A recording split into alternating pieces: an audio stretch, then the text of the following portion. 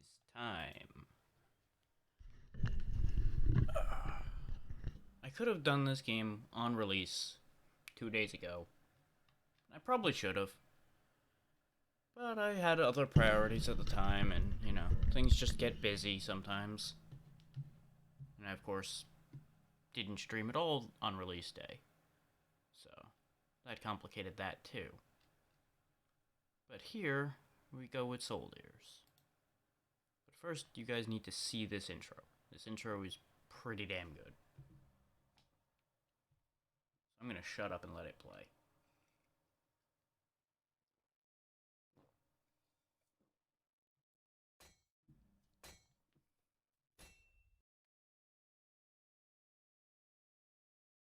Once it gets through the splash screens.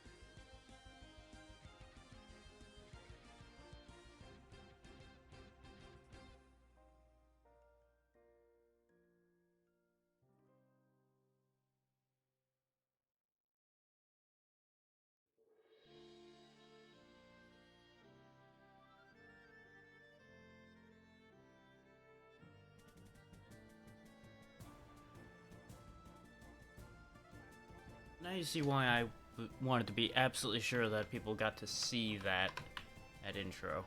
Because that's a pretty strong intro.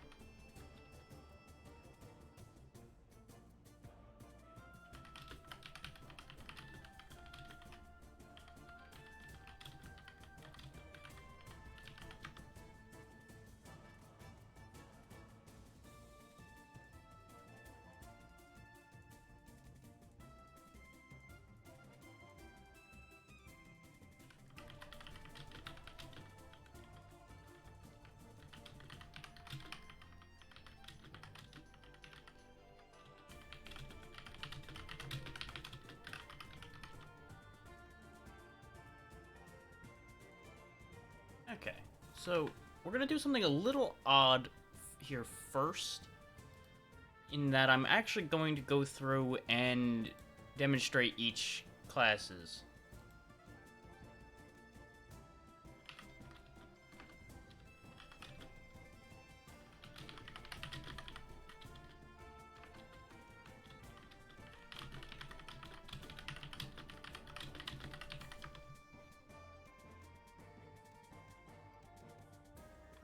Because I'm going to give you all a vote, so that you can decide for yourselves what we should be doing. But I also need to quickly make 2 adjustments over here. Turn that off, turn that up a little bit so you guys can hear the music a little better. And unless specifically requested, I'm going to give my throat a break on this one and not voice much.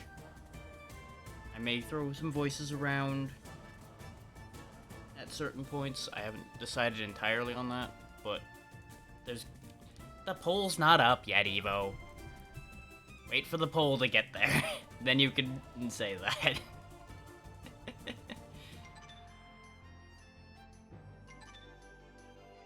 Now, we also have 3 difficulties. I'm gonna leave it on Soldier, because Explorer is gonna be too easy, and I'm betting Warrior would turn into a nightmare that just wouldn't be that fun the first time around.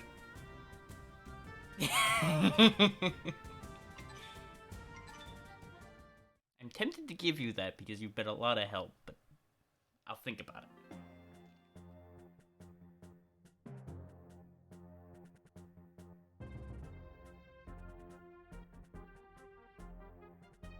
Within the castle walls, the Royal Council debates the best strategy for the coming war. After a few hours of deliberating, the king and his war council are about to conclude their meeting. I'm not gonna give people actual voices or anything, I'm just gonna read everything out, as I was saying, with giving my voice a break. Is that clear? We shall follow the positioning set by General Brigard to the letter. That will be all. You may leave. Council members leave their seats and ready themselves to leave the chamber. Arxel, sorcerer and revisor to the king, leads the way to the door when suddenly...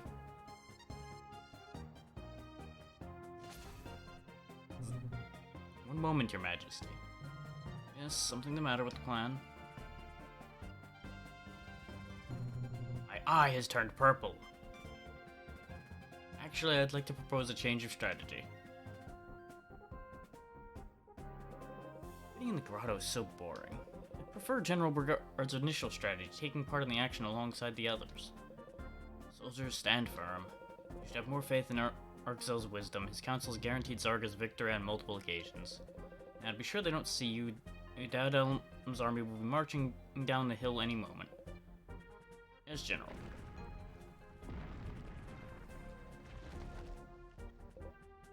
I'm mostly only gonna read out this cutscene. Exactly. Especially when it goes out that far. He's just starting to shoot lasers out into nothing. Ah, an earthquake? All of a sudden, an earthquake leaves them trapped between the mountain slopes, plunging them into darkness. Before their very eyes, a glowing beam appears, bathing the dark cave in its light. Like something out of a dream, a being emerges and starts to speak.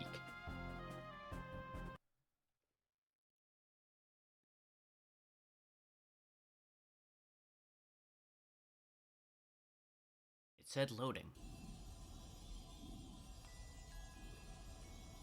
And now you see the sprites you're gonna have to get used to seeing for the rest of the game, because this is how everybody's going to look all the time. Oh, brave warriors who have fallen in the heat of battle. Who are you? Is this your doing?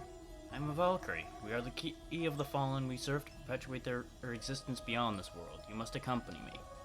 Now what? Valkyries really do exist. I thought they were just a legend. Silence! There must be a mistake, Valkyrie. We are still alive and will rejoin the rest of our army when we get out of here. Get out of here? Listen to me carefully, mortals. We are gifted with the knowledge of life and death, and I can see in the palm of my hand how the lifeline that ties you to this world ended when you became trapped. It is not only rocks and earth that separate you from the outside, there is something else more powerful than any attempt you can make to escape.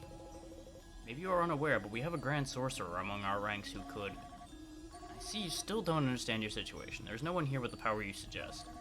My mere presence excludes all possibility of doubt. You must accompany me. Your destiny lies here no longer. Is she really a Valkyrie? Could be a witch. What will happen if we don't go with you? In that case, I will leave, you'll never see me again, and those who decide to stay will fade into dust with the passage of time.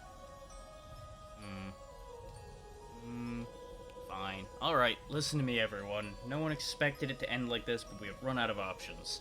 I'm going in. You and your sword that's the size of you. Riva, I will not be able to keep my promise. May the gods help Zarga.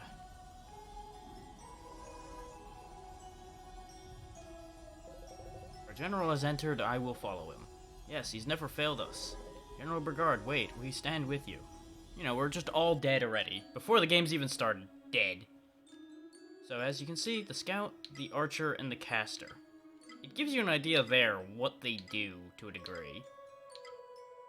Now, since I'm betting I know how the poll's gonna go, I'm going to save caster as the last demonstration. We're gonna start with the archer, and you'll notice immediately one of the reasons why I say this archer's not quite what you'd expect. Archers base their strategy around ranged attacks and agile mobility. They shoot arrows from afar while throwing their bow like a boomerang to quickly recover them. And we can skip that initial cutscene and everything, so we will be doing that to demonstrate the mechanics of the other two classes before the poll goes up. No, they don't. But here they do, because reasons.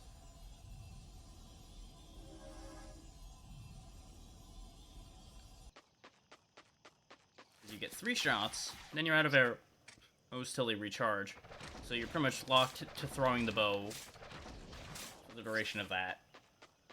You can see how quickly they're recharging up at the top there. Now, I won't be reading this out. This is going to be a lot of dialogue.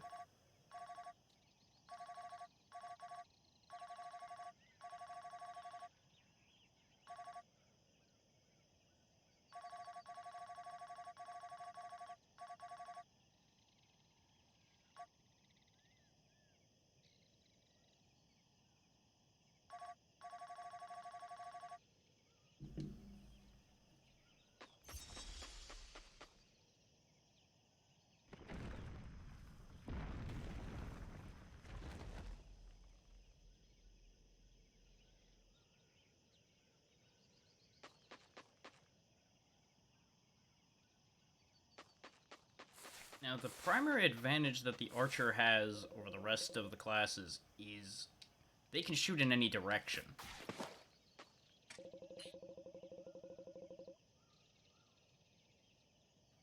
Okay.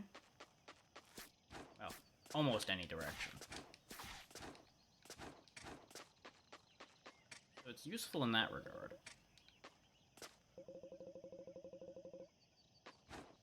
And this is teaching you there are going to be precise jumps to worry about a little bit here and there.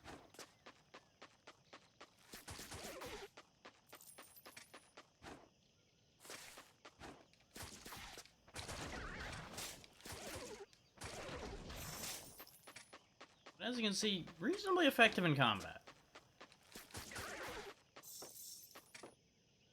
That is a good enough demonstration of how the archer works to give you guys the idea.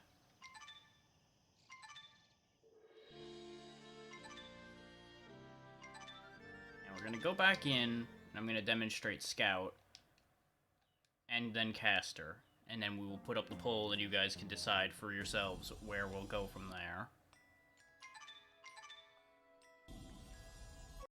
And now, the rest of the jumps I've encountered in the game have been far more reasonable than that one. That one's just to explain to you the fact that you can edge jump a bit. I can't skip this, so we're gonna have to sit through this again. But I can just quickly go through.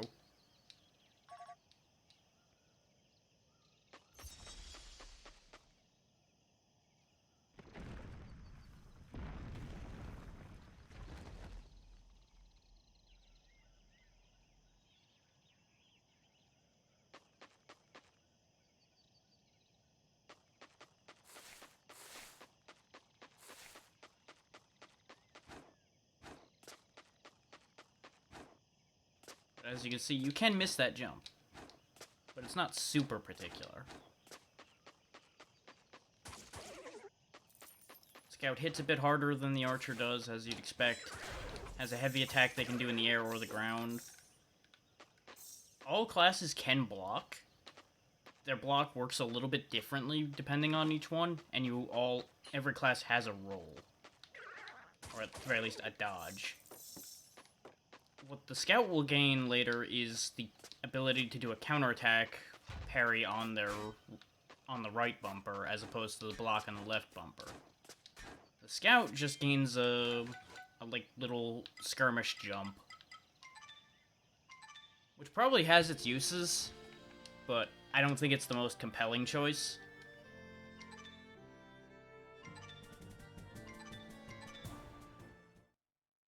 Now, we'll see how Caster plays.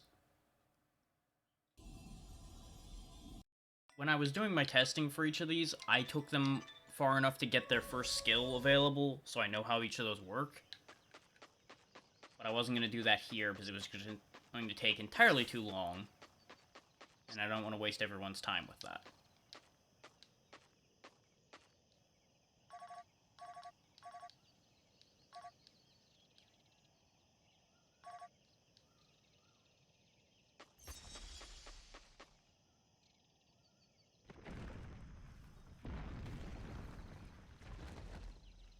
I'm not sure, because it was mostly positive when it came out, a couple days ago. I don't know why it would have started getting negative reviews.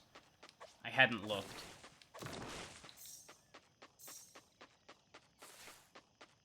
It might be something later on in the game. But I haven't encountered anything to be negative about. So the caster does have a slight range attack that homes in. You can also just beat the hell out of things with the stick. And of course, they have actual magic in that they can do a little blast right now. Their dodge is a teleport. Later on, when we gain our first skill, if we choose to be a caster, we will start making explosive clones when we dodge. So, I'm going to pause here and put the poll in front of all of you now. And we'll see where it goes. Start poll. There you go. I fucked up the time. Ignore that. Hang on. I will redo the poll.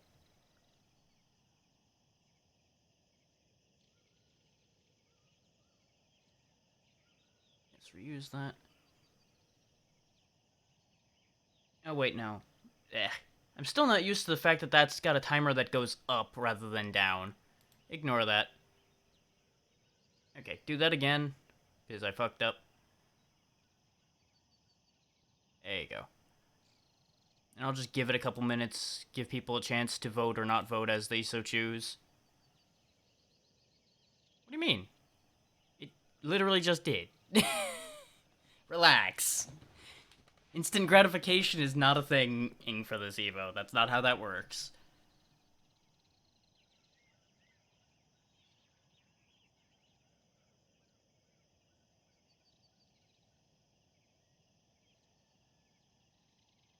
I'll probably let the poll go for a couple minutes, give people a chance to decide whether they want to go over anything or not.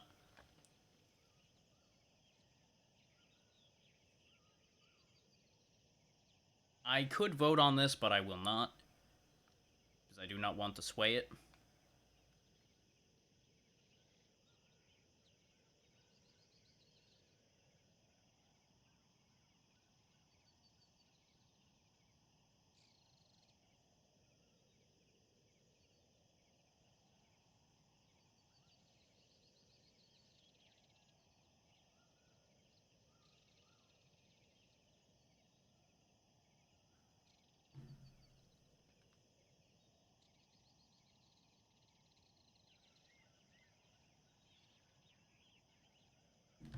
For the time being, I'll also explain a few other things.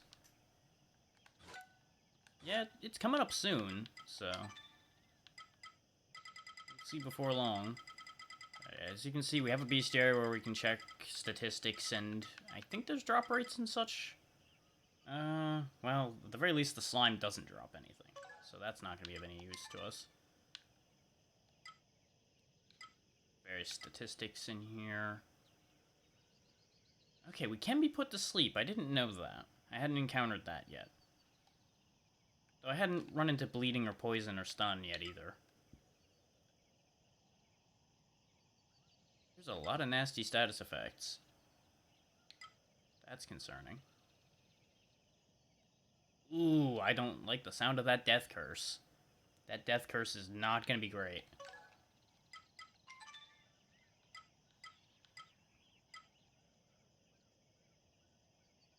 Now, I don't know if we can gain access to these three other ones here. The Rider, the Slayer, and the Ironclad. I know it said at the beginning that we can't change class once we start, so I don't know if these are like New Game Plus type classes or something. It'd be nice. These look interesting.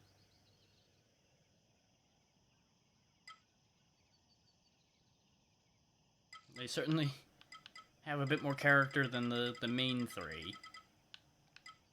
We'll see how that plays out as we get along to that.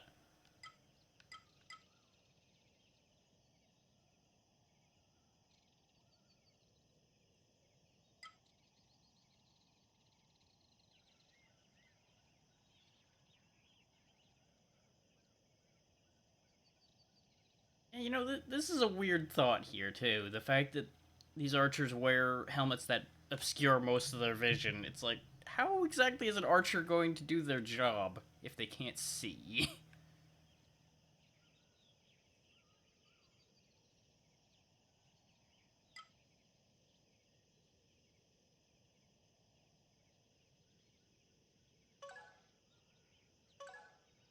Okay, 4 minutes have passed, and Caster is still remaining at the top of the vote, and no one else really is voting, so I'm going to assume no one has an objection to Caster being the class of choice. But I will give everybody one last chance to vote. 5, 4, 3, 2, 1. Caster it is.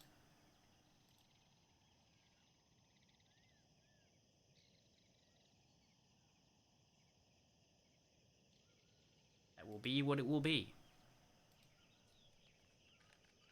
Time to go be a magic man. Now, I will say, judging from my experience testing this, Caster's probably going to be the easiest choice.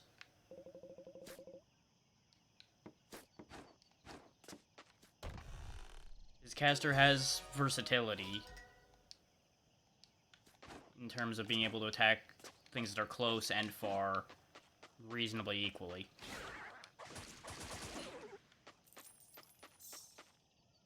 The catch to Caster is that Caster's starting damage seems to be the lowest, but they attack rapidly.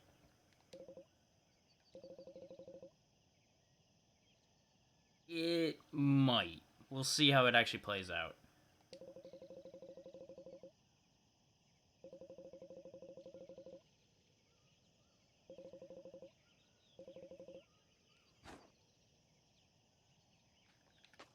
Meanwhile, we keep seeing far more interesting characters with far more powerful abilities.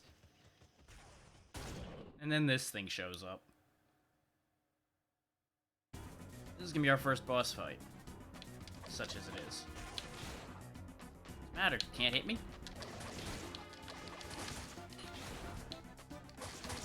Yeah.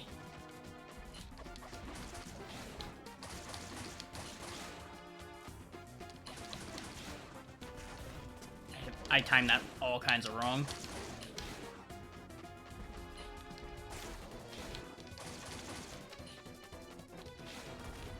Please tell me I'm not gonna die to this thing the first time live. That would not be surprising, but it would be so incredibly disappointing. So of the classes, the closest one to dying when I did this was Caster because of the lower damage. Because the other two just tore this guy apart. Not that this guy's much of a threat, as you see there. You just keep going back and forth to one side or the other. The thing with him was, 2 hits from him would kill me. Just needed to make sure he didn't get that second hit.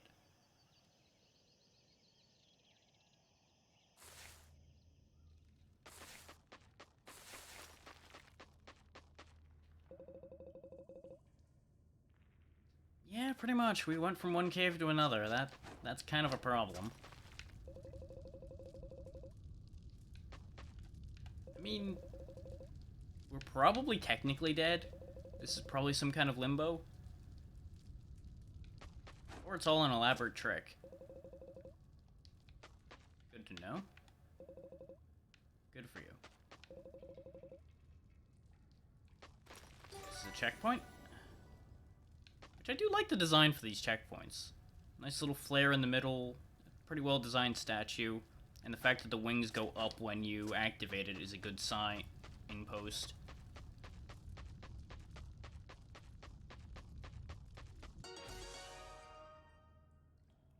Arachnid. Which is for some reason right next to the door to activate it, so I really don't know what the point to having it be on a pedestal was.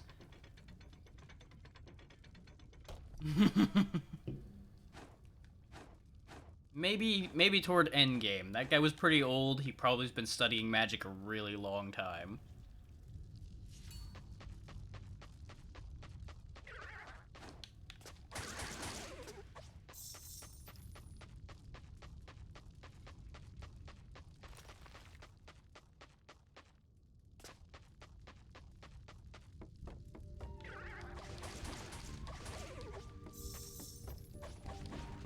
Now, the thing I'm not 100% on with the caster is what determines whether I can fire those little arrows out of my staff or not, since it's the same button as my basic attack.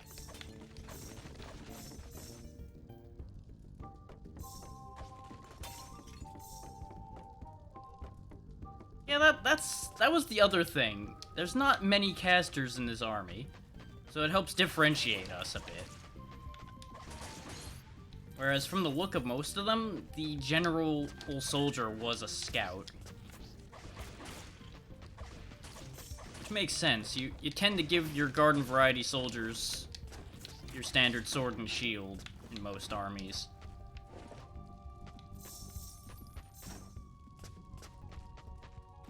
Unless your army has a spear of some kind, then you tend to just hand out spears like they're candy. Now, the one thing that the caster has to worry about that the other ones don't is that yellow meter up there is your mana. They will have mana drops, whereas nobody else does, in my experience, particularly. Because, you know, as a caster, the caster's the only one that uses magic, so they'd be the only one consuming mana.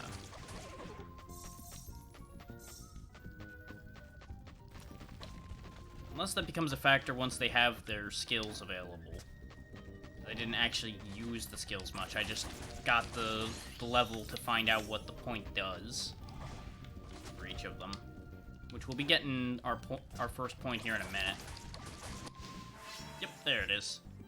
1 HP, 1 mana, 1 Mastery Relic.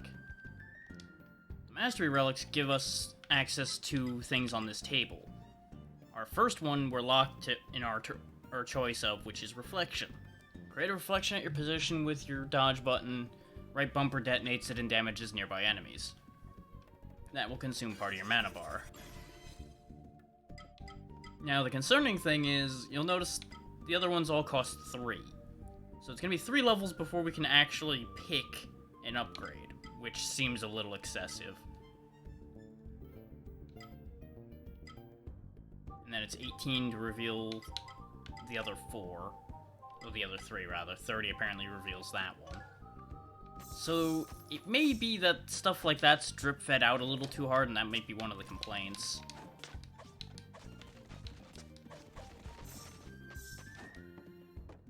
Meanwhile, there's these 2 clowns.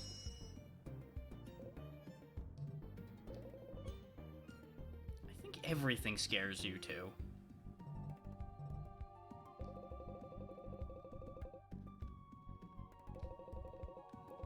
The rest of your team got ate by spiders. Fat Boy was watching the food, and Idiot was dealing with his shoelaces, except... yeah, exactly. They're wearing metal boots. Why would they have laces? You think I'm going to do all your work for you? The answer is probably yes, because I'm the only one who's going to get anything done around here. At least they have a map.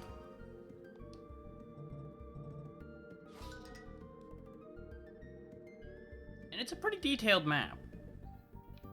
You can see that there's a door marked there that we haven't accessed, our save points marked there.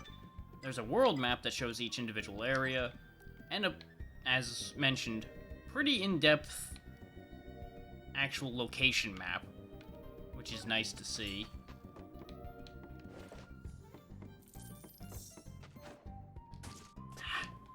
I've yet to make it over that jump. Probably very precise, and I just can't be bothered to be that precise with that jump since those spikes don't hurt that much. That flash and everything is a critical hit. Everybody seems to have a chance of doing a critical hit right out the gate.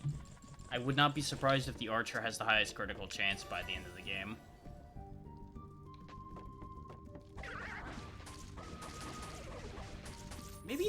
maybe it needs a target, and that's why sometimes the staff doesn't do the thing.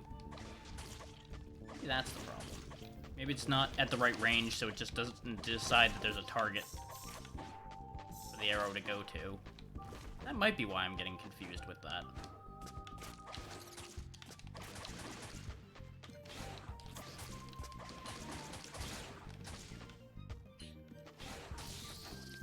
Yeah, that's our clones in action.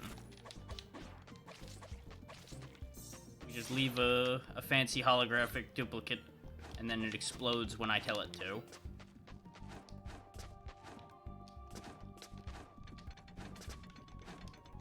Gotta watch out for these because they fall slowly on their own.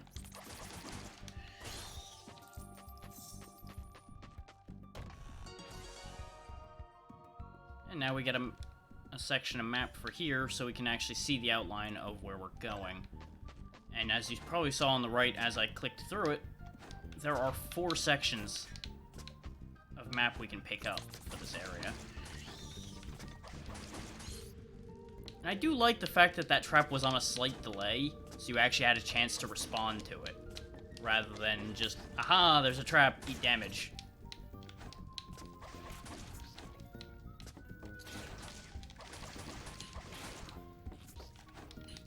Now the problem with the duplicates is they don't last particularly long. So unless you're actually in a dangerous position when you trigger your duplicate being spawned and you pop it quickly, a lot of the time it seems like it doesn't go to much of anything. But that's probably just something I need to just get used to working around, and then that'll start getting better.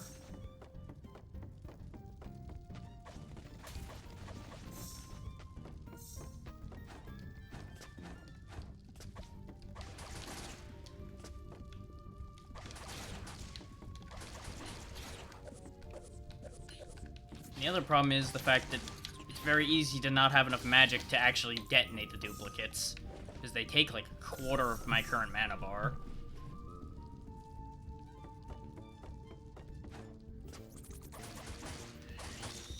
So, what I'm trying to say basically is we're pretty limited right now. Which is to be expected at the start of the game. But it'd be nice if I had just a little bit more wiggle room with my power.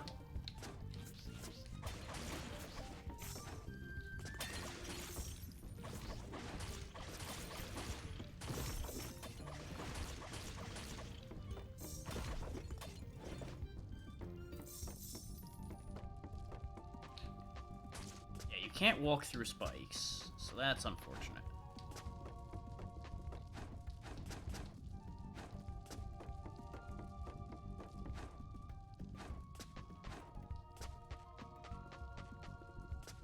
Where is actually... Huh. We landed on that platform and we just go right through it, apparently. So I guess maybe I just need to be fast and open the box on the way down?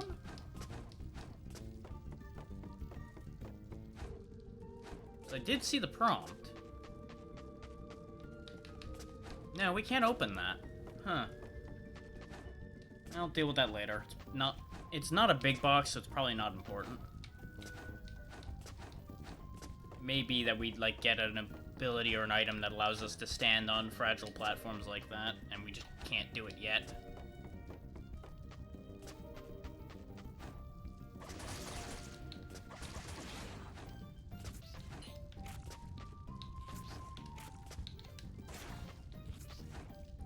Being a pain.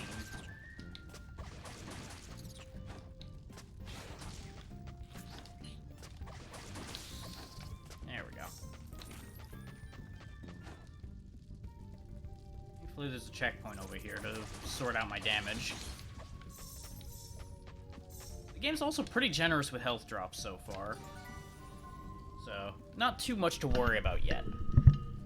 But you'll notice the fact that I'm taking as much damage as I am is pretty much why I was like, yeah, warrior would be a bad idea. Is later on, we probably will get pretty stable, but right now we are definitely fragile.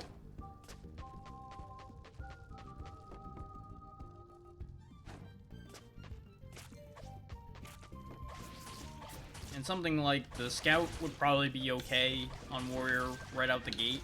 because, you know, just simple block everything, win game. Which, if I was using my block more, that would also probably help. But as we all know about me at this point, I prefer to dodge rather than block. And that works into how the caster works pretty well.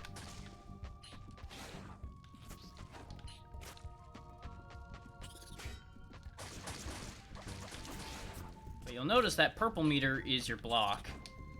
That will be depleted if you take a heavy hit like we just did, tanking the giant spider jumping into our face.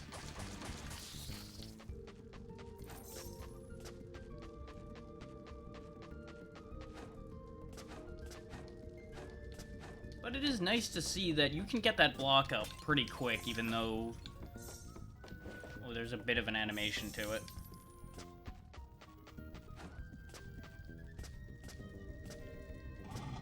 Watch out for those, because they'll fall.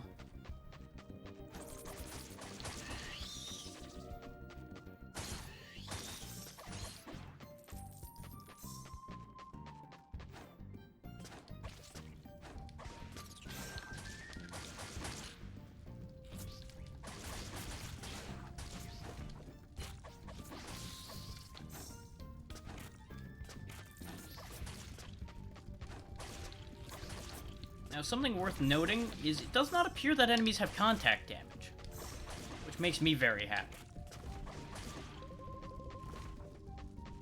Yeah, sure. Down you go, Pigman.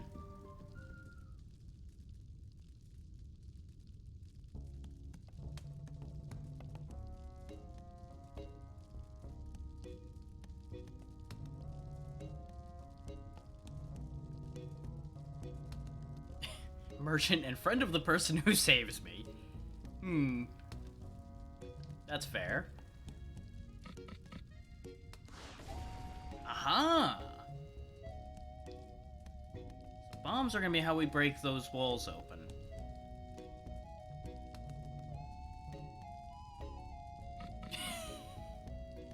Way to break the whole place there, buddy. Yes, I will appreciate bombs. I mean, I could, but he just gave me bombs.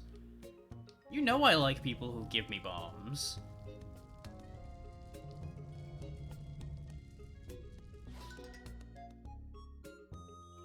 Okay. Press button to throw, hold button to put.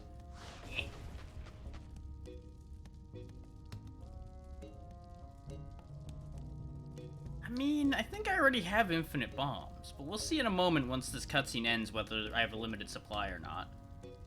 But he also said he's a merchant, which means he'll give me other things. If we kill him now, I'll get a lot of things, but I won't be able to keep getting things.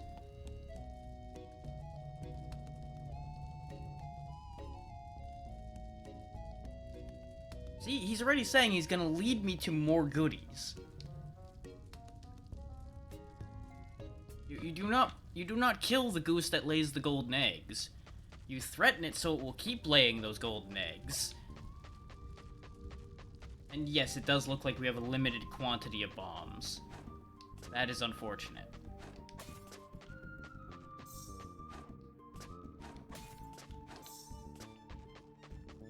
Exactly. You have to respect self-preservation.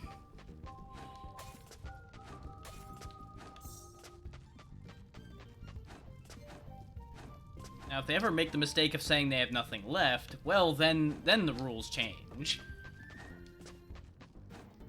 Let's go back and go to that explodable wall I saw back in the first area. Because otherwise, we're inevitably going to run way out and then never want to come back for it. So, let's just hit that up before I forget.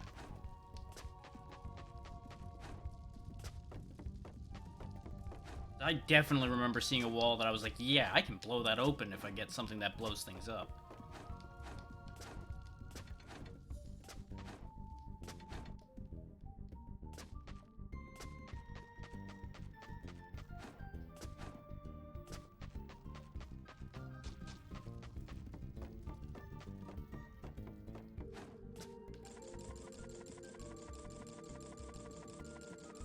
In hindsight, I probably should have touched that checkpoint, but since we're running back through empty territory, I'm not that concerned about it.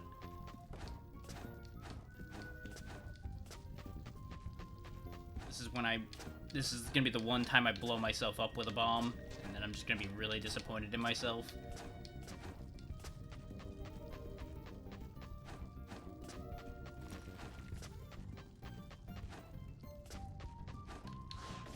Aha!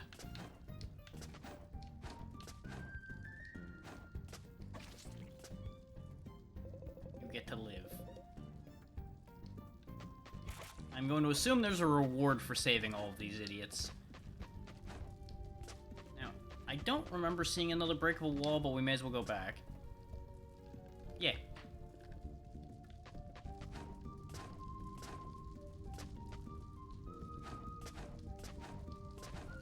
It is working flawlessly with this controller so far. Wait a tick. Did we lose the ability to go back? I could have swore there was more up.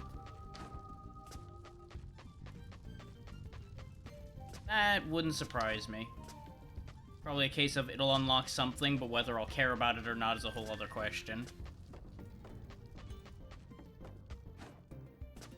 Congratulations, you have unlocked Ultra Murder Mode. You get touched once and you explode.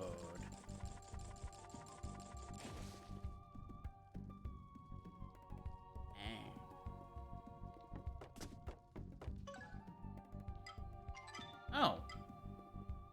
Womp womp. There is fast travel in this game. Yeah, that's pretty much what I was thinking about and worrying about. Let's warp back up here and make sure there wasn't a breakable wall in this general vicinity. I don't think there was. I'm pretty sure that was the only one. But it can't hurt to check.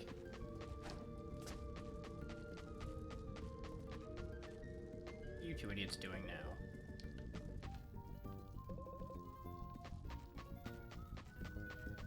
We can't blow open big scary spider door. So I'm not gonna waste bombs on that.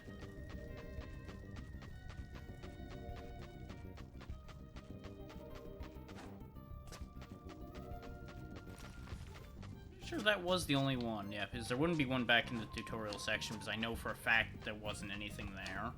So unless there was one right down here that I forgot quickly about. Which I don't think there was, but it never hurts to make sure so you don't have to go all the way back in the future.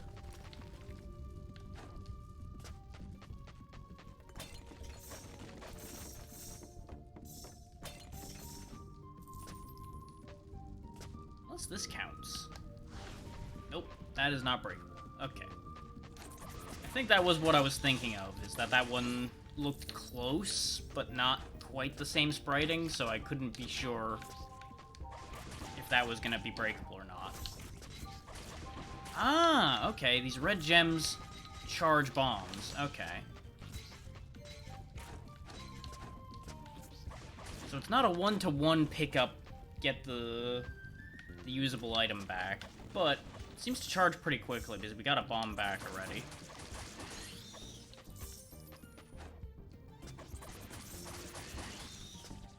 Since it specifically mentioned resource management with the higher difficulty, that charge rate would probably be a lot worse on warrior difficulty. That would be my assumption.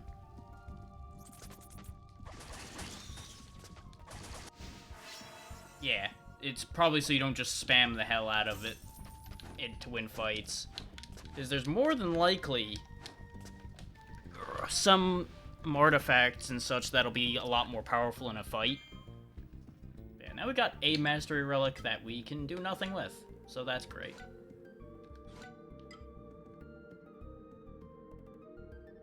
Ah. There's 5 more people to find. But it is a side quest, so there's nothing to worry about with that. Okay, what we're trying to do is find 4 more keys, then. Okay.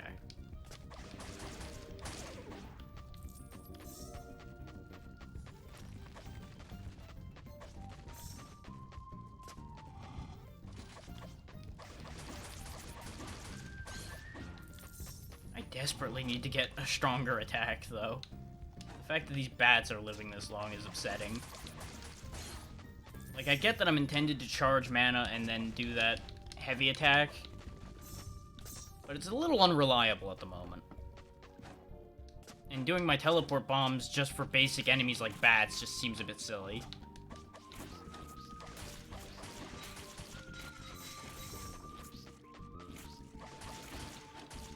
And if you're wondering why I'm walking back rather than fast traveling, it's so that we can, 1, recharge our bombs, and 2, get a bit more experience to help us keep ahead later on. At this early stage, I wouldn't be surprised if we're going to need a little bit of a leg up.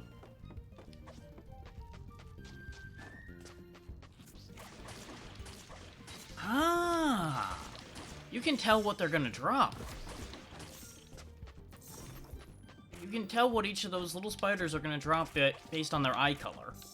The ones with red eyes kept dropping red crystals every time. The ones with green always dropped green orbs. That's a nice touch. I like that. Of course, doesn't apply to all enemies, because those big spiders, for example, just have yellow eyes across the board. And you can't even see the eye color on the bats, really.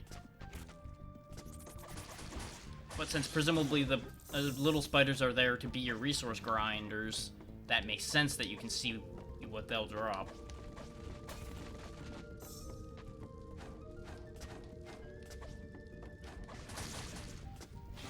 So if you're in a real bad situation, you know which one to pick out of the crowd first.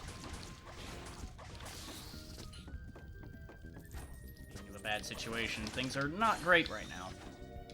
I got a little too full of my own shit on that fight with the spider.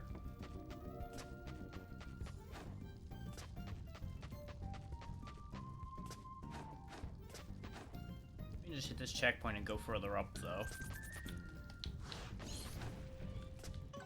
I also wanted to find out just how effective a bomb was in combat. Turns out, effective.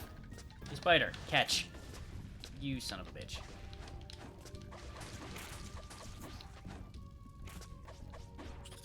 No. No. He saw it through my clever ruse.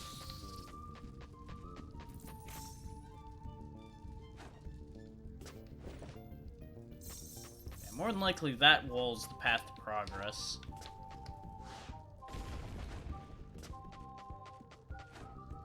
Oh no, that is not a progress item. Too slow. I'll take this. I'm sure someone will pay a pretty penny to light up their display case with this green glow. God damn it. The knife lady took the arachnid gem that was here.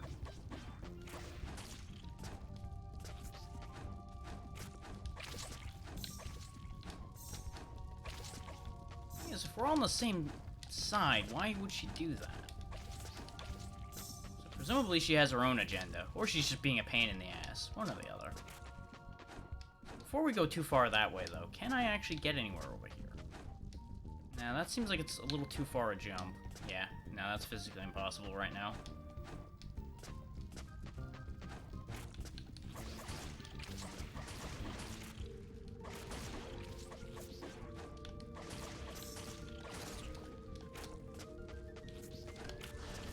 God damn it, the little spider got in the way. I thought I was gonna throw high enough to go up and over him. These big spiders are such a pain to deal with right now with our piddling damage. Because they jump around too fast for me to really get the blast on them very effectively without risking getting hit.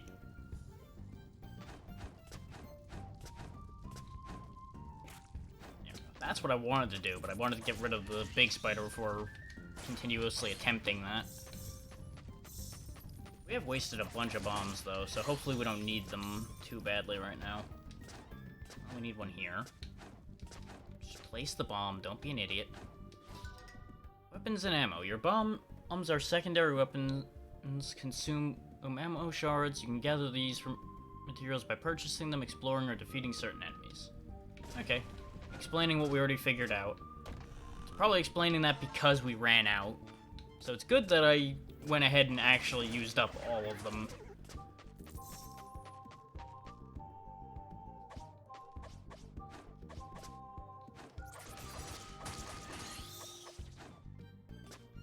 That probably doesn't get bombed. That's probably a different ability. Easy there, plant.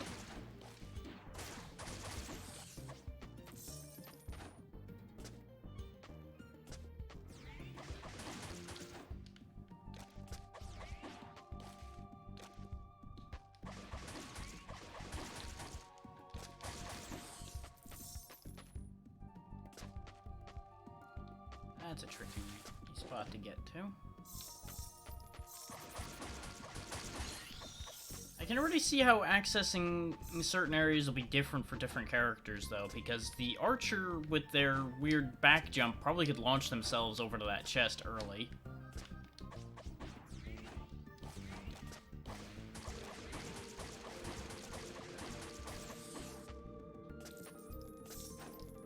I'm not killing all these plants. They take entirely too long to kill without really even being a fight. It's just a matter of wait until shot goes past and then continue attacking.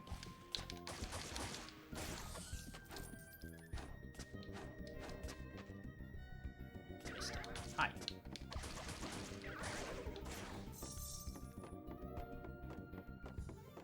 Nothing there. Might be a bombable wall.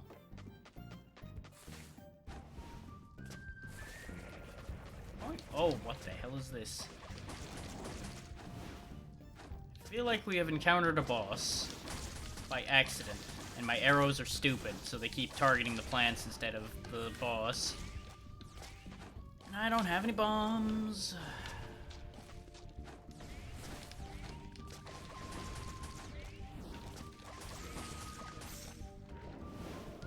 Oh, and they put you to sleep.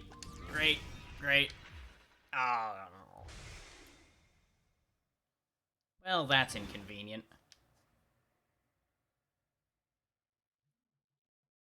Bombs probably would have helped immensely in that situation.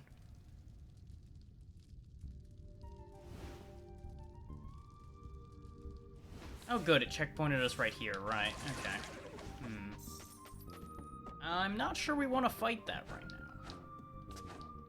But, by the same token, I don't think there's really much else we can do. There's a path I didn't take, but it's full of water, so... Or at least that... Is that water, or is that just a different colored area? Could be either.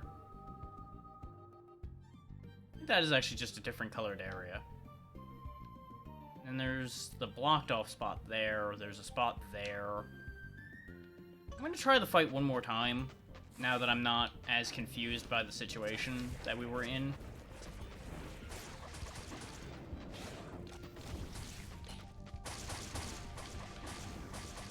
Need to keep the plant population down, and this fight shouldn't be too bad, because he doesn't seem to do a lot of anything else, aside from spouting roots out and then shooting plants into the air.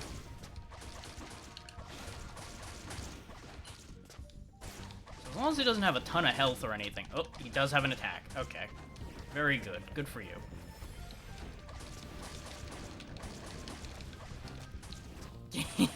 Yeah, there's some Monsters, Inc. energy to this guy.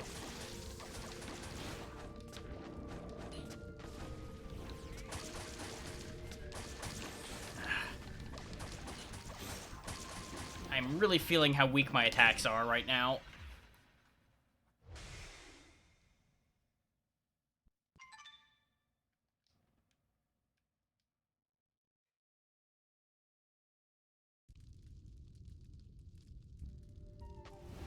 Of course, remembering to block, yet again, would be incredibly useful here, probably.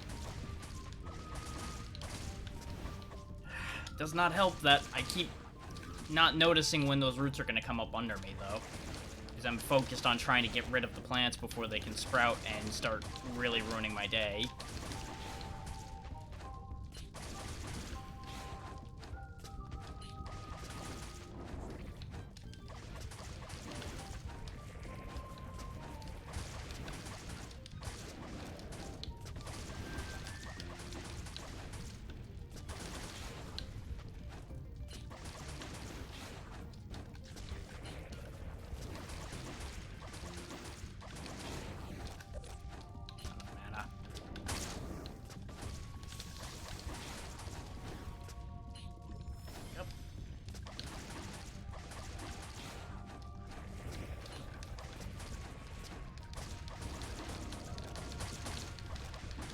Maintain battlefield control.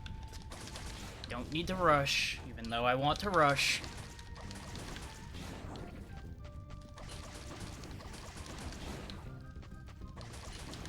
There we go. That's all I needed to do, was keep control of the fight rather than being an idiot and trying to just crush him. Okay. I can push boulder. Why push boulder? Answer? Probably push boulder onto vent so that I can use the other vent to go up. Yep. Okay.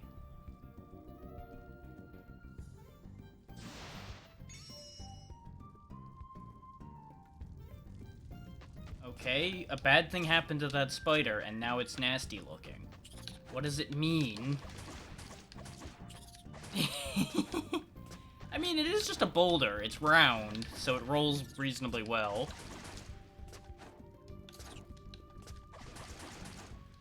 A human being can push a fair bit over their body weight as long as it's round. I mean, hell, even if it's not round, as long as you don't try to lift it, things push pretty well. Speaking as one who can move things that are 100 or so pounds by myself. Yeah, it's a similar design. There's also only so many ways you can design a spider.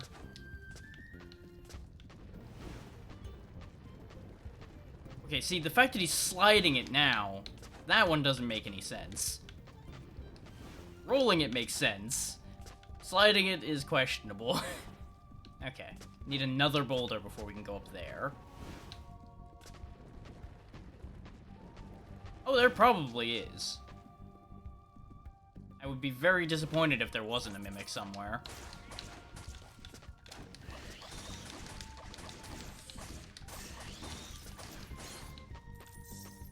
See, I keep expecting these bats to die a lot quicker than they do, considering, you know, they're just basic enemies. You'd expect basic enemies to die reasonably quickly. The caster's damage is so weak. Oh hey, I found a dead caster. Huh. Funny that.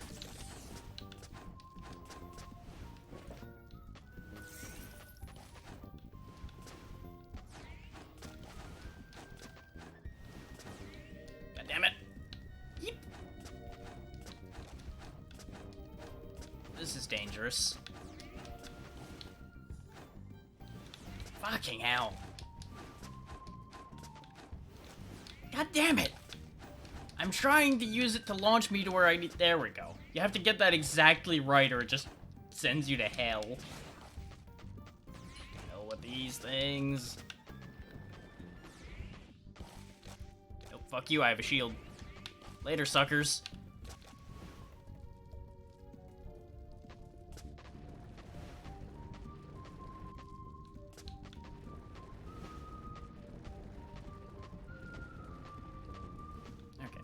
Uncork this one and clog this one up, and then we can launch myself.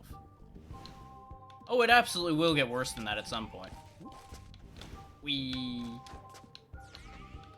I'm just hoping that we actually have, like, some mobility capabilities by then to kind of counterbalance that situation a little bit, rather than just being completely at the mercy of it launching me. Greetings. If you're reading this, you've probably run out of ammo for your bombs and have been looking for under rocks for a while.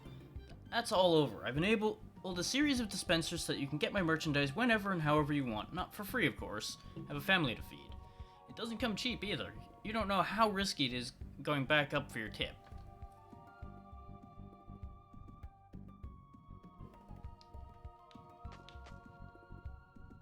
Yeah. He is Baloff the Pigman that sells me things.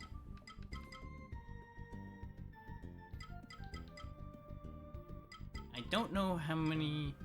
Let's see, 3 shards were a portion of an item, so we probably need a lot. So I'm gonna go ahead and just go for 15. See how much bomb that gets us. Okay, I think it's actually like 5 per bomb, because we had no energy for it I bought 15 and now we have 3 bombs. So it's basically 15 gold a bomb. If my calculation is right. Which it is. Okay. So 15 gold per bomb I use, so I don't want to waste bombs too much.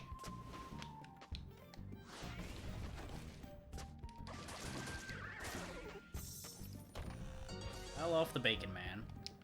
Okay, that's map shard 3. Map shard 2 is probably in the thing I didn't open back in the other part. I'm very glad right now that you guys didn't pick Scout with the way these are positioned. Because meleeing these things to death would be such a pain.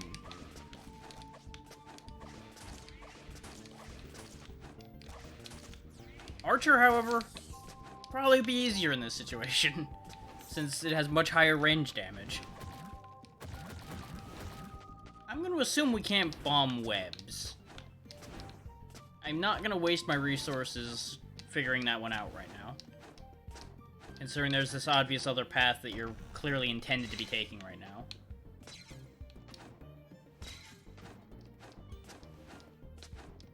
Of course they give us a ton of shards right after I say that. God, my damage is so not enough. Just so lackluster.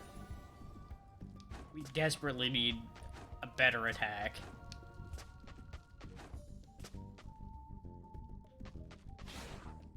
You'd think, with our ability to teleport, we'd be able to get through that. We're almost certainly meant to drop this boulder on that button. But I'm gonna do something kind of stupid, just as a curiosity, because it almost looks like this boulder's meant to be rolled down here as well. So we're gonna just shove this boulder to its conclusion and see what happens. We can always reset this later. Anything over here to shove it to? No.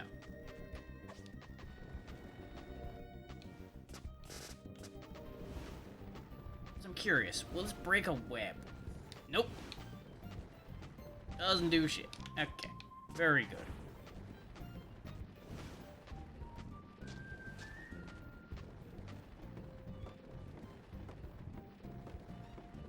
Dung beetle, hoi, hoi, hoi. Dung beetle, hoi, hoi, hoi. No. You can't get me. No. You know, that's a point. Can he even... Yeah, he can't jump over it either. He can't do anything to me with this boulder here. Suck it, spider. You can't do shit. I am immune. I have the power of boulder. He can push a lot better than I can, though.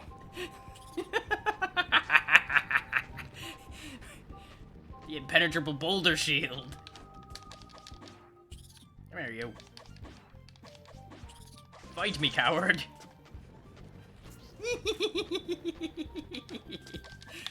Whoop.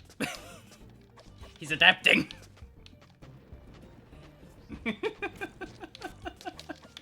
Whoa. Ah.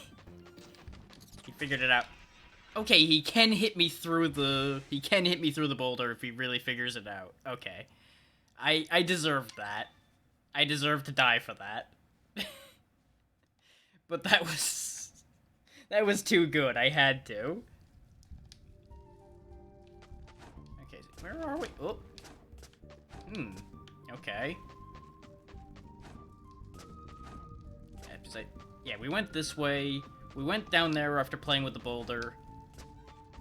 So nothing really was lost, aside from we didn't actually get healed when it saved. There we go. Oh, that's mean. There's a wind vent there to throw you into the death spike. Not a fan.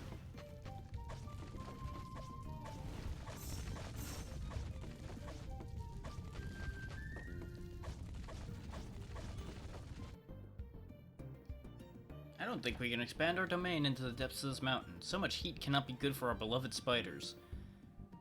Nevertheless, our expedition has come across a seemingly rare artifact. We still do not know its value, but it has become the most prized piece in our collection of treasures. Ah, Fair enough, Evo. Good luck with work, and thank you.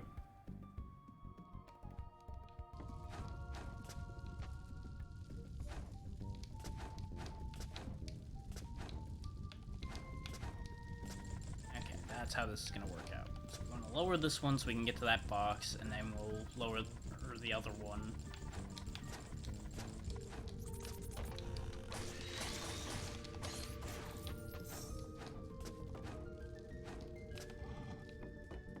Not working. Okay. Thank you, game, for telling me that it's not working, as opposed to many other games that'll be like, oh, yep, it just flipped back for reasons. Oh, boy. Oh, it's another one of you jerks, huh? Okay. Let's not say we did for the moment. Let's go the other way.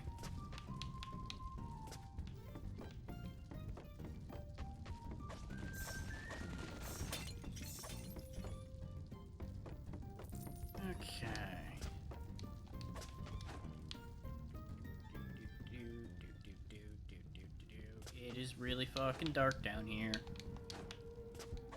Presumably, we're meant to come down here after we can light torches. So let's not do that.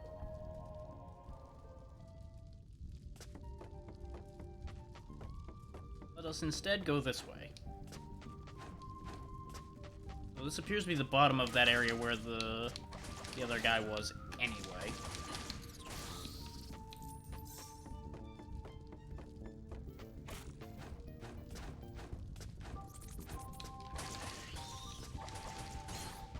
And if anybody's wondering why I don't use the blast more often, it's because there's that slight delay on firing it, and as you saw there, used at just the wrong time, it's just gonna get you hit instead of doing anything good. In our current fragile state, I really wasn't worrying too much about trying to get the timing down on it. Getting the timing down will vastly improve our damage output, and I acknowledge that. But I'd rather live right now. We've already been having enough problems with taking a lot of damage.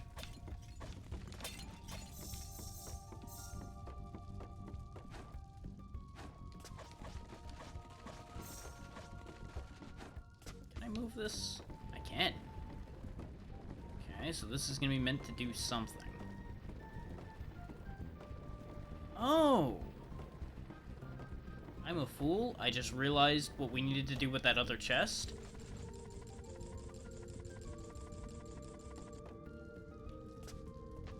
Just occurred to me. The way that's shaking, we're meant to break that. And I'm betting that would have ended poorly if that landed on my head.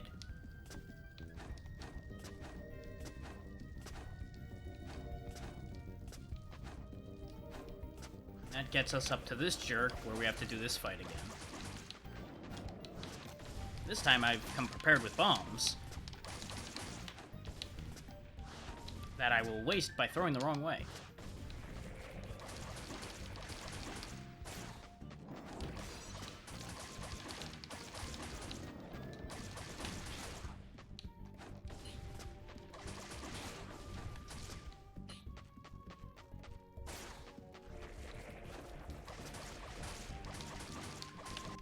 Got him.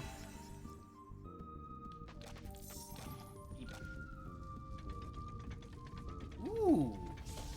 That looks like that'll expand our ability to carry bombs or something.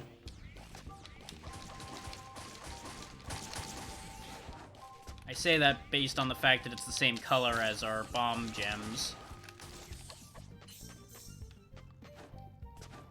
It may also just be an extra mastery relic point or something. We'll find out in a moment. Might also just be a plot item, which would be actually kind of slightly disappointing.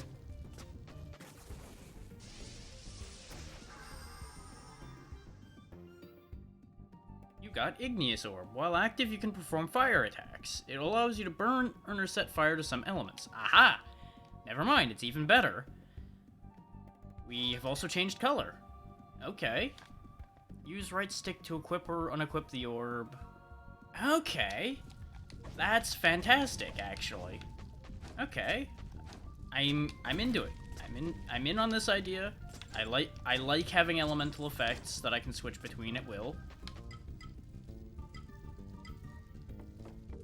Okay, so that's how we start gaining access to new areas, then. Is this will also light those torches that I was heading towards and immediately took a wrong turn getting towards.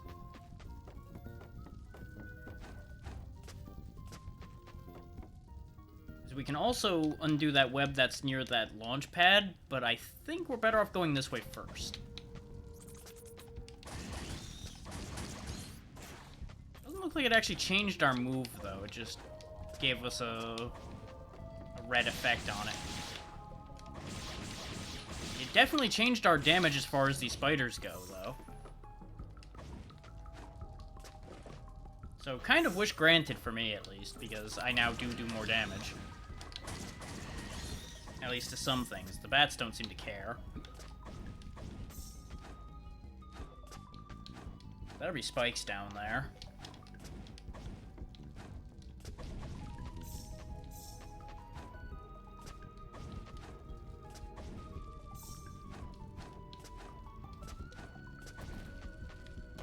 Box. Receive rockurite. Mysterious mineral used to reinforce armor. Okay, so there's an upgrade system in play as well. Got it. Oh, it has a big bat-like thing that can light up. Oh, I don't like that.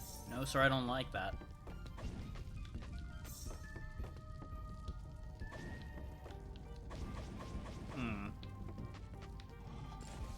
Yeah, that just does elevator things. Huh. Weird. Very weird. Oh, God! Oh, it's in the foreground. Okay. I thought it was coming up to attack me and I was gonna have to fight it. I guess I'm gonna have to fight it up here. That was a big fuck-off red spider.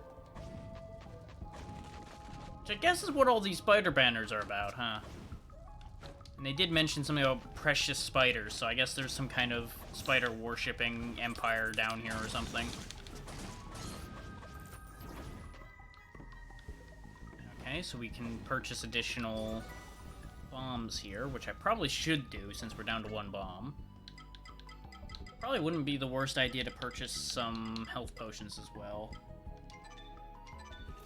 That'll stock us up on bombs. Vigorous Vial's tempting too, though. I will grab one health potion for safety. Because if there's going to be a spider boss fight around here, I'm probably going to need it. And I think I found it. Oh no, I found something else.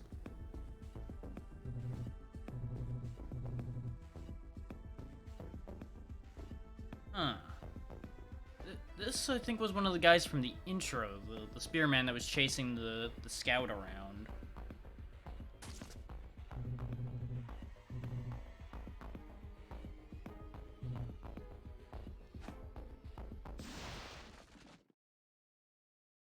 Yep, we're gonna have to fight, huh? Okay. Oh, you are fast. I do not like fighting this moveset already. Yeah, I don't think we want to fight him right now. He does a lot of damage, and we are not ready for a fight like that.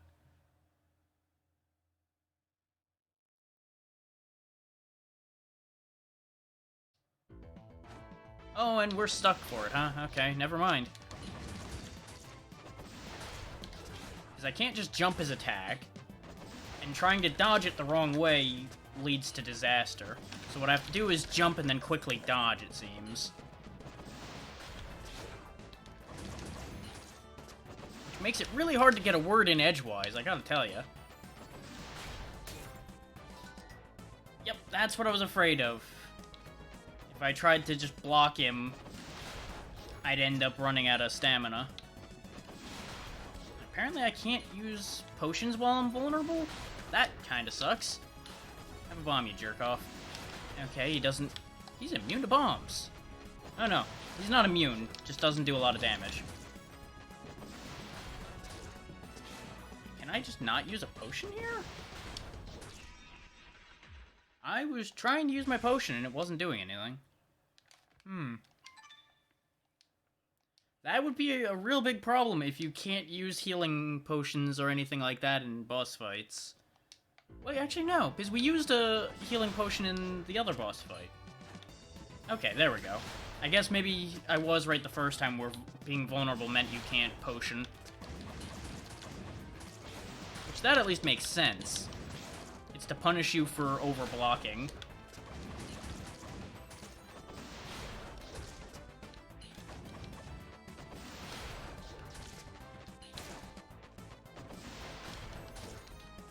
He really traps you in real hard, though. Okay, you don't have to dodge to not get hit by that. Dodging just helps a lot.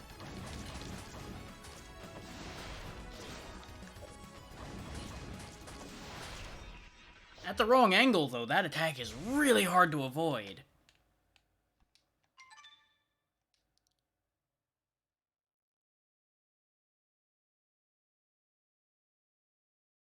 Okay.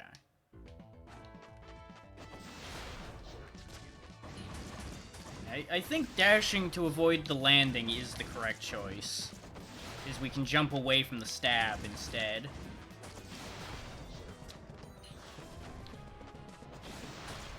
I just need to not do that and go way too early on the dodge. Well. If I had known I was going to be getting into a fight like this immediately, though, I would have bought a second potion. Which we can load the save if we end up in too unwinnable a position, I think, but I think this fight is doable in our current state of affairs. It's just going to be a lot harder. Because I can't just potion my way to victory.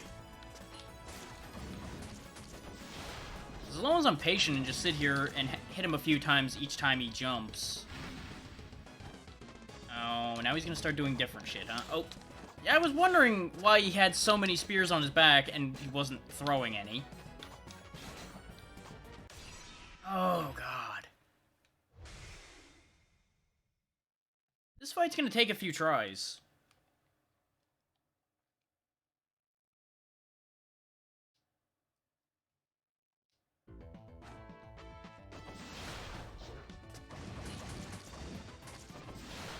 I think with only one potion, though, I need to save my potion for the second phase.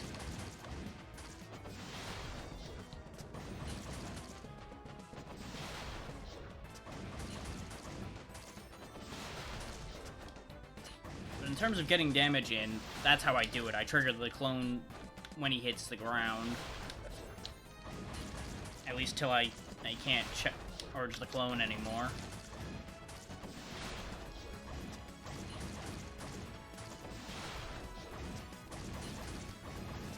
Okay. So he got into his next phase a lot sooner that time.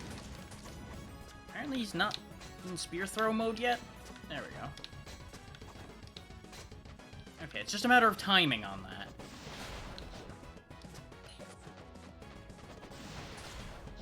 that. See, the thing is now the way he's attacking changed. Because he's doing a different jump arc.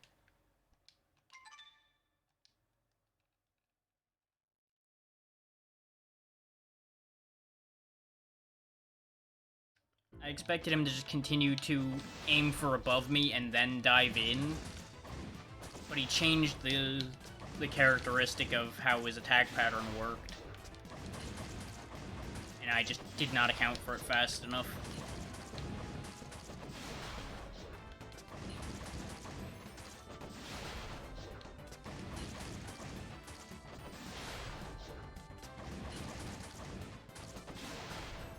What confuses me is the timing on when he changes phases, because we had him at about half, which made sense the first time he changed phases, and then he did it early. And I don't know if I'm just making a mistake now, or what's going wrong at this point. I was doing the exact same moves and different things were happening.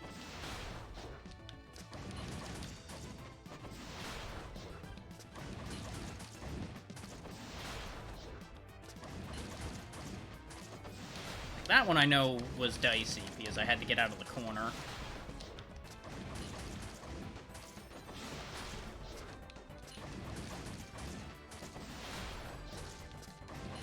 This is definitely the kind of fight that the archer would shine in, though, because you have more mobility. You can better get away from him. Not to mention having infinite range, I think, on the arrow. Actually, no, I think the arrows do have a limit, but they go pretty far. See, and... where did that attack come from? He didn't do that any of the times before.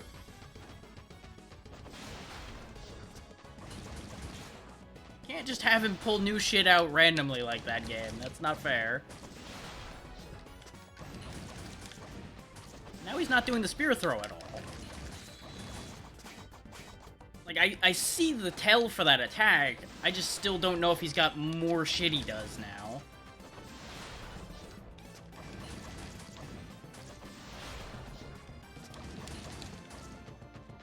Yeah, now he's going for spear throws.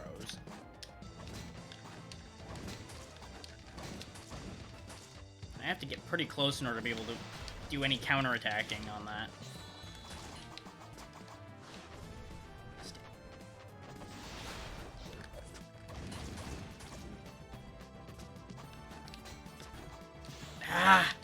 He has just enough of a delay on that throw that I keep thinking he's gonna throw sooner than he does as well.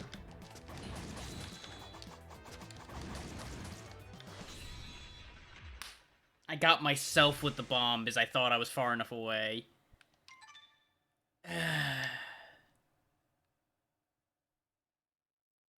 get the feeling there's gonna be a lot of deaths in this game, making me very glad I did not take on the higher difficulty.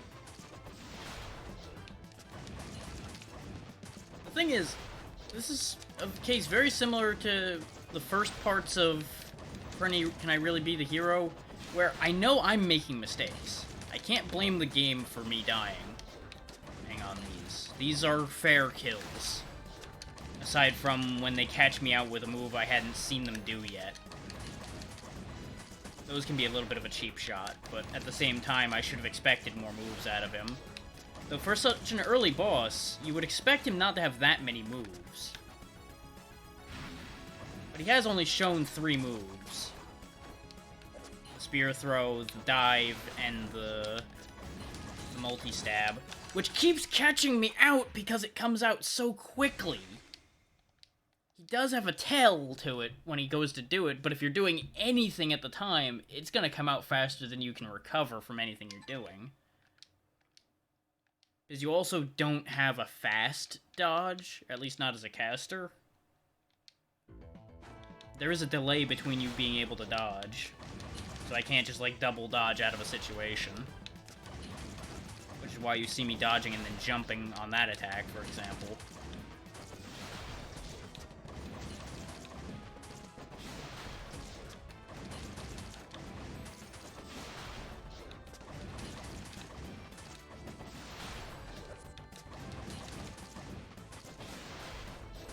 That one up. That one's on me.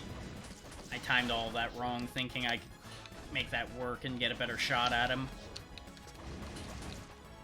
Now, while he's recoiling is the perfect time to heal. My own attack range is the bane of my existence. Because I keep thinking I can get away with getting shots in, and then the shots end up too short.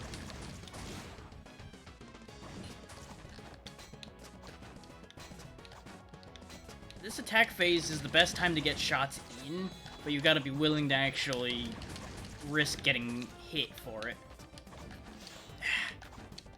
Which, with my attack range, is not a great idea. I shouldn't have been changing ranges. I should have either accepted staying close, or accepted staying far.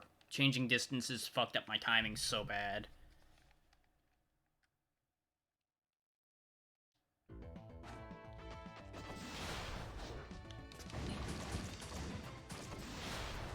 See, the thing is, you would expect me to be getting frustrated at this point, having to do this fight so many times, but I'm actually enjoying this challenge, even if I do sound annoyed at points, because I'm mostly getting annoyed at myself for letting myself get baited into something stupid. I don't know if I'm missing something necessarily. I may just be doing this too early, is the problem I'm expecting on this one, honestly. I think I shouldn't be here right now. I think I took a wrong turn and ended up in this fight.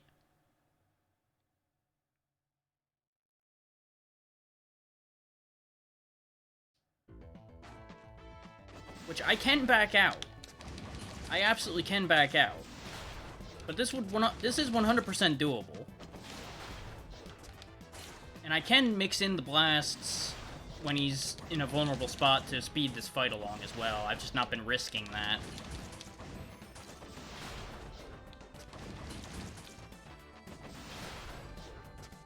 Because, you know, he's been killing us well enough already. I don't need to give him more opportunities.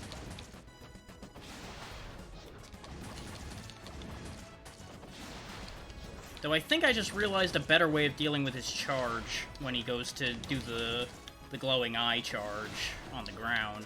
I can probably dash through him and freely hit him while he's attacking at that point. I thought he was going to recoil at that point. That one's on me.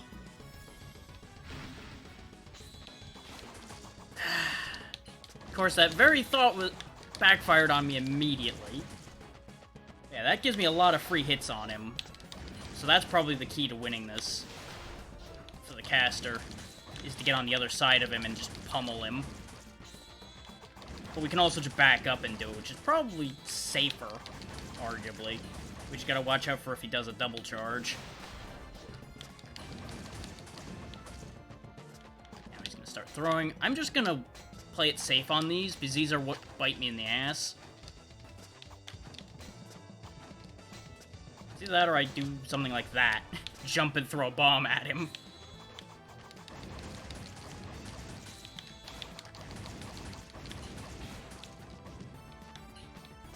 Yeah, no, I think I'm onto something now.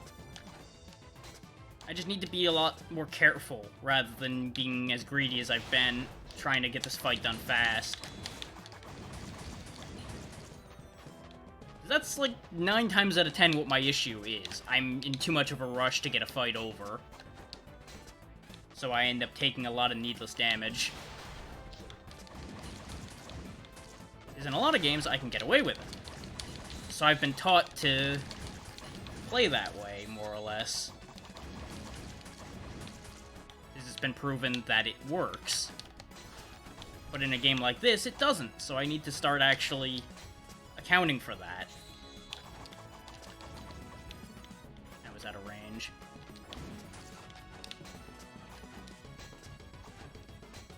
I might still choke this one right here at the end, though, if I ain't careful.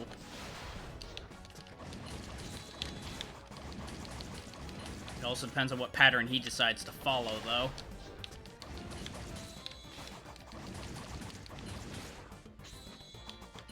Which, if he keeps doing that, this is gonna work out in my favor just fine.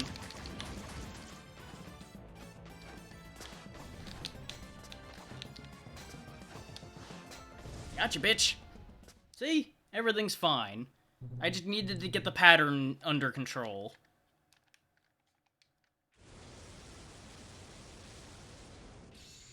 That was the entire problem, is I just wasn't actually abiding the pattern. I was trying to force the situation to play the way I wanted it to. Ooh, we have a new skill. Summon a book that'll attack enemies. Okay.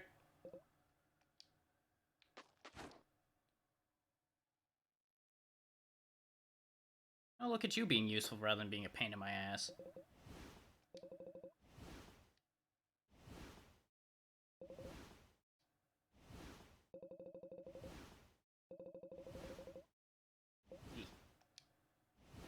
Oh, hey, you're actually gonna give it to me now that I did a good thing, I guess.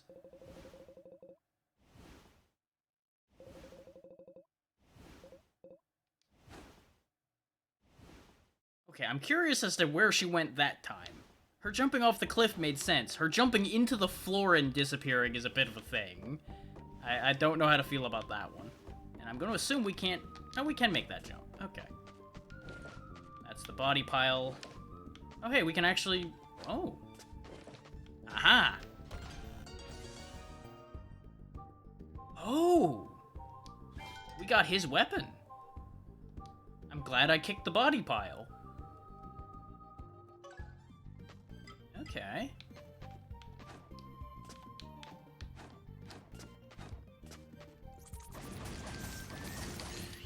Curiosity pays off. We should probably hit that checkpoint before we do anything else, though, so we don't end up having to do that Dark Lancer fight again. Not to mention we need weapon shards again. I'm gonna buy 20 and see how much lance we get. Okay, that caps out at 3 charges. Okay. So it looks like it might still be the same exchange rate. It does a lot of damage. So we're gonna want to use that probably for boss fights rather than the bombs. But I'll keep the bombs selected. Ow! Mostly so I'm not tempted to just burn shards, killing things with the lance randomly. I want to go back over there, though.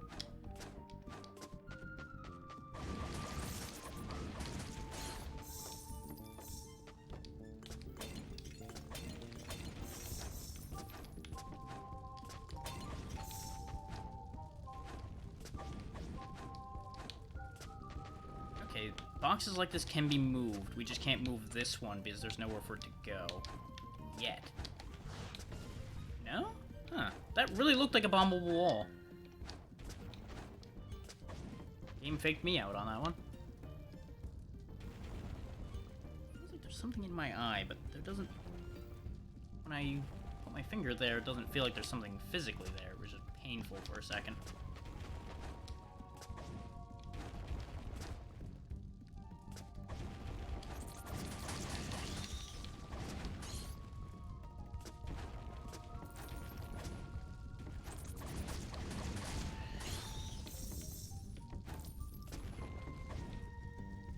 I would not be surprised if I wasn't doing a mechanic in that fight, but at the same time, I didn't really see any other mechanics to do with that fight.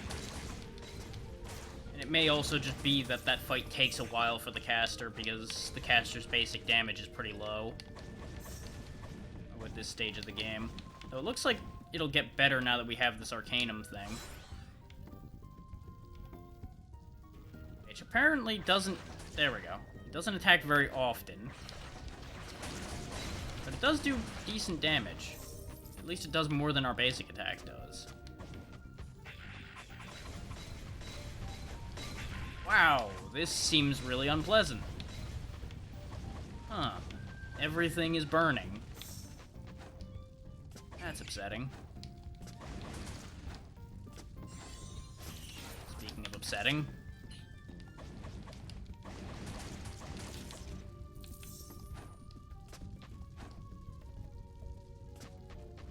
I think I see where this is going. Push the block down, and then we use the block as a shield. You gotta be careful. Once we get far enough along, they're gonna be able to throw over it.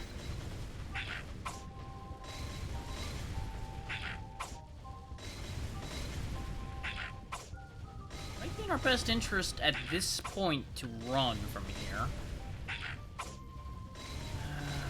I'd be more willing to try this if I wasn't one hit from death, though. We'll come back to this idea. If I'm wrong, we're dead. So I'm not gonna chance that right now.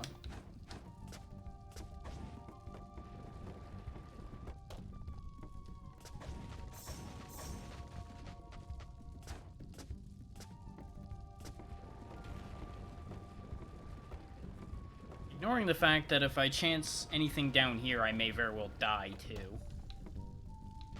Also, not sure what I'm doing with this block. I've just kind of been pushing it and seeing what happens.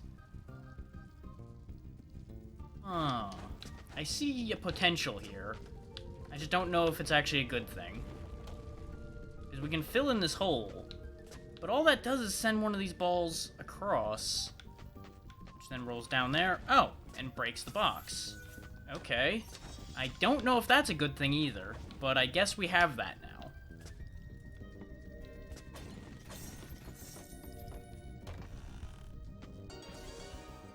Okay, we've got a critical bottle. Good to know.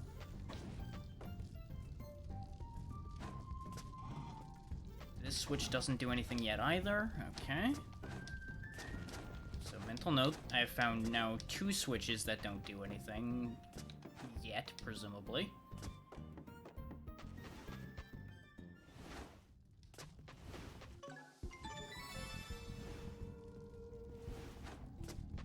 Okay, let's see if that block reset when we saved. Because if it didn't, we can readily move along, but since the boxes respawn, I wouldn't be surprised if blocks get put back where they came from. So that one didn't. But that may also be representative of a puzzle that's been solved may stay solved.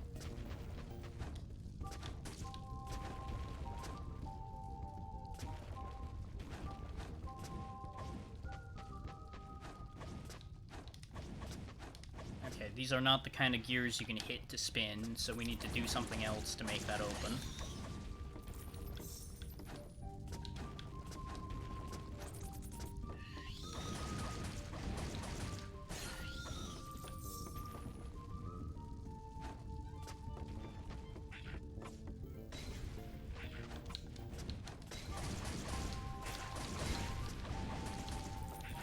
These guys are just durable enough to be a problem. We can't just full combo them down. The good news is, while we're in fire form, we are resistant to fire.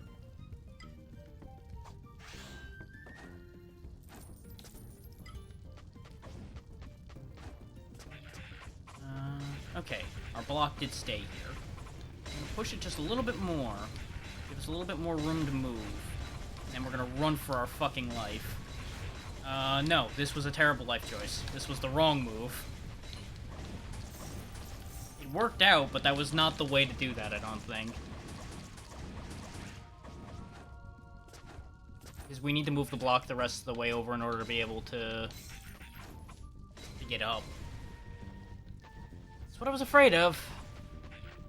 We killed one guy doing that. I don't think that was worth anything to us, really. We just need to time moving this block to deflect the projectiles. I'm just real worried about moving this slow when shit is raining down on me. But I think we're basically good now. You gotta watch out for this guy's fire pots now.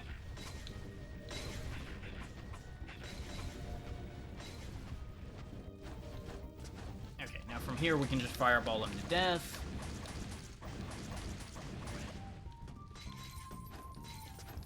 Weapon charges. Yes, these do recharge at the same rate. Okay. I just have lower capacity for the other one. Nah, I can't throw high enough to hit him. And those do arc down a bit. Got it. That's unfortunate. And I could do the patient strat and just hit them with Arcanum shots, potentially. Or the Arcanum doesn't reach that far either. Great. Okay, we're in just the right spot here where the fireballs can't get me. Very good. Or... what? They throw at different angles. They have more than one angle that they throw at. Because the first one went cleanly over my head, and then a second one went cleanly over my head. Then the third one apparently went differently. Upsetting. But we're learning? Question mark? Let's buy some more weapon shards so I have some spears to throw at this problem. There we go. Need one more. So I may as well go in with... oh no, 5 is not enough for another spear. Okay, they do not recharge at the same rate. That's a good lesson to learn too.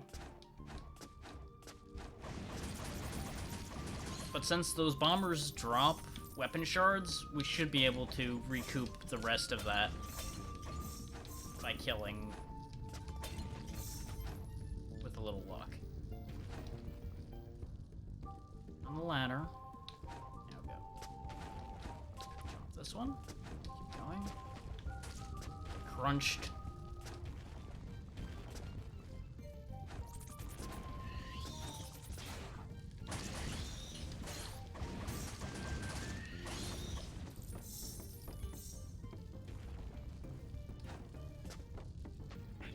was hoping to be able to just outrun the bats, but that didn't quite work out according to plan.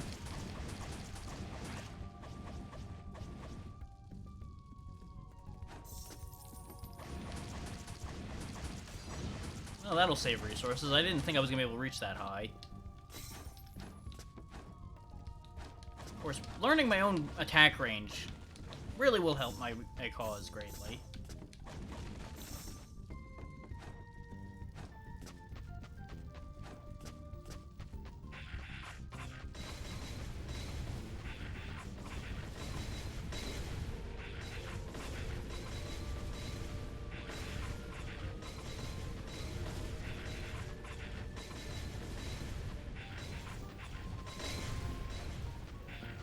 This is paced out, like, just about perfectly. Which makes sense. They don't want this section to be too much trial and error with the amount of damage that they can put out on you so easily. I primarily just need to remember that I can hit things that are above me with my shots reasonably easily. Like, this one's actually targetable from here. I thought he was too high. But apparently I have greater range than I keep thinking I do. But it also makes sense that they wouldn't require you to use your weapons, necessarily. Huh. That jump? No.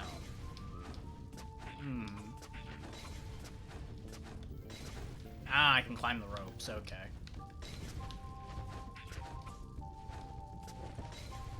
Yeah, this guy just has healing on him. Of course, the one time I try to actually aim it properly, I end up overshooting. Story of my life. Wing it and it works. Aim it and it fucks up.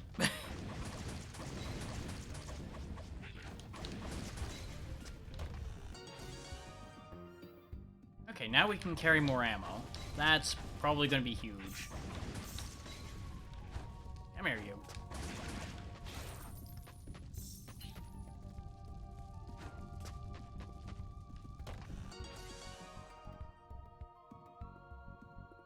Okay, so this is considered a dungeon. Acolyte fire. Throw these grenades. Okay, we have their weapon now. You spider. Have some fire.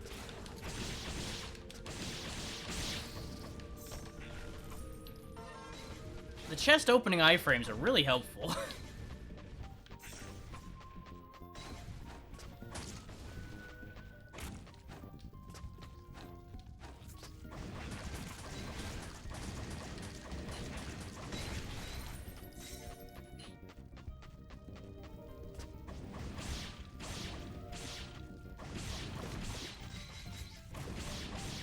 The fact that a good portion of these spiders drop weapon shards, though, explains why these spider nests exist.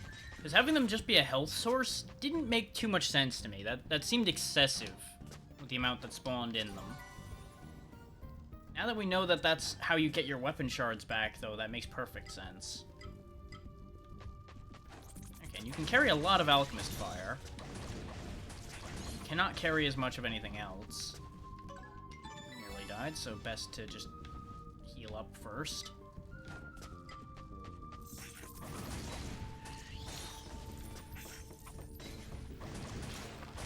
Ah, I figured out one of my problems. I keep trying to dodge on right trigger because so many other games use that as the dodge button. Fireballs, why are you being stupid? Why are you just traveling across and then going down? You should just be targeting him. There we go.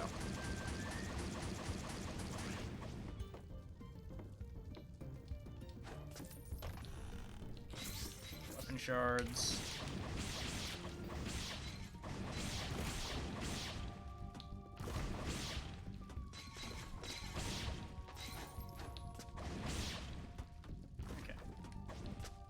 So it looks like the shard increase got us one more bomb. No more spears, because it's a set amount, I guess. And it wasn't quite enough.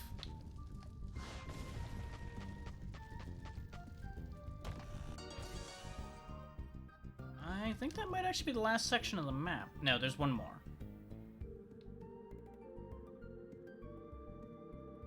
Can fast travel between the save points we've hit. That's the other end of the door we started at, right there. So we can actually hit the upper section of the first area right here. There's also this whole section up here we should probably check first.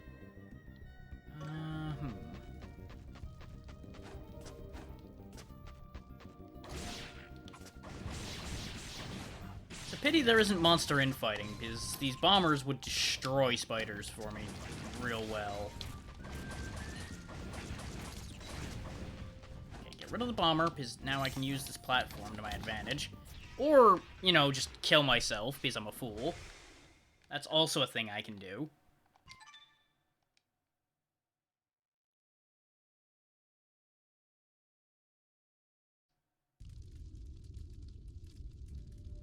Okay.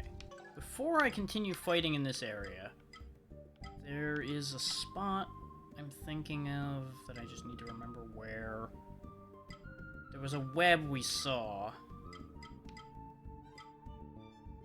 that I wanted to pop open and find out what was behind it. I'm assuming that marker up there by that chest is a web spot, so we'll check that.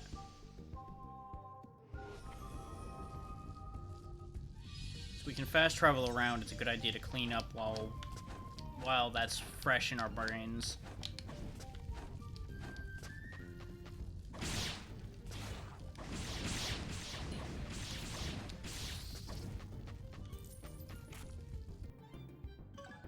At the end of this hallway, there should be a web I can burn. Yep, there we go. Fuck you, I have iframes. Okay, we got essentially a heart piece, and we desperately need more health, so that's fantastic.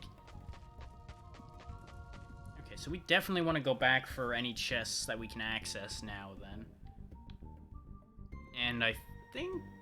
yeah, there's one more over there, and the save point to get to it is there. There's still this area down here, but I don't know if that's accessible to us currently or not. All that's missing, really, for traveling around quickly is a way to quickly teleport back to fast travel points.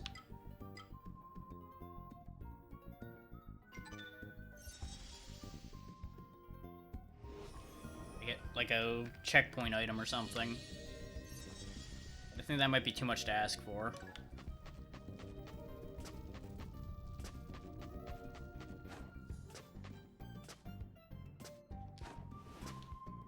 Really, I guess, depends on how big the areas in this game are.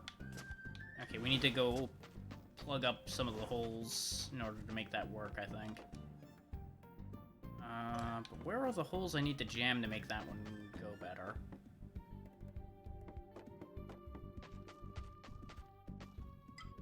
So this. Did I open that already? I don't remember.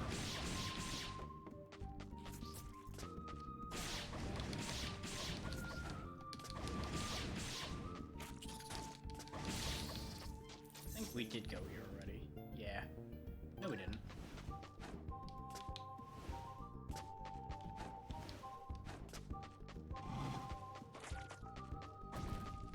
I guess it's another Radiant Beagle. And a jump we can't do. Ah, okay. And it makes sense that these plants would be very vulnerable to fire. Gets us a restoration potion. Yes, yes. You can change your consumable. I don't care right now. Changing my consumable is not a relevant concept to me.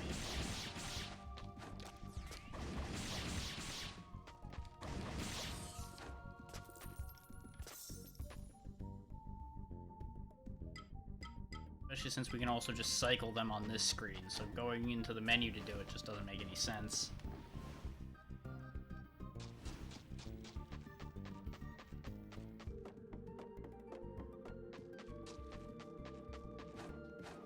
Okay, so this vent doesn't give me enough up. Unless maybe it's a timing thing?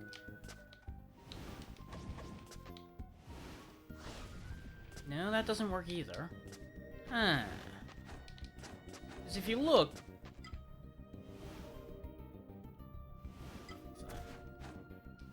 You'll note that there's those dark gray rocks up along the path here.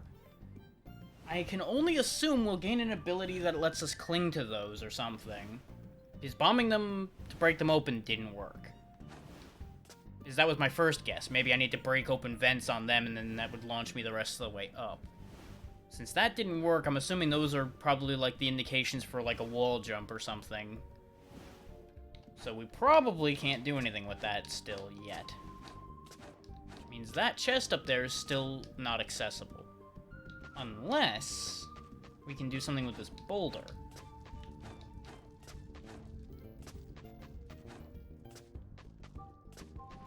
Which the only thing I can see to do with the boulder would be to bring it into that hole where we were. Which doesn't make a lot of sense, but it can't hurt to try it. Is the only thing I can think of that this boulder could potentially do in that hole is it may plug it up, and since it's the only hole, it may launch the boulder and me up.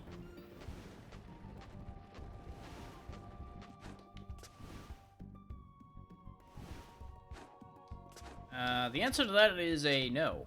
That does not work. So what is this boulder for?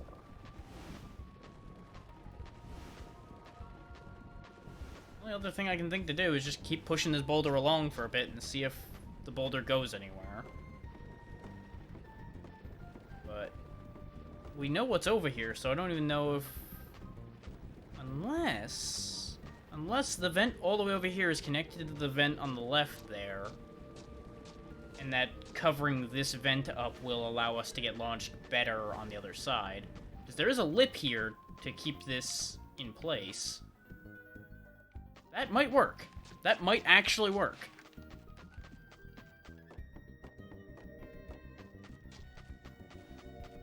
Yeah, this is a bigger blast now.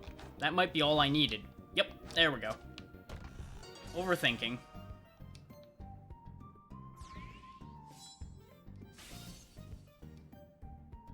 I'm glad I kept poking at that rather than giving up on it, assuming that that was a grander puzzle than it was.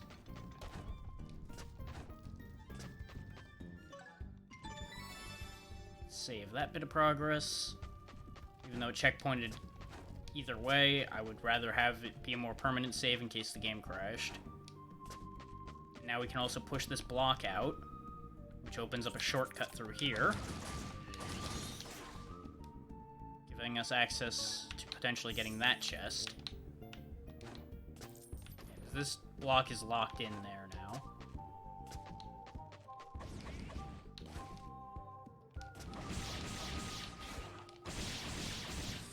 We can also get revenge on some of these plants that were such a problem before, thanks to our new fire damage.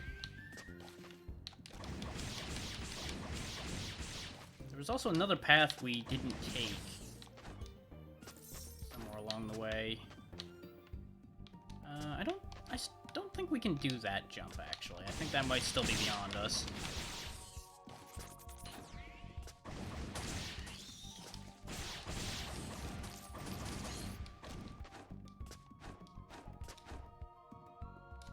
We can get this chest, though. Which is just another vigorous vial. Okay. That's not breakable. This is where the plant boss fight was. Oh yeah, that's where the boulder was that we used to get up there. Right, that makes sense.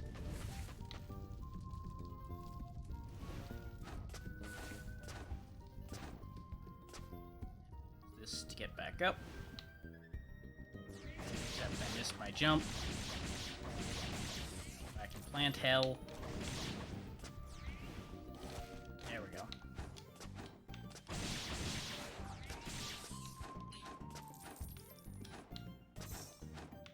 Now we're back here again. Okay. So where else can I check? Only a higher point there, but I'm pretty sure we can't get there. Pretty sure we can't jump to that chest. That's why we didn't get that one yet. This is probably the path to progress over here, which is why I haven't gone there yet. Well, that or over here. One of the two is the path to progress. There's no more webs marked on the map anywhere in this vicinity, so I'm pretty sure there isn't another one that's important, at least. Even though I do remember a web pointing to the left somewhere in this vicinity over here. But I'm guessing it's not important enough as far as the game's concerned to mark it, so I'm not going to worry about it right now. That's where we got the Alchemist Fire.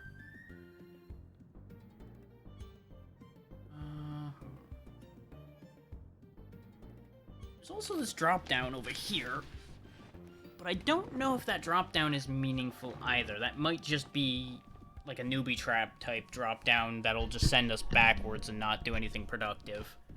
So I'm not going to bother with that at the moment. Let's get back to a save point and jump. Hey, Xeno. And that's fine. You missed the poll determining what class we were, but that's fine.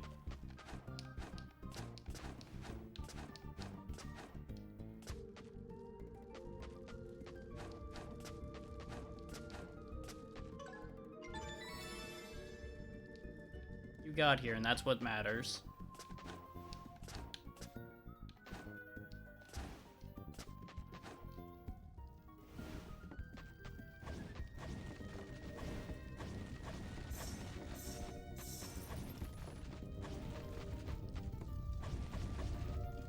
Yeah, but admittedly, a lot of those 2 hours was a lot of not much happening. The first, like, half hour was me demonstrating the other two classes so people knew what they were voting for, and then another half hour of that was fighting the same boss over and over again.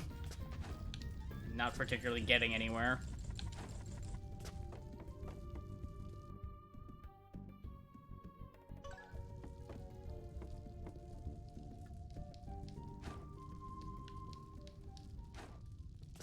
This is the area I lit up down here, so we know that there's nothing there.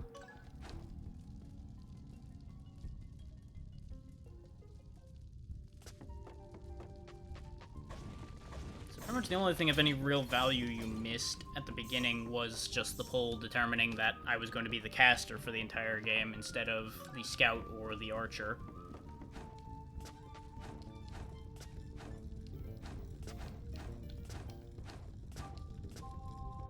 Hindsight being 2020, I should have made that a Twitter poll or something, so that people had more time to think about it. But, you know. Okay, there's more than likely an elevator that I can activate here. We just haven't activated the elevator yet.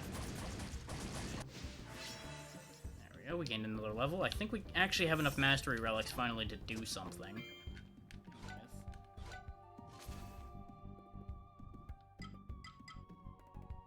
I'm not sure. Oh, that must have been at a specific level that triggers.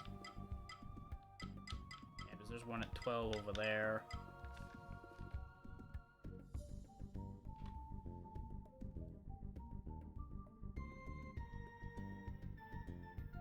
For some reason my chat wasn't scrolling.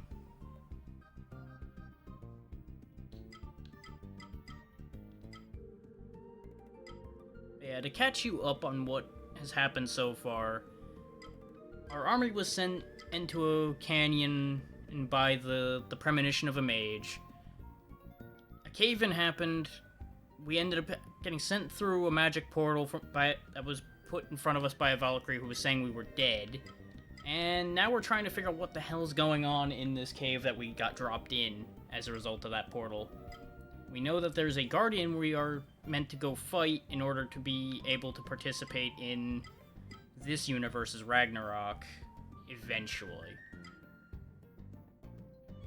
In exchange for receiving all kinds of great powers. Less altered states might be good. Longer duration of the Reflections would be good, but I think we need Unleashed Burst because we'll be able to use that all the time, pretty much, as opposed to the other ones that are a bit more situational.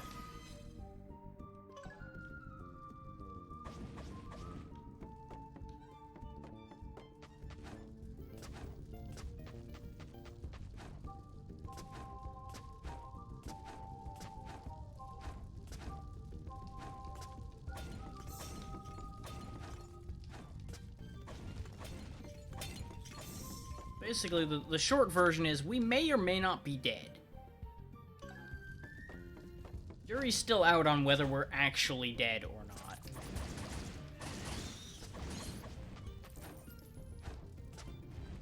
Okay, it's that burst that got improved. Okay, that's still good.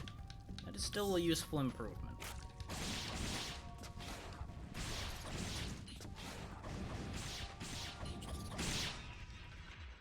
And I smooth-brained that one real bad. Now, did I lose the level?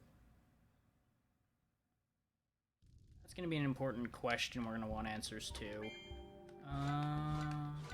Yep, we lost that level. Okay, that's fine. Considering we gained that level just killing random mooks, that's absolutely fine. And I'm actually just gonna fast travel up there rather than walking. I really should have done that in the first place. Let's go back to fighting in the Acolyte lair and start making forward progress again.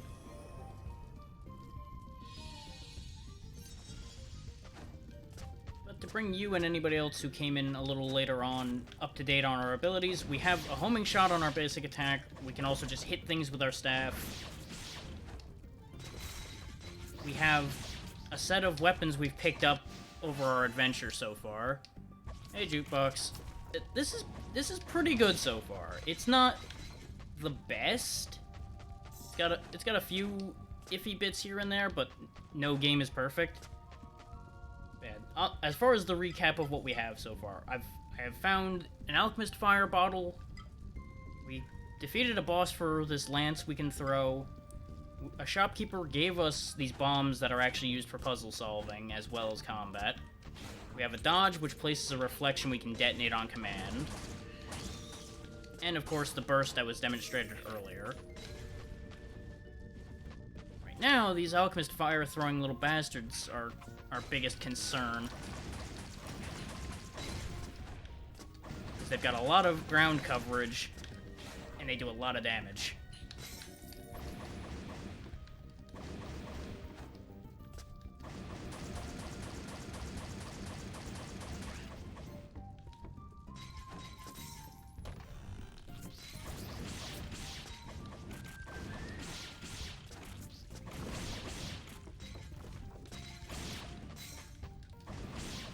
A nice little touch that people may have noticed with these little spiders, the color of their eyes will tell you what they'll drop when you kill them. Yes. It is a Metroidvania through and through.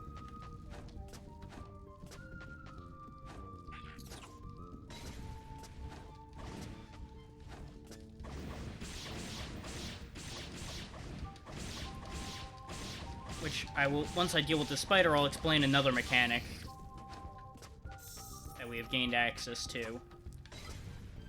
Ordinarily, we would look like this, and our shots would just be a plain blue arrow flying at them, and our bursts would be blue like this. We have found a fire orb, which just allows us to change into this fire form. It adds fire element to all of our attacks, and basically nothing else currently, so far. It does give us resistance to fire, which has only really been relevant against these firebomb throwing guys. I'm not sure what it's indicating above my health bar with the map. Like, it's trying to tell me to check something on the map? But I don't know what it's trying to indicate to me on that one.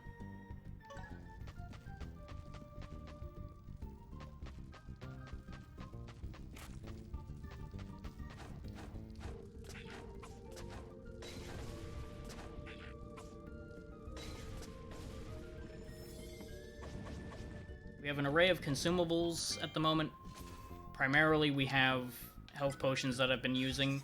As you can see, there are mastery points you can get to gain new skills.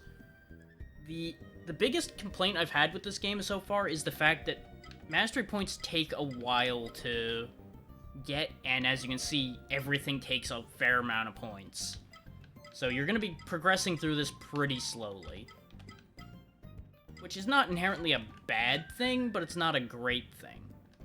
And I just realized what that indicator up there actually meant. It's telling you that you had mastery points that were actually able to spend on something. I thought that was indicating the map, but now that I look at that image up there for the mastery page, that's what it was telling me.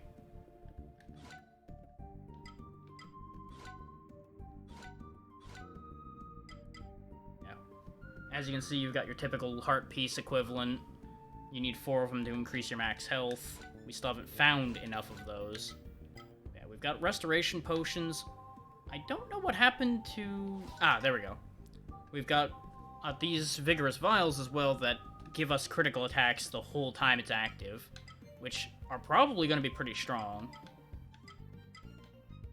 Oh, I did not know there were levels to bombs. We can apparently make those stronger. Okay, good to know.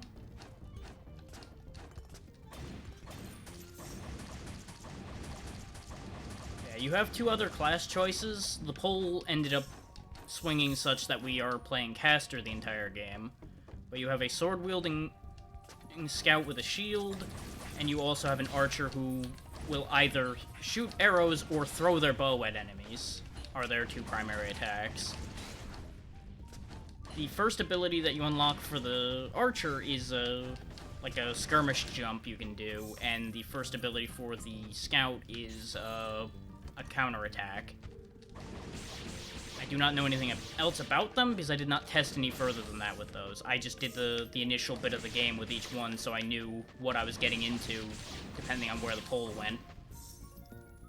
And also so I could tell whether I wanted to give people the option of having a pole or if there was just one significantly better choice.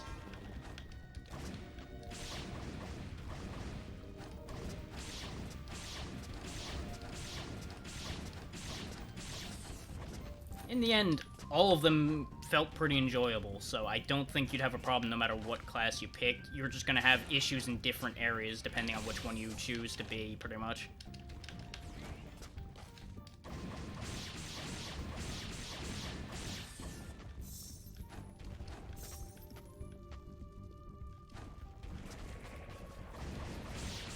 So far, we've only dealt with one serious boss, and I say serious boss in terms of it was the only one with an actual boss health bar.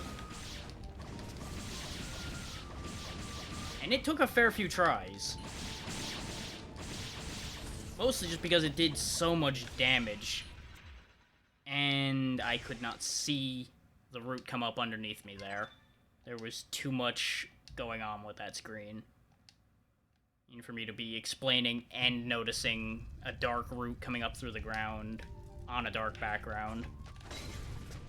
Apparently opening that door was a checkpoint, so that's good.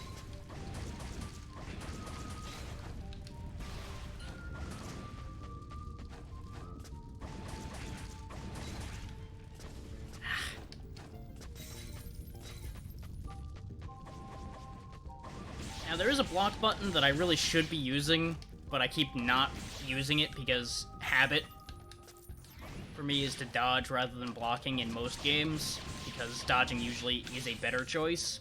But with the delay on dodging in this game, I really should be using both if I'm smart. But I never promised anyone that I was smart, so there's that to consider.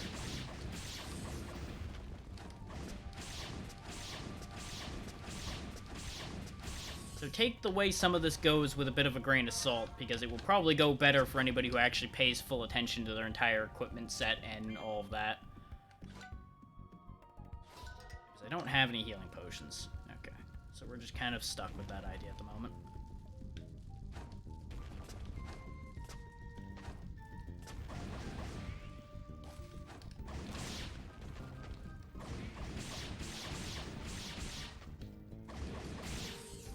Another thing to be mindful of, some enemy projectiles will go through platforms and some won't.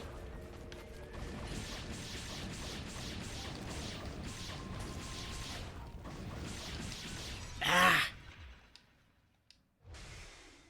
I was so worried about getting hit by the rock, which would still kill me, that I once again forgot about the root. I need to just not deal with that problem right now at our current health. It's just not worth my time. Let's just not. That's just gonna keep going poorly.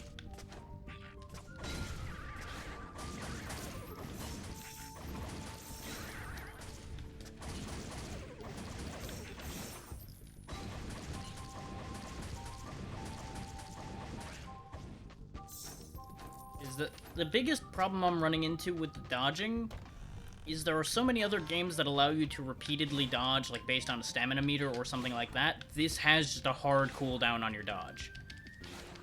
As you can see here, it's a fairly lengthy cooldown on dodging, so you can't just spam dodge your way to victory. But it's bad habits built up from other games that lead me to try to dodge more than I can.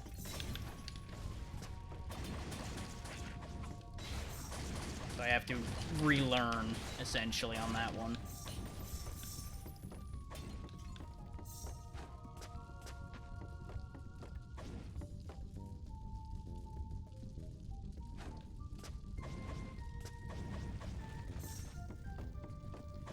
Which, realistically, a dodge cooldown is a better idea, because otherwise your players will just spam dodge and win most fights a lot easier. We've gone in a circle. Yes, we have. Going down here just dropped me back down into this room.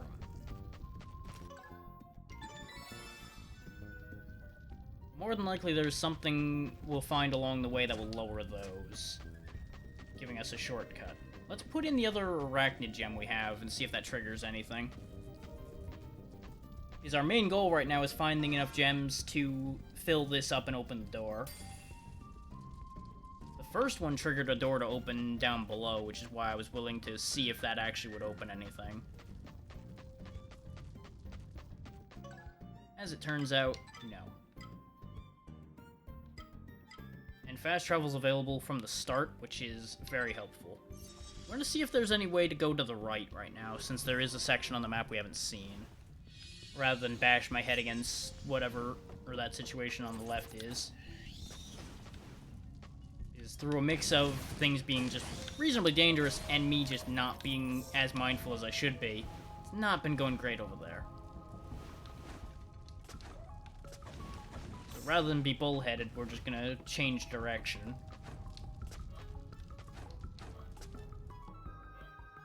Okay, that shaft leads just back down to where we've been, I believe.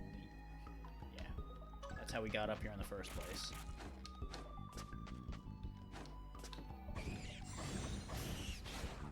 Now, until we gained the fire gem, there were a couple areas that were dark that we just couldn't access because, you know, can't light torches. You probably can blindly stumble your way through those areas, but I wouldn't recommend it. Ragnarite, I assume that makes my weapon stronger. I was more interested in dealing with that problem and getting out alive, rather than reading that. Because while it's paused, that doesn't necessarily mean my timing's not going to get thrown off. Yep, used to forge weapons. Okay. We have 3 out of 4 of the fragments of the map of this section that we're in right now.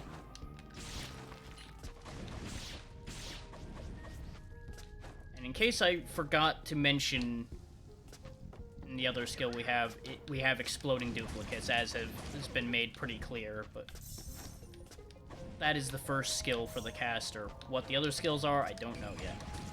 I'm looking forward to getting them, though.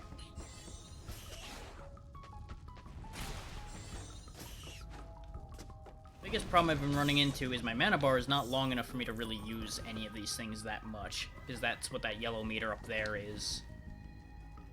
Something you'll want to be mindful of if you do block a lot, that pink shield symbol up there is your block duration, basically. If you take too many hits and that runs out, you will not be able to block for the duration of that time, and you are just generally more vulnerable during that time frame. I believe it even said you take more damage, but don't quote me on that, because I was in the middle of a boss fight when that triggered. So things were kind of higher priority to deal with than reading that too thoroughly.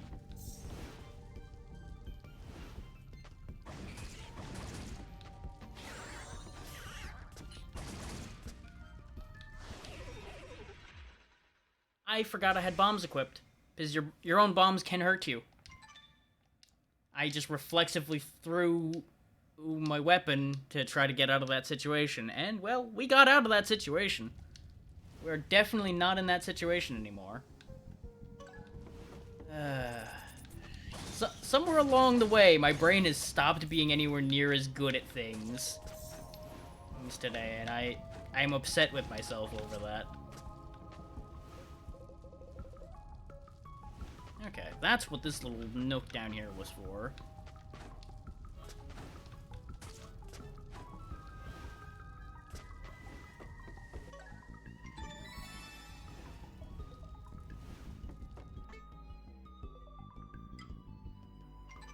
The rate I'm playing, I'm gonna buy a health potion. Those on standby. I'm just taking a lot of stupid damage, and that's the only reason we're dying. Because this is not even that hard. I'm just being an idiot. It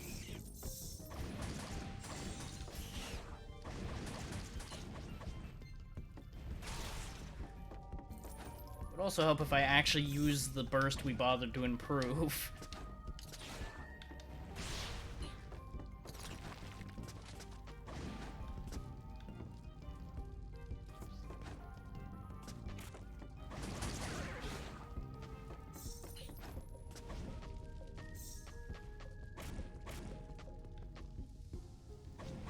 We also learned that spiders are, like, mostly unable to attack you through a boulder. Learned the hard way that there is a attack that they can do that goes through a boulder that you roll at them. But, you know, 90% effective.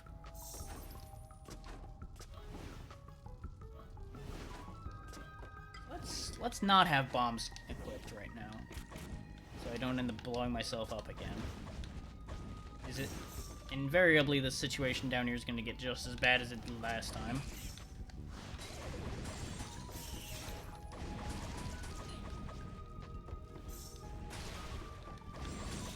There we go. Just be smarter about this time. So you can hear the slime coming too. When you hear a pew noise from above you, you know a slime's coming down. They've done very well about giving you plenty of cues and hints and warnings about things happening. You just need to be paying attention, which I've not been doing the best about. Okay, we cannot make that jump. That's not physically possible.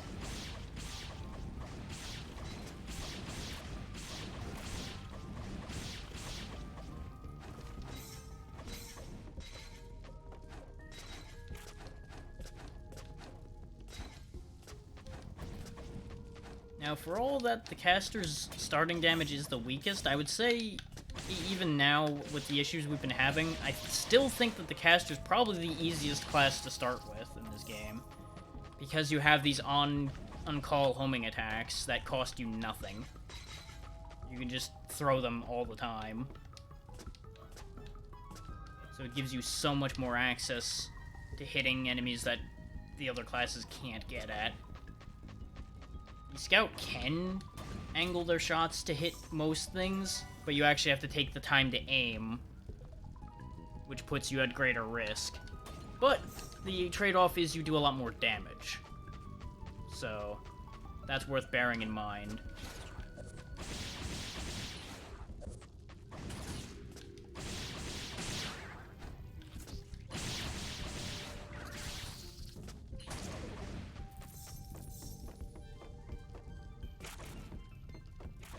The Scout is, of course, just significantly more durable and has the highest starting base damage, from what I noticed. with doing 6 damage in attack, as opposed to the 5 that the archer has and the 2 we have in most cases.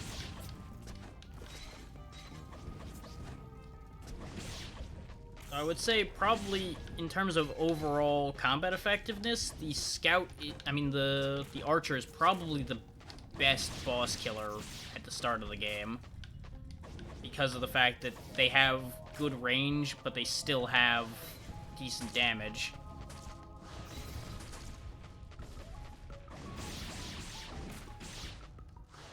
Ah, I see. It will only go forward if I'm stuck in the web. So as long as I use these fire bombs to keep purging the webs, it can't do anything. I can also just use my burst to purge the web. So this is not really gonna be much of a fight. Yeah, that was pretty easy. Okay. Hooray for strategy.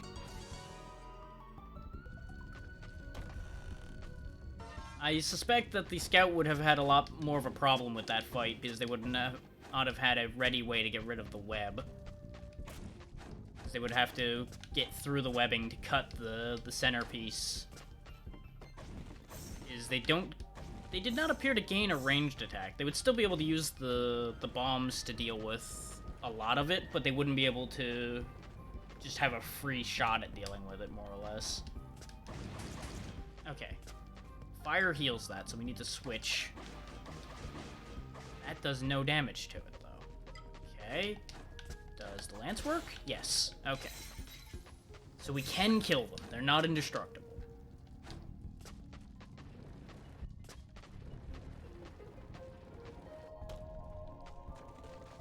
That's what I was afraid of. We just broke that box straight away. Now, here's a point. Was it immune while it was on fire, or is it just generally immune? Okay, it's only immune to damage when it's on fire, so I don't need to waste lances on them if I don't want to. It makes them significantly less dangerous.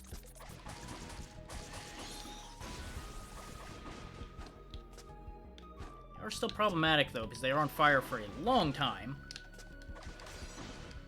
Yay, I critically hit for 0 damage. Hooray. Oh god. No. No, no, no, no, no, no, no, no, no. Panic. Panic. Panic. Ah. Come on, stop being on fire. Stop being on fire and start being dead.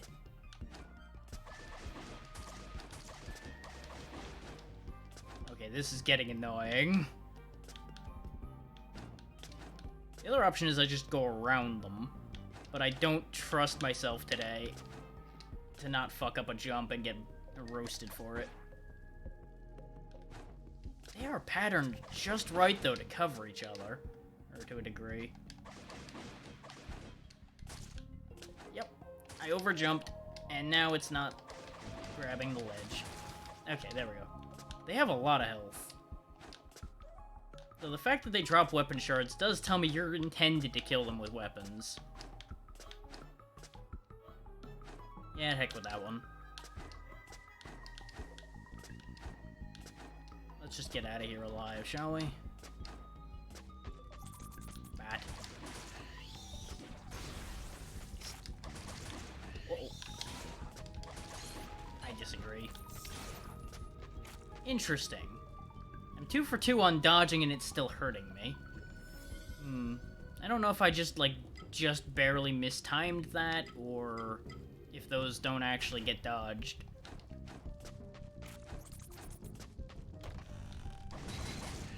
I would assume they're not, like, an exception to your iframes, but I would not be shocked if a game has things be exceptions to iframes.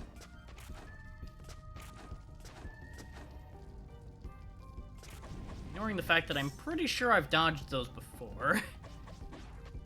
Hard to say.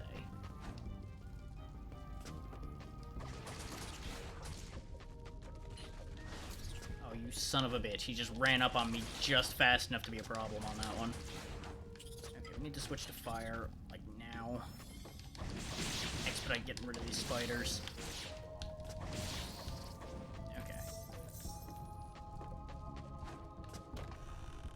box full of spiders.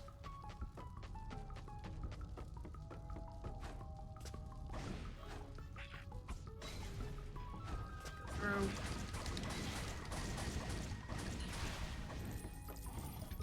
That opens that door over there.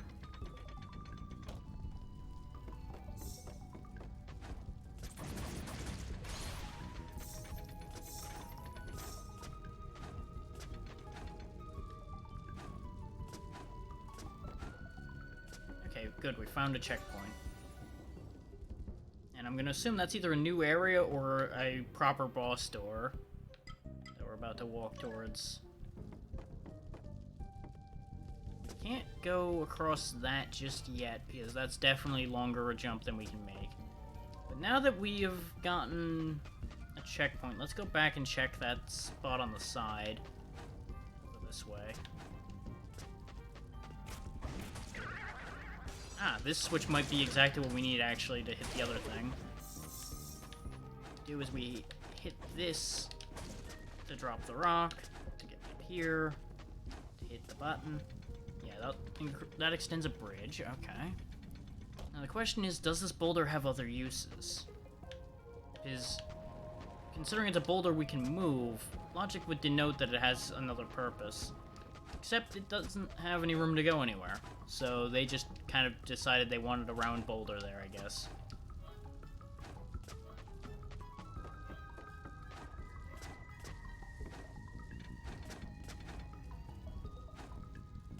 And again, if they used one of the square ones, you could still move it anyway, so I guess it doesn't matter.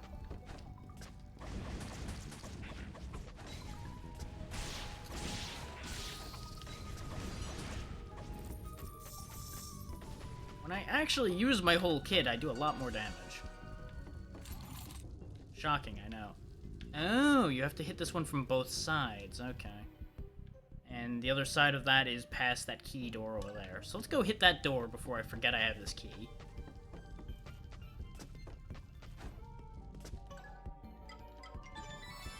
Save the game again, just to make sure.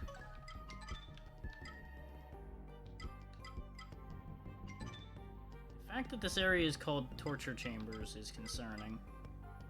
Wait, where am I? Okay, I want to be there.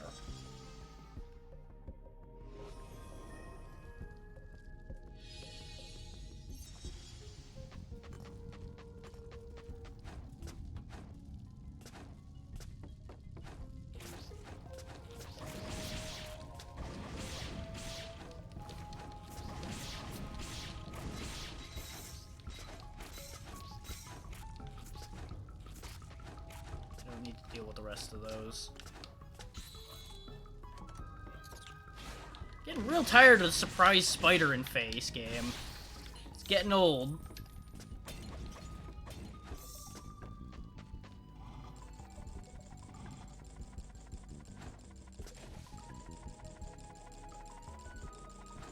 It's reaching the point where it's not really a surprise anymore.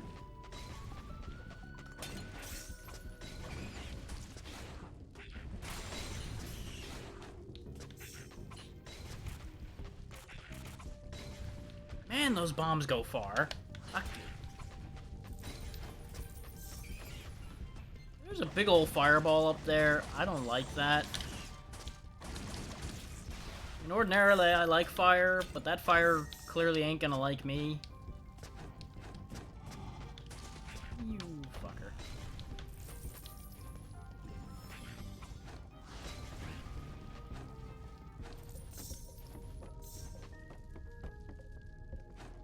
Okay, we can't go further up without lowering that, and we can't lower that from here. So, this way it is then.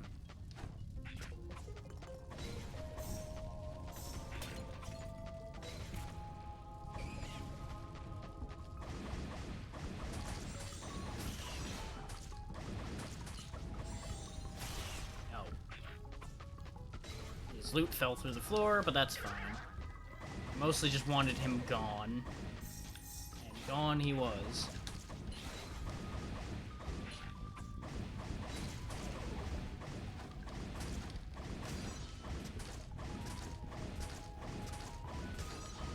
Oh yeah, an ability we gained that I forgot about. I can summon a book. Mostly, I just haven't really been using the book summon because it's temporary and it shoots kind of slow. So it's really just not impressed me. But it's extra damage for free, so I really should be making use of it. And there's the last section of the spider lair map. So now we can actually see the entirety of this section.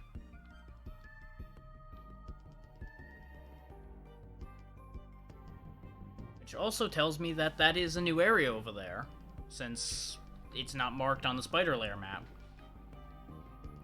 But it may still be an actual boss fight before the passage as well. We still have only gotten like half the treasure chests in this place, apparently. 2 of the bugs, and we don't even know what that crystal is yet. And judging from how that blue section on there I know for a fact is water, I now know that that whole area over there is submerged. So we most likely gain a swimming ability at some point.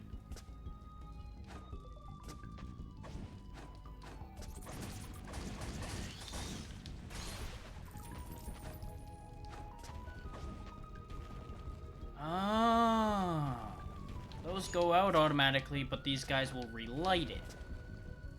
Okay, so I'm kind of intended to follow him. At least through this part.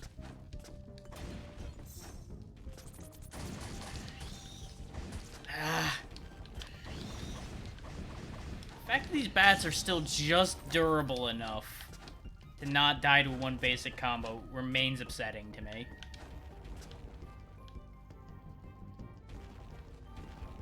Yeah, I had a feeling there were spikes down there. I just don't care right now.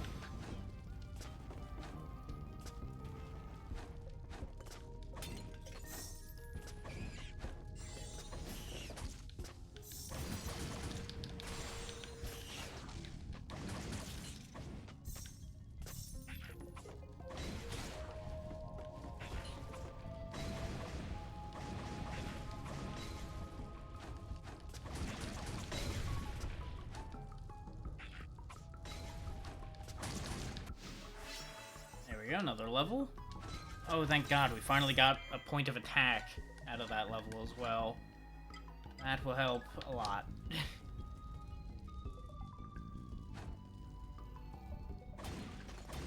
Checkpoint here as well.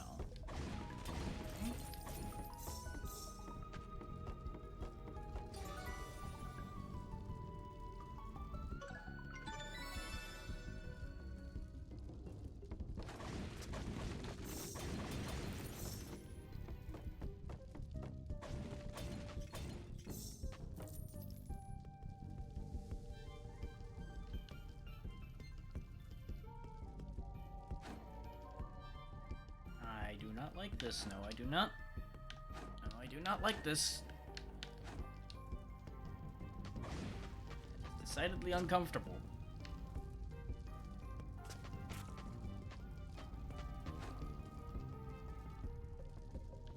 I see you, Mr. Moth, hiding directly above my head.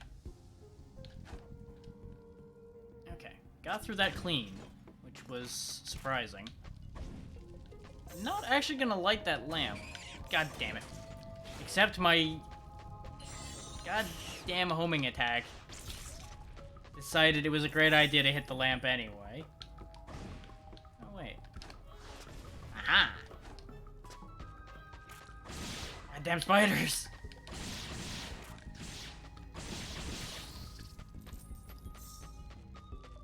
This would not be a great game for an arachnophobe to play. Goddamn spiders jumping out of the everywhere.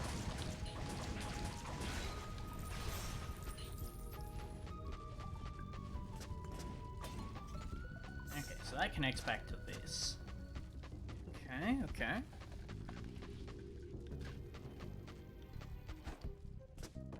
Yeah, that right there is the curse of having a homing attack, is you can sometimes have it home in on things you really didn't want it hitting. Okay, there's spider gems here again, which means there's probably one of those green gems in here somewhere.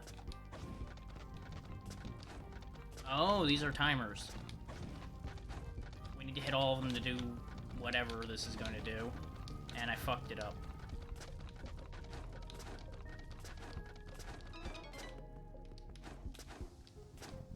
Thanks, I hate it. I actually kind of hate that noise. That really sounded like failure.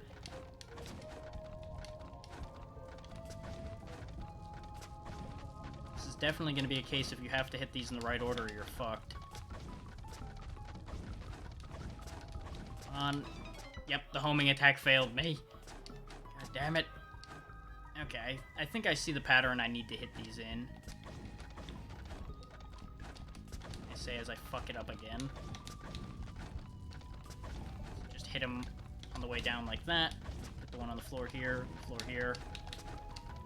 and then have it not fucking grab the ledge like... Ah! Okay, just gonna wait. Just gonna wait. Go ahead and fail me again, game. Come on. Now it's gonna take forever now that we're waiting. It's gonna have a tantrum over here, just slam my staff on the floor.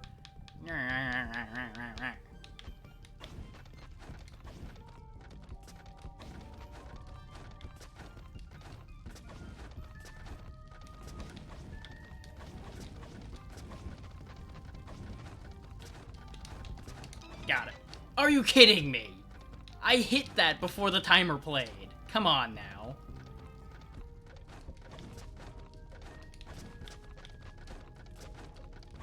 Okay, what the hell is making that awful screeching noise outside? Hang on.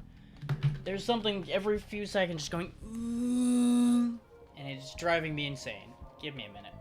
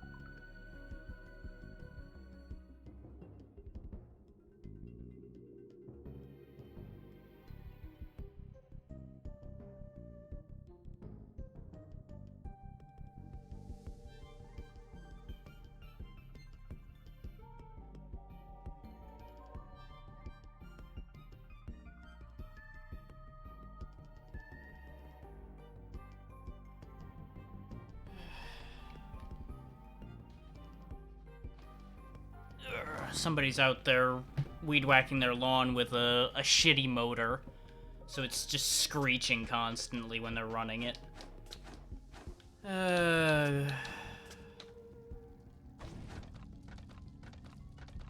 not sure if this is gonna be a better path or a worse path, but I'm gonna try it.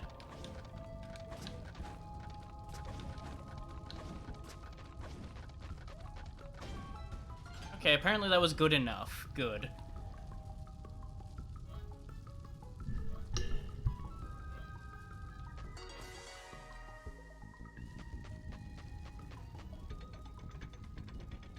I had a feeling that was gonna happen.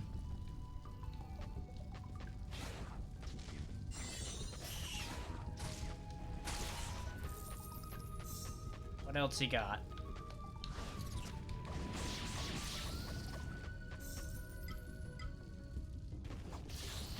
Yep, I had a feeling it wasn't gonna be as simple as just one more spider. That's why I got ready with a kill weapon. You can't fool me, game.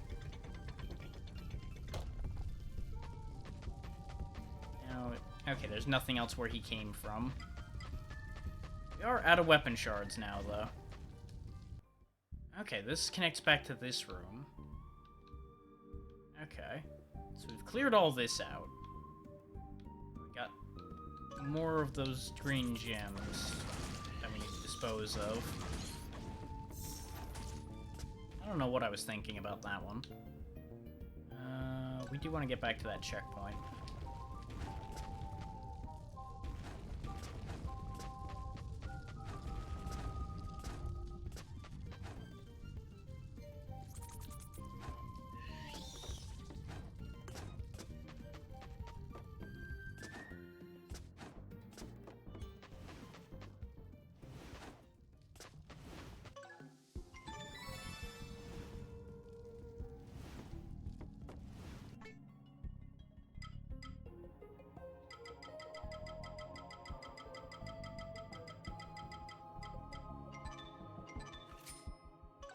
That should sort us out. Yep, that's plenty. I might have overspent a little bit there. I'm not 100% on that, but I'm fine with overspending a little bit. Okay, so where do I want to go from here? One thing I would like on this map would be an option to zoom in and out a bit, so I could see more of the area at once. That would be very helpful, but there isn't an option for that, because neither the triggers nor the bumpers are doing anything, and the rest of the buttons do something else. Like this one gives you a way to cycle from one area to the next. There is a blue marker there, which makes me wonder if there's something here. We just may not be able to get it yet.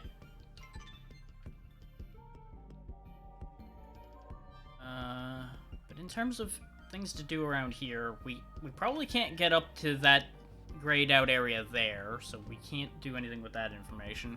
We know we can't reach that.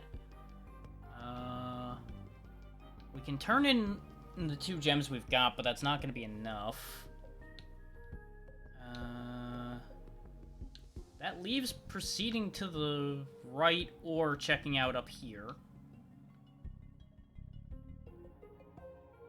So if we want to check out up there, we'll want to probably warp up to that and then go back to the right. Or warp there and go up. Warping there and going up is probably the better choice of the two. We'll go ahead and do that.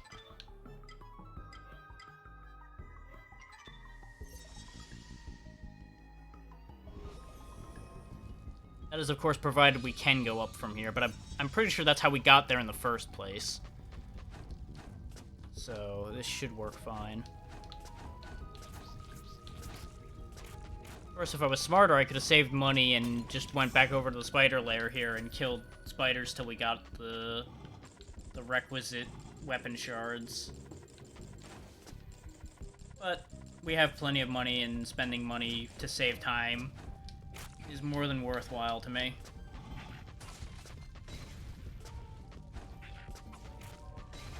Especially since I'm going to waste enough time doing bad jumps and such.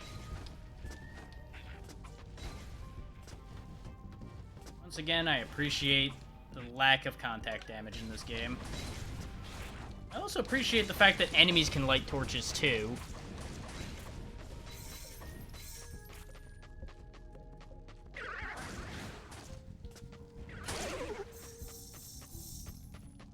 That trap did not work out in their favor.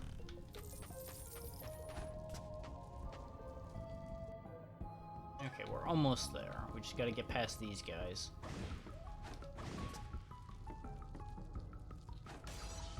Wow, they hurt a lot.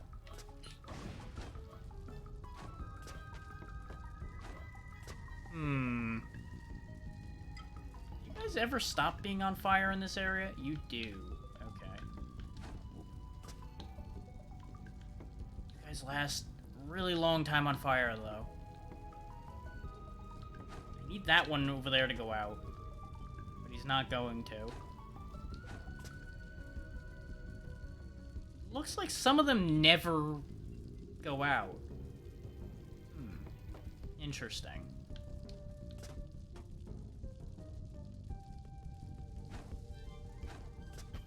I mean, since I can drop through this, I don't even need to deal with them, really.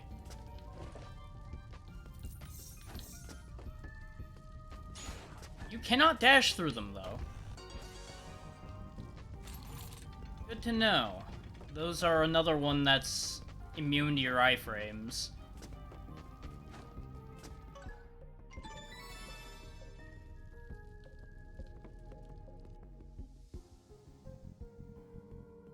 Okay, we're gonna see what's on the other side of this door, and then I think I'm gonna take a break.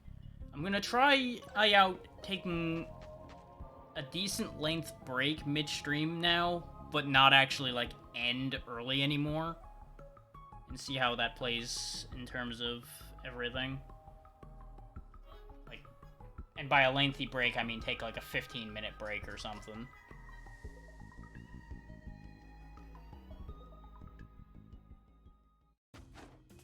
Okay, this is an actual area over here.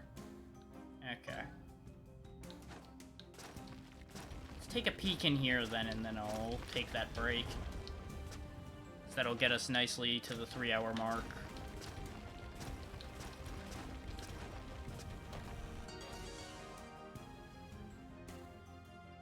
Okay, that's for leveling our little sub-weapons like the bombs and such.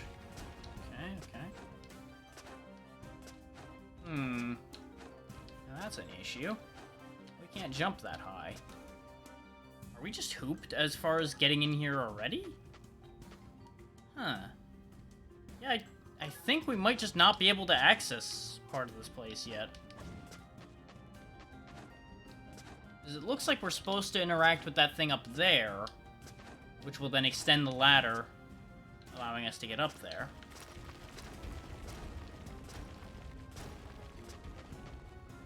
Huh.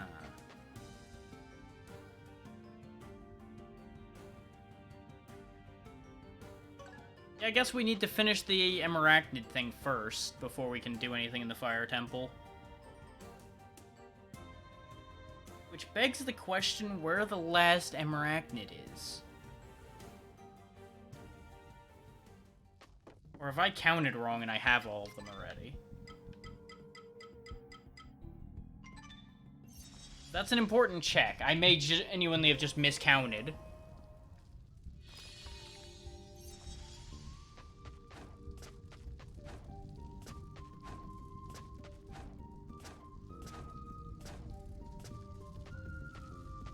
No, I only have 2, and there's 5 slots, so no. We are still missing 1. So where could the last one be? It's either in there, in here, or up there. Given the fact that that's not on my map and I have all the shards of the map, though, I would assume that leads to a new area. And since it's a vertical shaft, it's probably connected to an elevator here, which we're only going to be able to access once we open this door, so it's not in here. And it's not up there.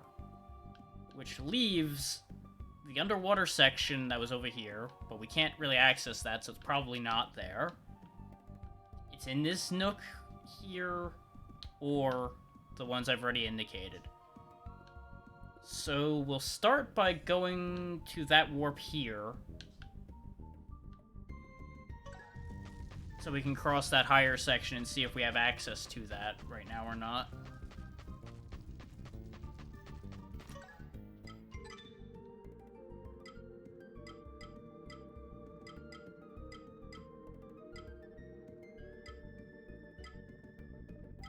As soon as I figure out which one that is. Let me go to the ceremonial cells and see if I'm on the right track. I know that's not the right one, but it's close.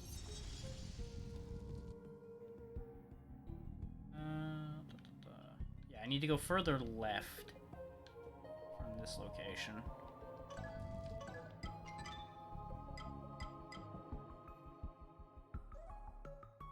Is it Acolyte Lair? No. Might actually be... No, Lichen Falls, I think, is further down. Is that one just not on the list?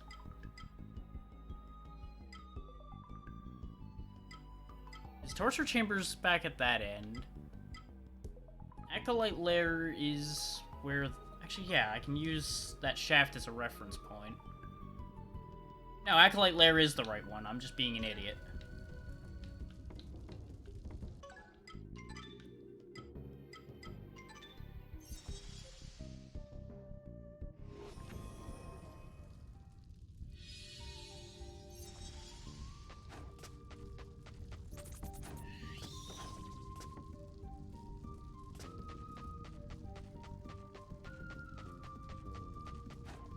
And considering we were getting killed over here, this is probably the correct direction.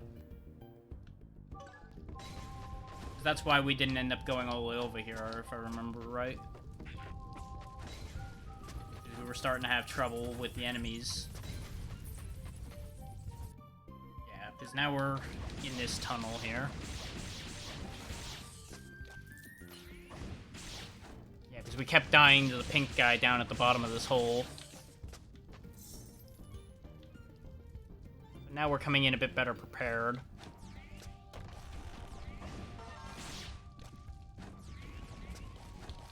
Why did I think that was a good idea?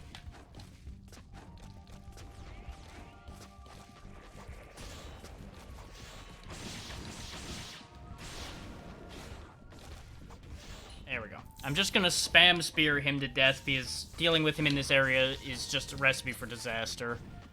Or given how it's gone the last few times. Bone Pendant Plus. The bones that make up this pendant are fake and being instead carved from wood. Ah, okay. 1 attack, 5 MP. That's fantastic. That's exactly what we need.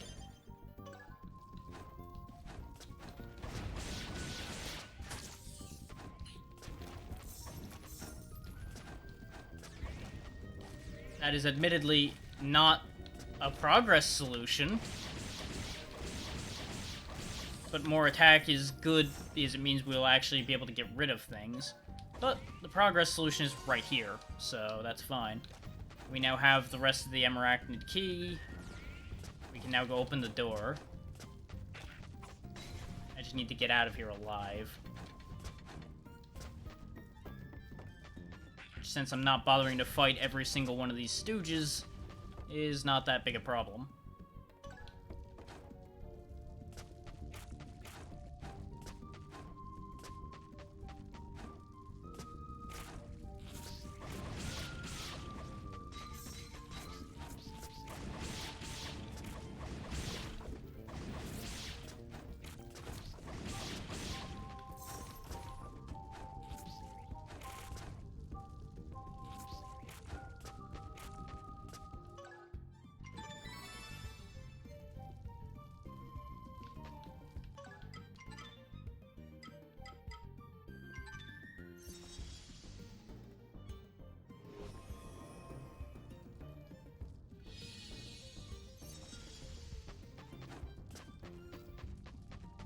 Of course, you're hanging out here now.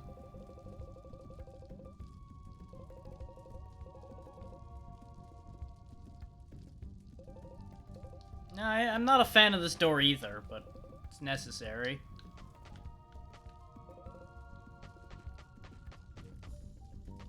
Giant spider of doom behind this door, probably. I would assume this is gonna lead to like an area boss or something, instead of all the minor stuff we've been fighting. Oh, people are screaming. What happened?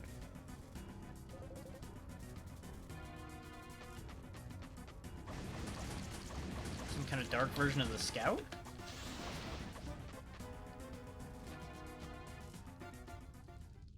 Huh.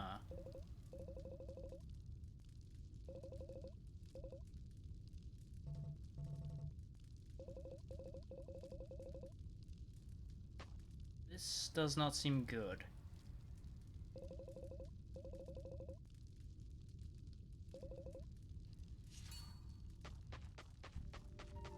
I mean, in hindsight, there might have been a way to stop him without killing him. But a Spear to the Forehead definitely stops people. Oh yeah, this screams Big Boss door. Oh, that's not good. No. Don't put out the lights. No. Oh, man. Hello?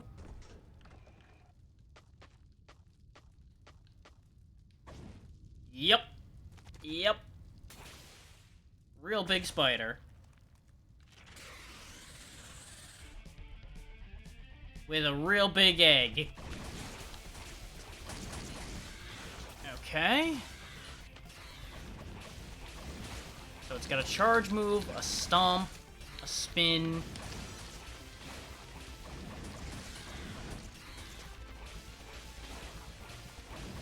And it's almost certainly going to have a different set of moves once it gets hurt a bit, because these are way too easy to deal with so far. And it's got the same vulnerability to fire that the rest of the spiders have.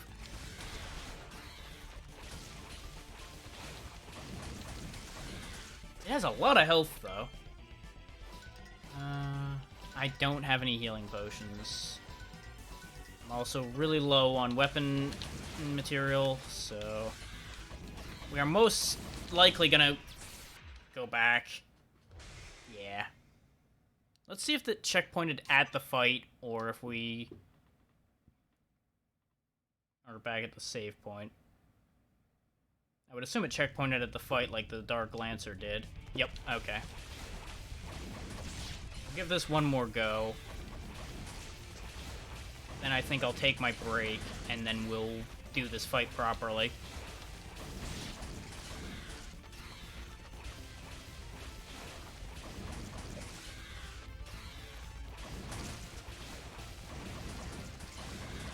The biggest problem I'm running into is determining the actual range of that slash. So I'm trying to cut it close to get more shots in, but it reaches just a hair ahead of that animation. Okay, so on that note, I'll be back in like 15-20 minutes. Just bear with the break time, pretty much. So I'm just gonna grab something to eat right quick.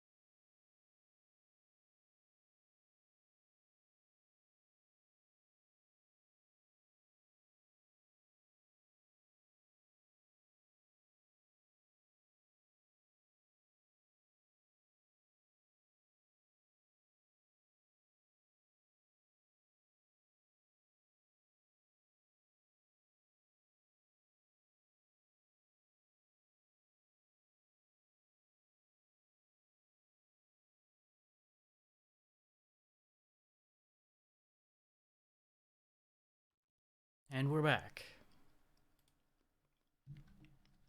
Apologies for the delay. Let's see if we can actually make this fight work out, shall we?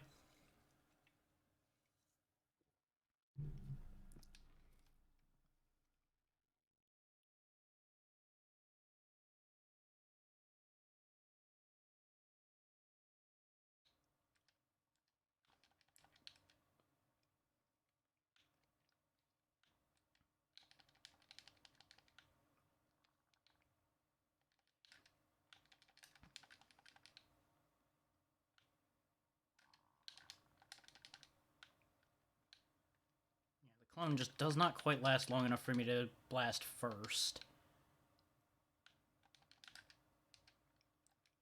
Of course, I did not unmute the desktop audio because for some reason the transition did not work properly. There we go.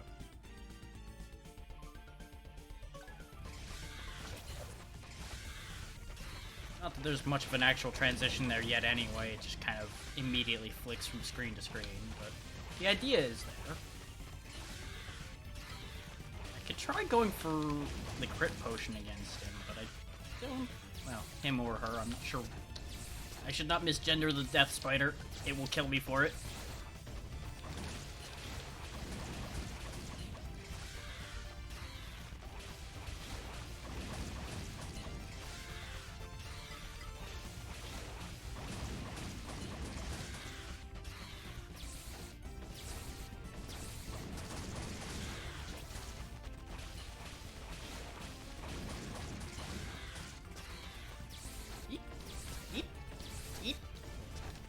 Yep. As soon as I jumped again, I knew it was over. Okay, we're gonna load back.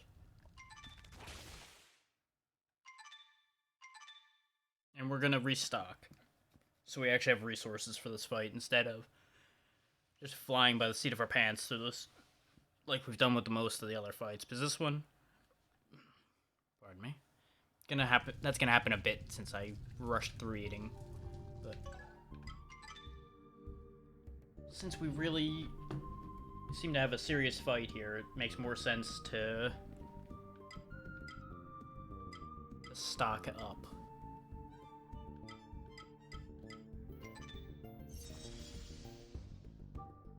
As of course, if we even have enough money to stock up, really. I would assume we can afford to buy... Yeah, we can afford to buy enough ammo at the very least to restore that. The fact that it grayed out at that point tells me, presumably, that I would not be able to fit any more than that.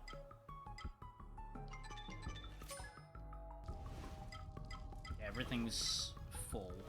Okay. We fast travel to the antechamber. I'm going to save there so we don't have to do any of the traveling again.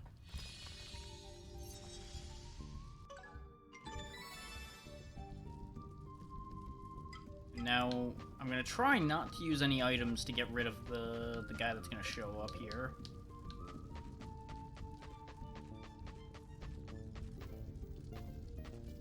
And then we'll try to maintain as much of that equipment as possible for dealing with the boss spider. With a little luck, that'll mean we'll win the fight, and it'll actually work out. We'll see how it actually plays out.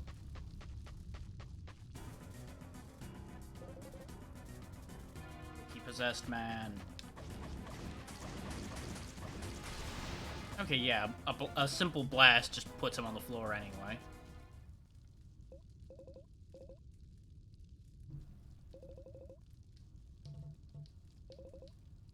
Not sure what possessed him, but whatever it was flew off to the north. So we'll probably have to deal with that later.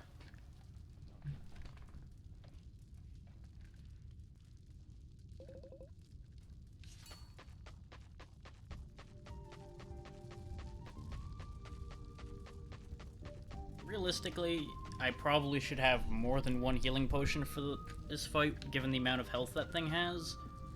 But I think we can make it work. Especially if I use the critical potions.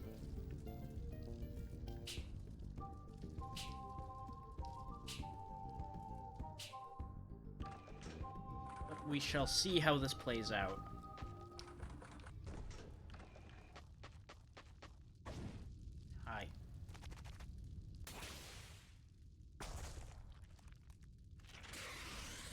I do appreciate that that's an auto dodge and not like a quick time event or a cheap free hit for the boss or something.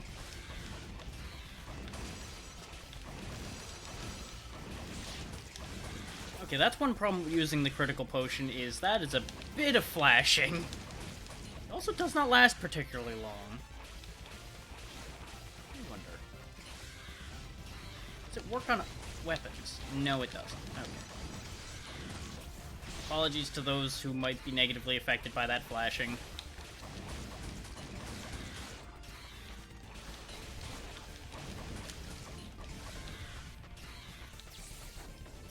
Red laser phase now.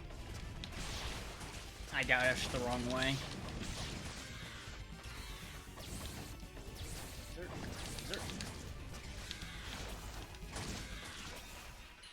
Okay. I learned something from that, even though that was a terrible choice. You can fit under the spider just fine, as we learned already. And it seems like it'll just go real spam happy with the slams if you try to hang out underneath them. You might be able to use that.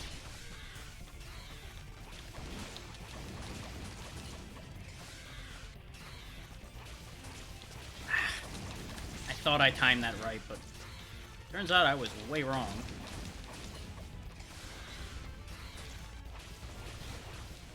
Ooh, actually, I just realized how I should be using those bombs. I should throw it behind it as it's running that way. That doesn't look like it's actually triggering multiple times, so that might still be a waste, actually. See, I went with the bombs because they were fire. But I think the lances might actually still be better. Yeah, 'cause those take a big chunk. Uh-oh. It's got wall claw timing now. I don't like that. Okay, it only does damage with the burst, though. The laser itself doesn't hurt. I need to remember that. I don't need to fear the laser.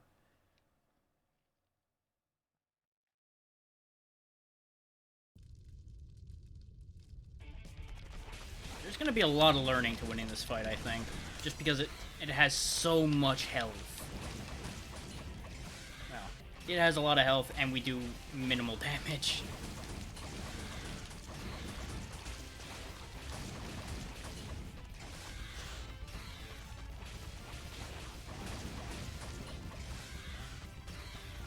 Probably want to save the lances, though, actually, for pushing through the climbing phase, now that I think about it.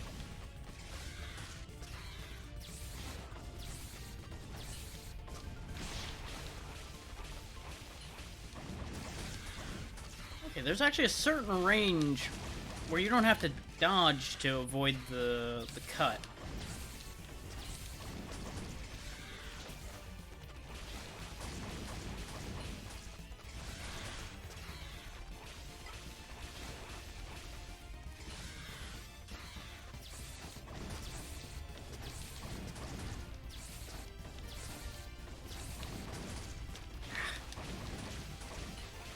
I got nervous.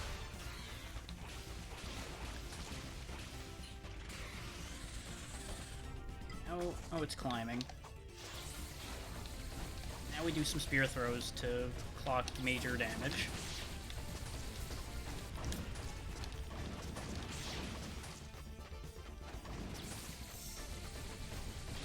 Nope. That is not the way to deal with the laser attack either.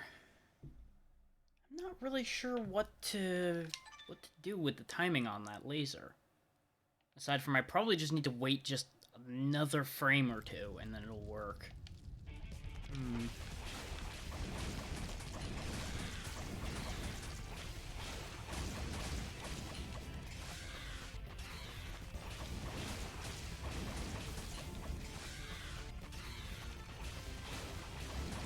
But I do like the idea of saving the spears so I can attack during that phase.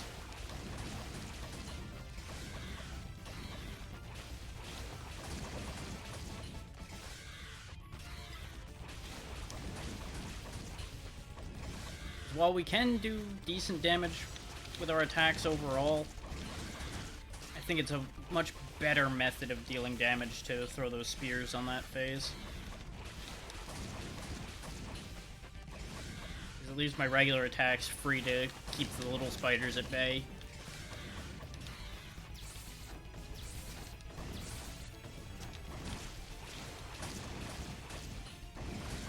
The biggest problem I'm running into with these boss fights is there's so little room for error.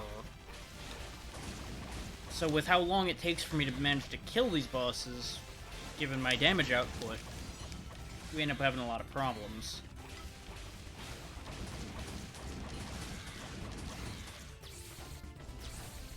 Because the longer the fight goes on, the more chance you have of making a mistake, like that.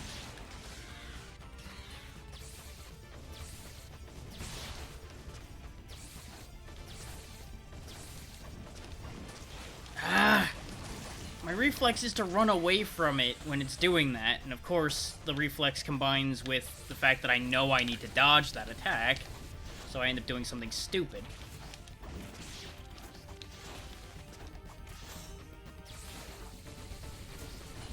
Okay. Literally, I just needed to wait a second on that attack. Okay. I think we've got it in another couple tries. I just need to stop having my reflexes conflicting with each other.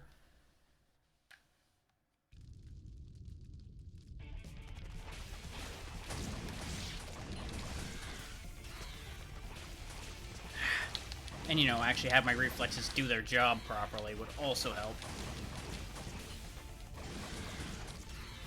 I wonder, would regular bombs be a better idea? How much damage do these bombs do? 30. Okay. I can throw 2 more bombs than I can lances. And they do 20 less damage each. So I'm gaining an increase of 20 damage. 20 or 40. I'm not really that confident in my math while I'm trying to run for my life. Which I think is fair.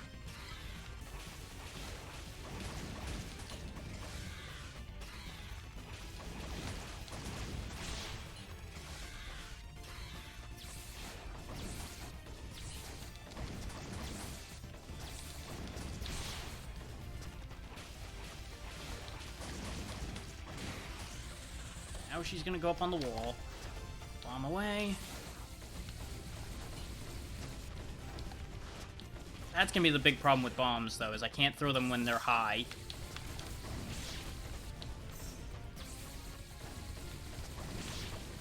Of course, these little bastards aren't gonna drop health or anything useful, huh?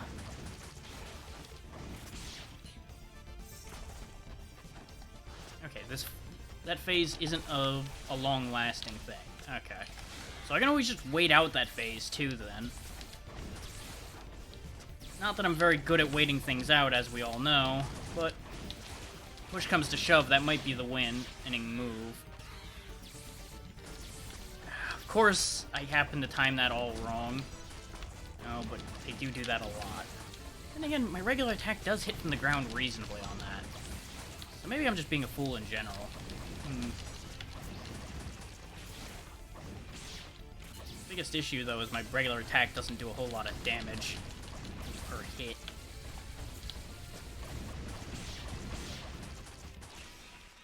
And I keep not seeing that swing coming, because it's a very slight animation on that leg before it goes for you. It's there, so you can tell that it's gonna happen, but I just miss it by a hair every time, because I'm too focused on where I am, not what the spider's doing.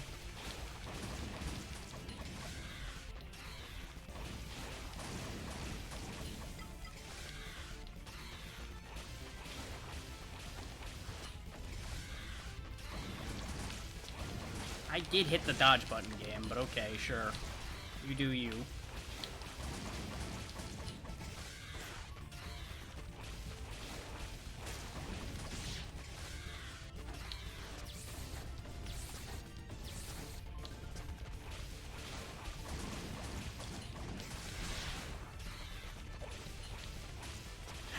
I got distracted trying to set off the bomb.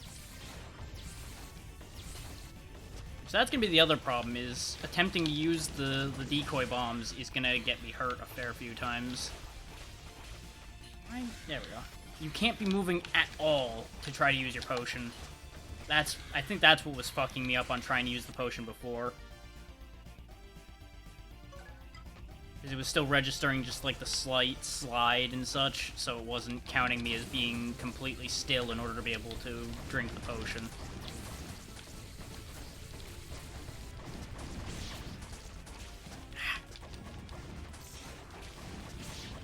And the easy answer for avoiding getting slapped by the spider is just to never be underneath it.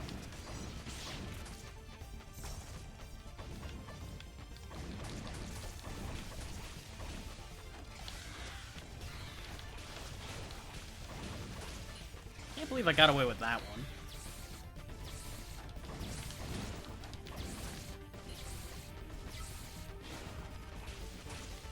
I burnt the dodge at the wrong time. This is actually the phase to use the critical chance potion on, so I can get a lot of attacks in.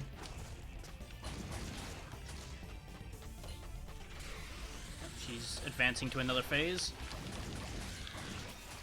Why did I think I could stand there? I know better than that.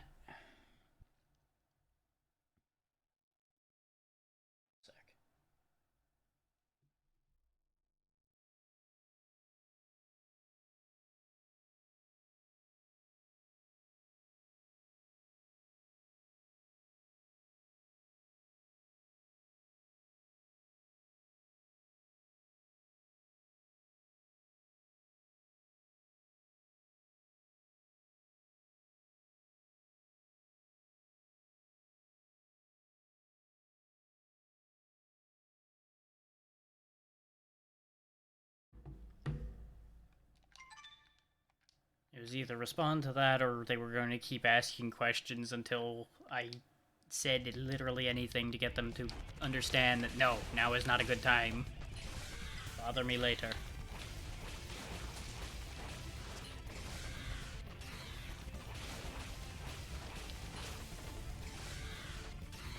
I'm starting to think it won't matter when I clock the damage with the bombs, so I may as well just get them in early.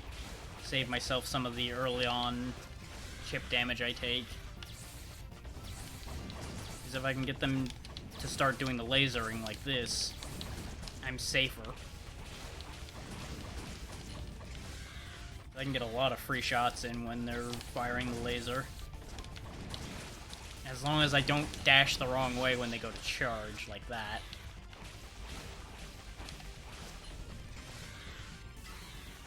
Healing potion ready.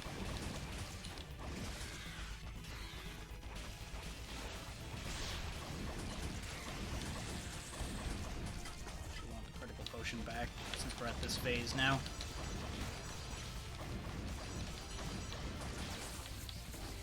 I'm not going to overuse these critical potions, but for this fight I'm looking like I'm going to need it. Because I do not like the full screen flashing it does with that. I think that's excessive. That also did not go great. My timing is all kinds of off now.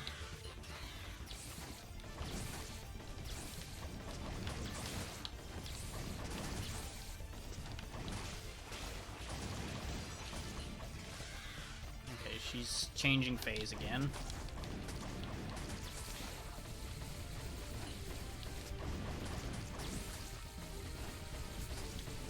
I've just gotta stop jumping so damn early.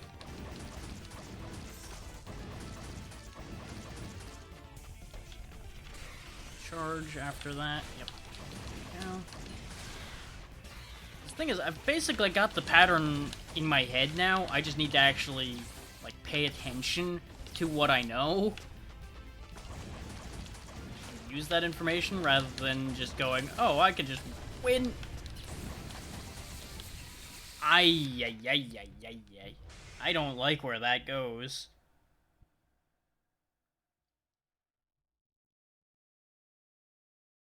That goes spammy. So ironically, the little spider's what got me, but you know.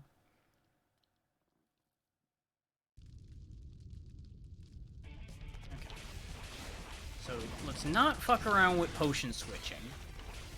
Use the critical potions first rather than anticipating needing the healing potion. Unless I actually need the healing potion. There's a thought, too. What happens if I just run... Okay. I can't attack if I just run ahead of the spider. I'm just gonna take a death on this one. Huh. We might have something there. Since we can tell when she's about to start charging, we can just run underneath her.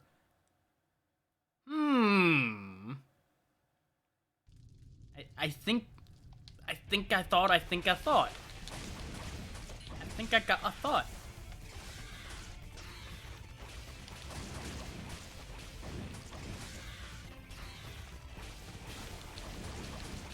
There is that timing window where I can fit underneath them as they're swinging. But I think overall that's not a good idea, though. I think all that's gonna do is get me hurt. But it's funny.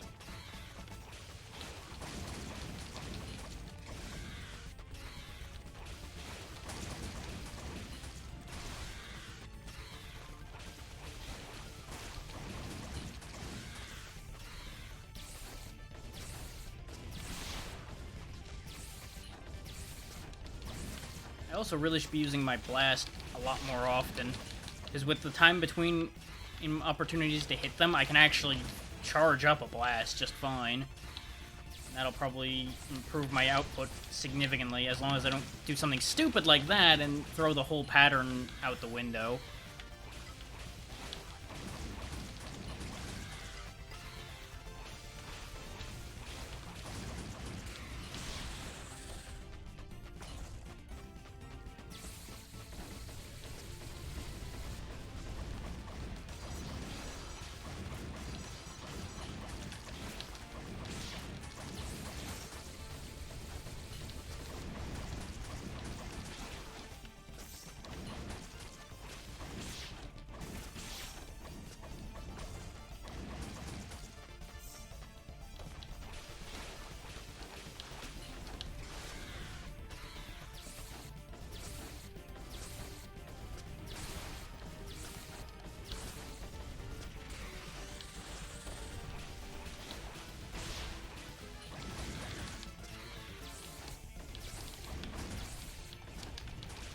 I got greedy.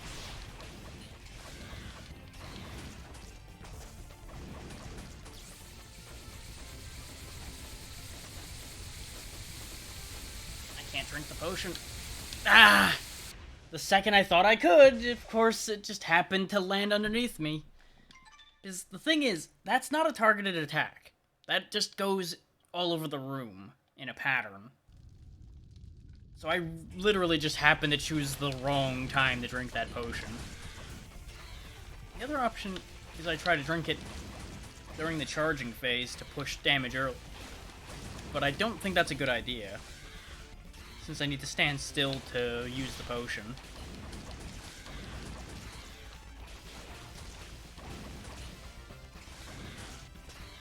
And I keep forgetting that the spin she does damage. I keep thinking that that's just gonna knock me back. So I try to use that to gain free distance, while still being able to clock free damage.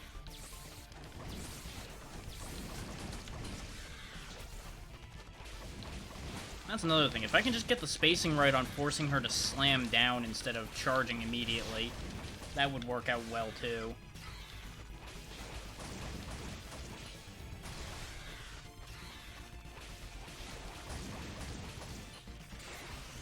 There's a lot of little tricks I can clearly do for this fight to make this a lot easier for me.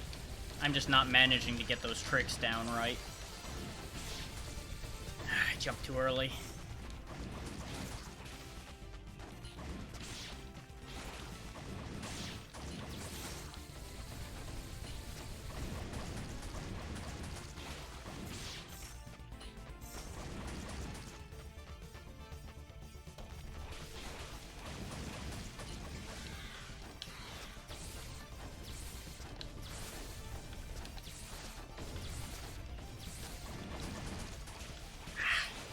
Many times.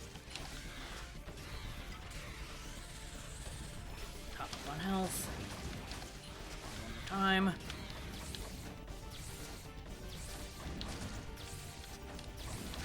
I thought she was gonna aim where I was going, not where I was. I gave the AI just a little too much credit. Either that or I gave it too little credit. Could go either way on that one. Whether it was too smart or too dumb to make the right move to counter.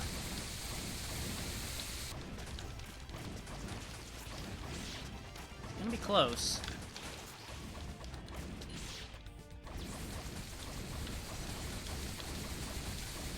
Got it! As soon as it went back to the random shots, that was the only way that was gonna end. Was whether it happened to RNG kill me or I RNG won. Whew. That took a lot of tries. But we got there. The spider's dead. I am going back to the checkpoint immediately. Because I don't know what I'm going to walk into going out that door. And again, I don't know if I'm going to walk into something bad on this side either.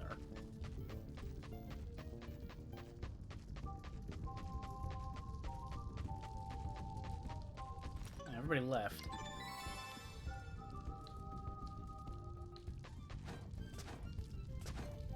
Yeah, that was apparently the big boss for this area. Real big spooky spider.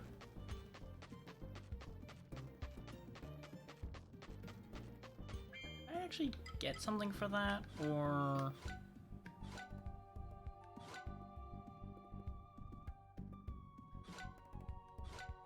No, presumably whatever I'm gonna get is on the other side.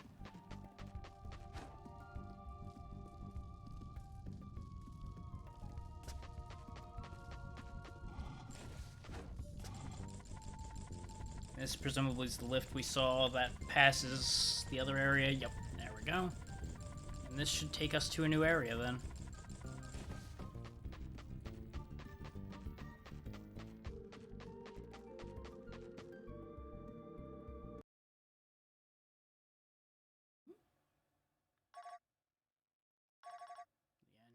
Answer my call.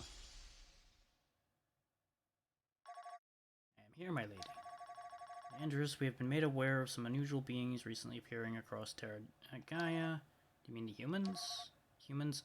Oh, those humans. I'm aware of the phenomenon that brought them to Terra Gaia, but these beings are not our concern at this moment. They were cut off inside that dome, which is why we appeared. Have I not made it clear that I have no interest in the humans? I speak of the other soulless beings. I understand. Should we act? No. For now, be cautious, but watch them closely. As you wish, my lady. Okay, so there's other things around. Presumably that purple stuff we saw that possessed that one guy to try to kill us all. And that was also affecting the Dark Lancer.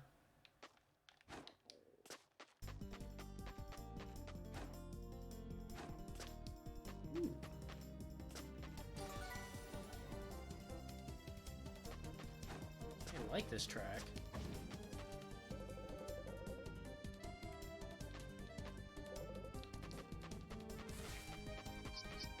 Yeah, we were in that cave a while. Weird foxmen with hammers. Okay. Good. They throw hammers. Got it.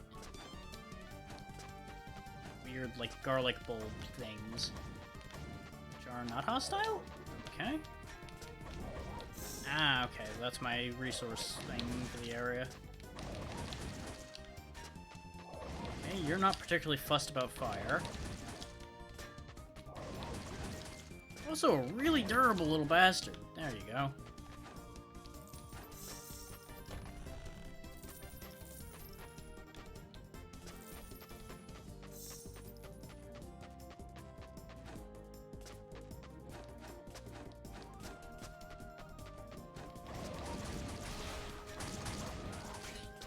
Okay, he does have a melee attack as well. Horseshoe. Amulet of Greed. An amulet usually worn by those who value gold above all else. Okay.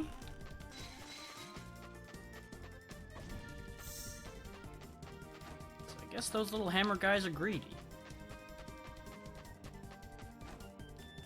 Are they? actually curious.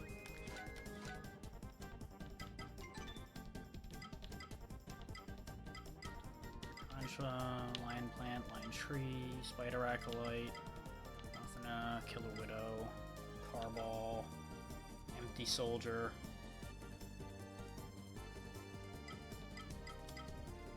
Ah, they're kobolds.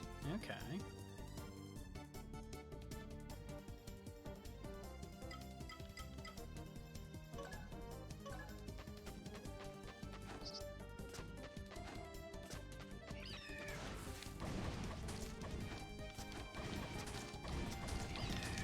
Alright, Birdo, chill. What did I just say?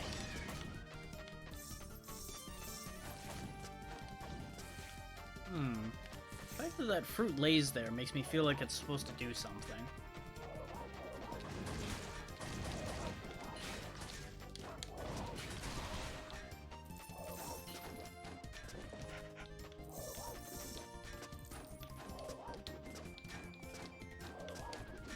Yeah, I had a feeling that hammer was going right in my face.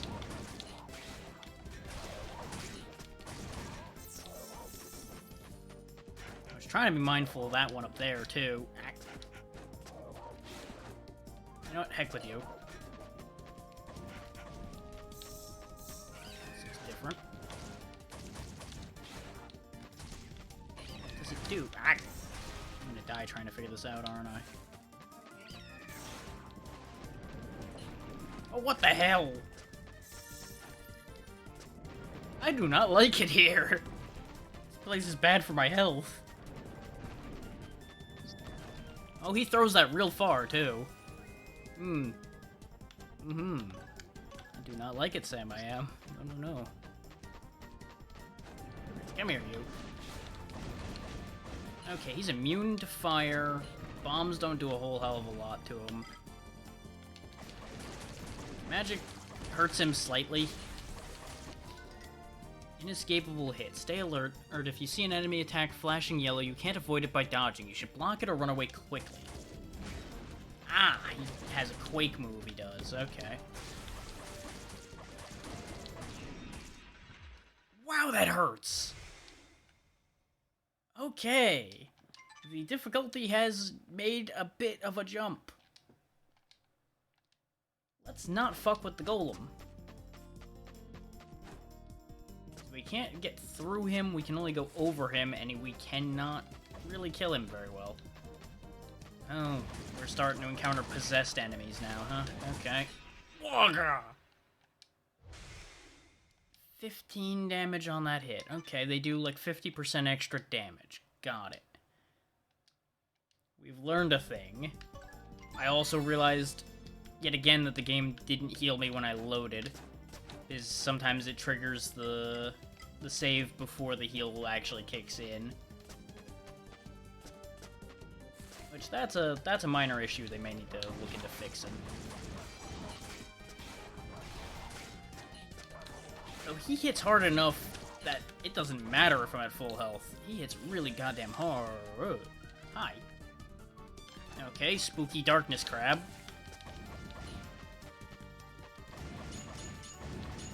That does not care about fire. Got it. Let's switch to magic then.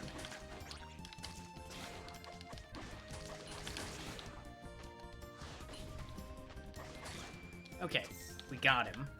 Those things are tanky. I really feel like we're a bit behind. Oh, there are racing orange slimes now, too. This area is nasty. They definitely expected you to have learned a lot more and gotten a lot stronger by the time you got here, I suspect. Because I am feeling outgunned.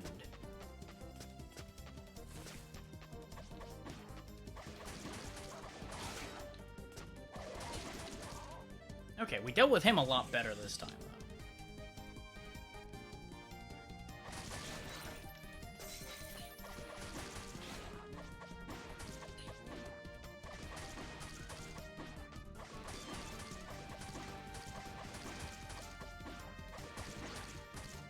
kind of keep this thing at bay.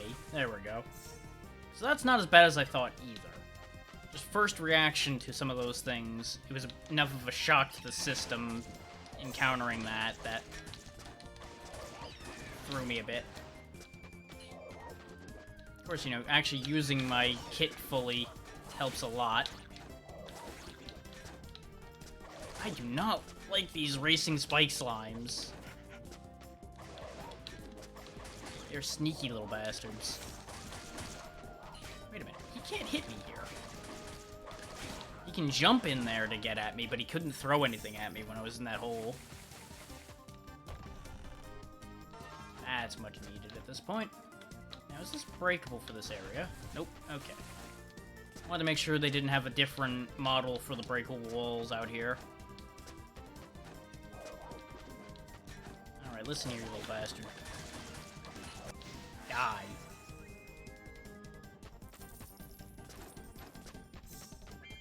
Okay. And I'm pretty sure, yeah, not enough mastery points for anything else yet.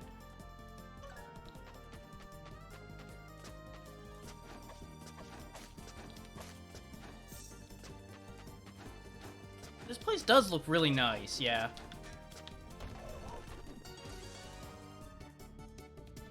Which is funny considering just how brutal this area's been. Like, it's one of those, wow, this is real pretty. Oh god, it hurts. Everything hurts. Why?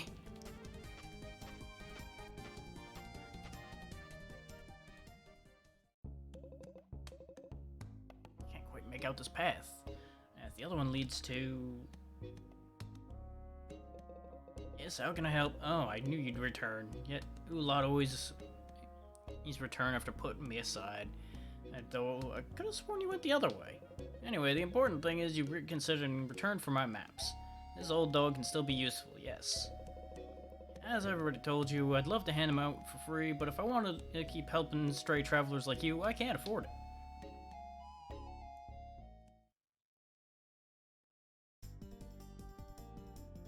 I get the impression his eyes ain't that good.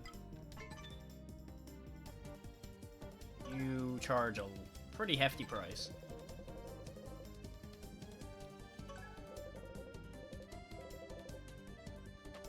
I appreciate your work, but I don't appreciate your price.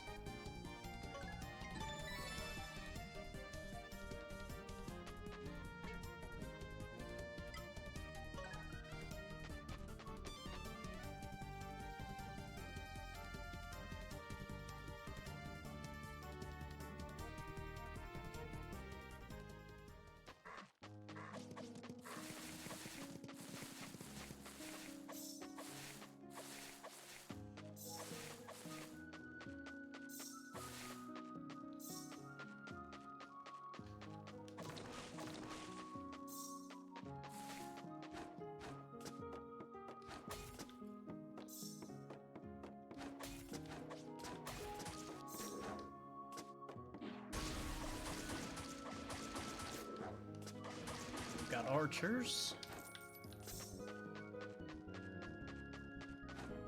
I hope to one day be able to make something that looks like this. Not exactly like this, but just high quality work like this. It's gonna be a while yet.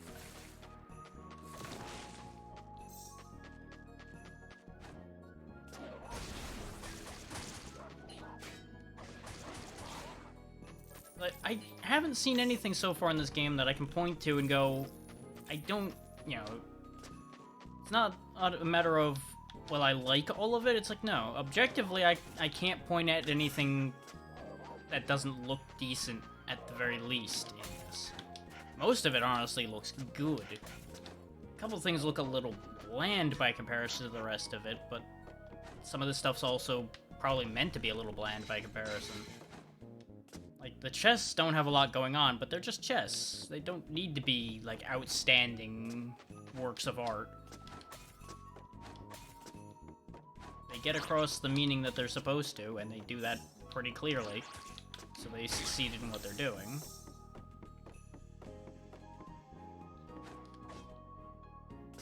Okay, that just bobbled. It didn't actually go anywhere. I probably need to set that on fire. Does this rope not exist? rope doesn't exist.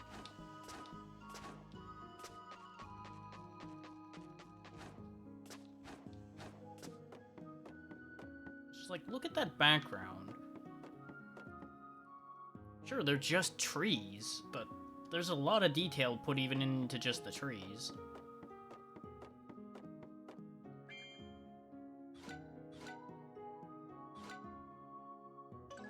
Just thinking about something and my brain did not get there.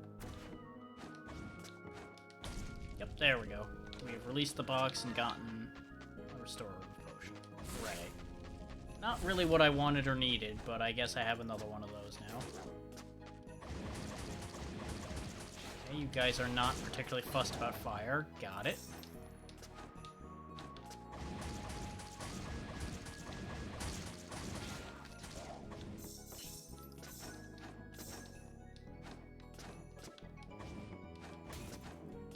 We can't enter their homes and rob them. Got it.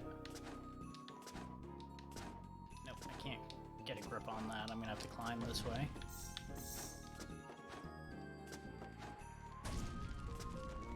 There we go. That's more what I need. Health potions.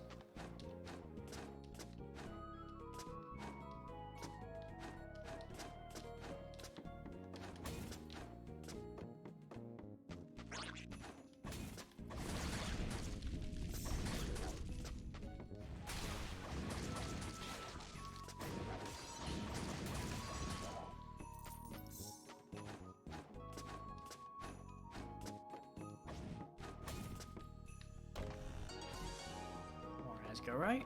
Okay. Presumably once we get to the city that was mentioned, we'll be able to start using that stuff. I wanted to check... I could lower the brightness, but that really wouldn't help anything. No, okay. I was seeing if I could actually turn the flashing from critical hits off, but it doesn't look like they've implemented that option. Hopefully they do, because that's honestly going to start getting real bad if we start getting a really high crit rate. I'm not a fan of the fact that it also causes that, like, 1 frame freeze as well. But I can live with that. I used the wrong potion. I meant to use one of those.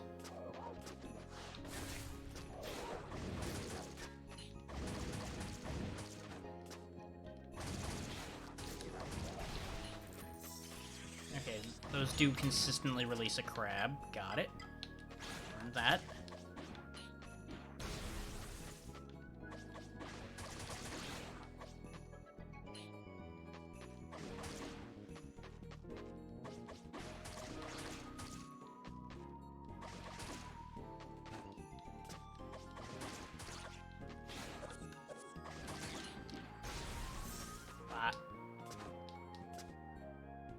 What did you notice, Zeno?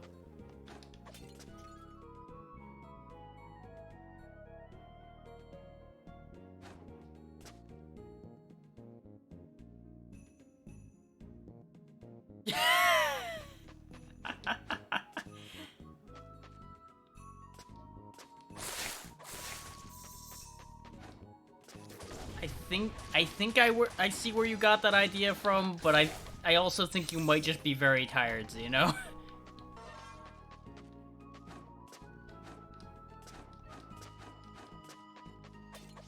So I'm assuming it was the claws that looked like that, depending on where they were. But I'm not sure how much benefit of the doubt I can give you on that one.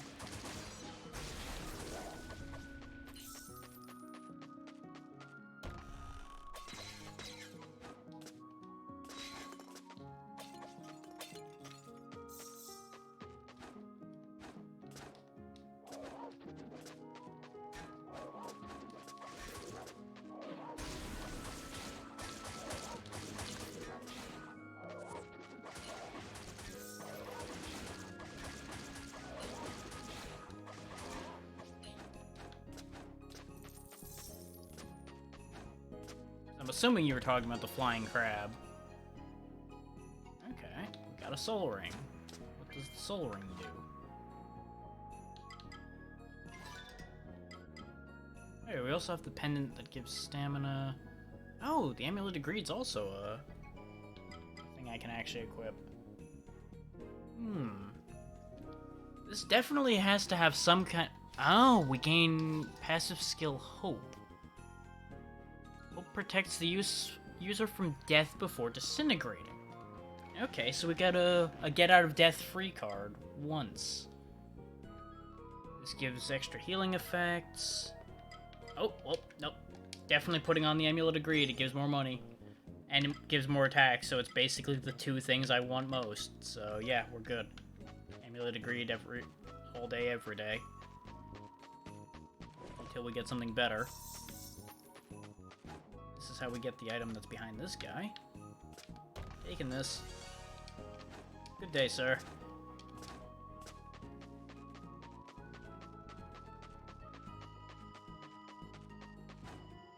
The funny thing is, even though we snuck up on him, he still would have had the positioning advantage on us, since his attack arcs upward. Save again, so we actually heal.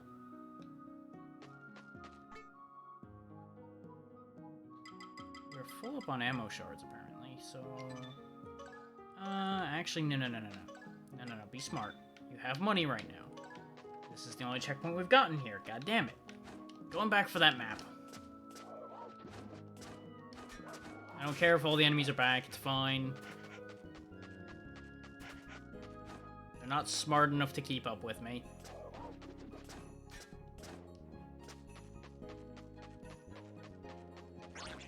They would need to learn how to lead their shots in order to be a threat to me.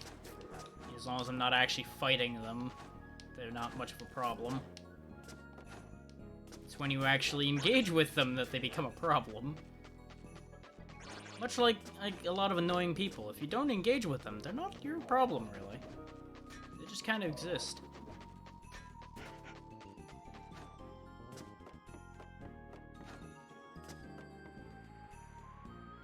Saw those spike slimes hanging out underneath me. I knew they were still going to be an issue. This was a much longer walk back than I thought.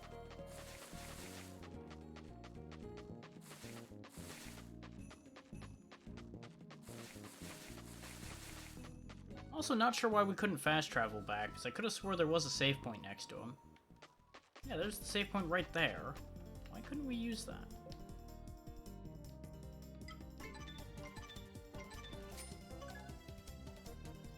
There we go.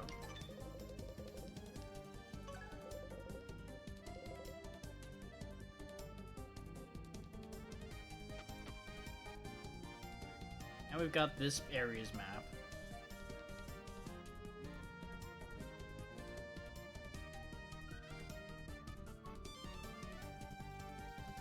And I think that's why we couldn't fast travel back to that.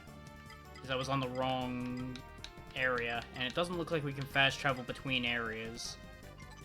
Oh, okay, we have to do it that way. Okay.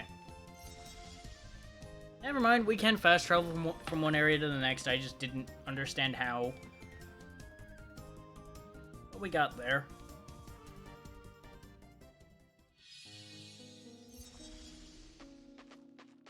And I really thought that said Forest of Fur, which would be pretty accurate. Oof. Oh, it's the Minotaur from the intro. Get back, soldier. It's too dangerous. I will not let anyone else die today. I'll handle it. Go, please. Nah. Won't change your mind, huh? Okay. Well, as you wish. It would be an honor to die fighting alongside you. Or Zarga. Rarg. Yep, there's the inescapable attack hint again. Ooh, boy, that's a multi-hit. Got it. Don't stand in bad.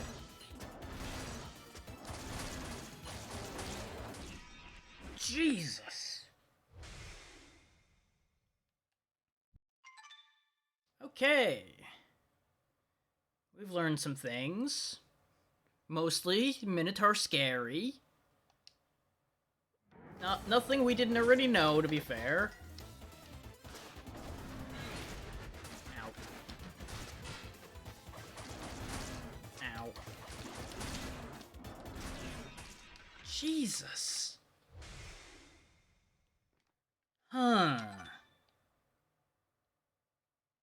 help but feel there's something not right here. It's feeling like I can get on the other side of him. I just wasn't getting close enough before I dodged before. But getting on the other side of him is not better. Getting on the other side of him is not improvement. I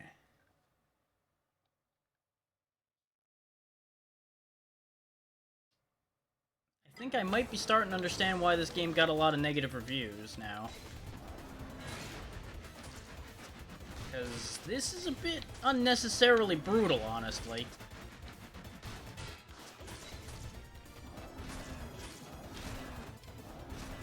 I can see a lot of people getting into this situation blindly and getting really upset by just how much he can just trounce you. Don't get me wrong, it makes sense that he's this dangerous since you actually have an ally for this fight, unlike most. Wow, this guy is just really fast, really strong, and just generally disgusting.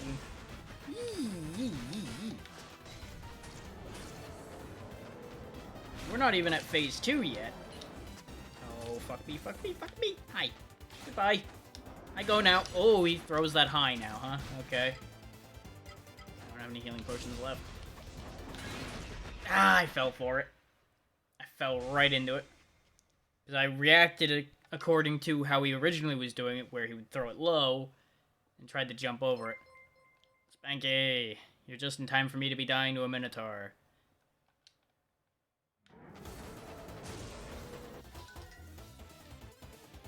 Just gonna wait a moment and let him load in, and then we'll discuss things. Okay, he probably can see in here now. Hello there. Well, welcome to me getting bodied by a Minotaur, Becky.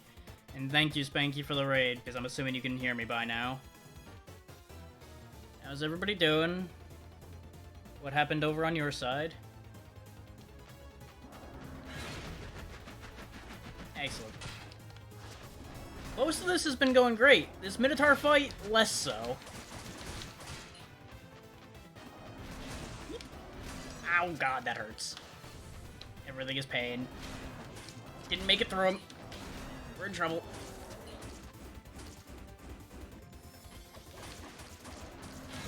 Nope, nope, nope, nope, nope,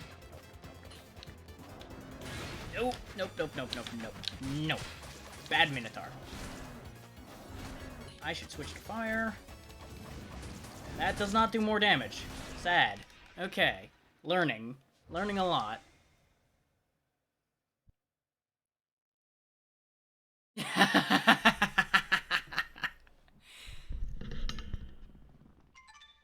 You know what?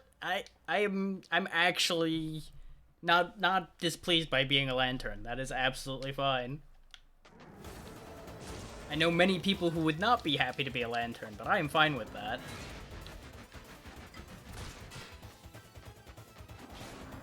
It's good to know I'm actually managing to stick in the team. Exactly. It's a good combination to have. That potion. Ah! The biggest problem with this fight is I can't get on the other side of him to stay safe from his attacks. I really need to learn to block against this guy. Because most fights I've not needed to block, so I've been able to work around not being great about that. And then I kill myself with my own bomb.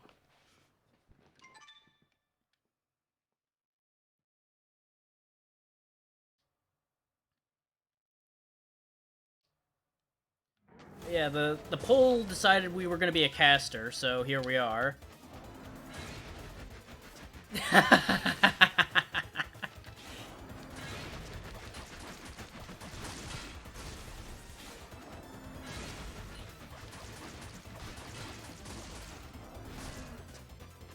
Xeno should still be around to be able to react to that, so we'll see how that plays out. Ow. Nope, I was not far enough. Ah, God.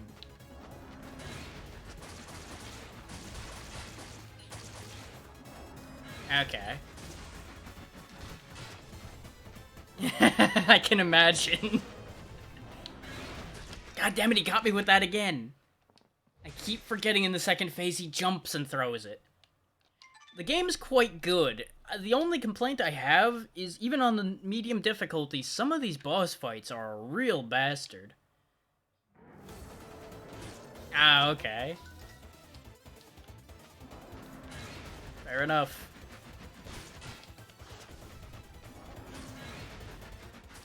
Yeah. I wish I could learn from him, because he could clearly teach me a lot. He's already schooling me pretty hard. Ah. Nope. Gonna die again.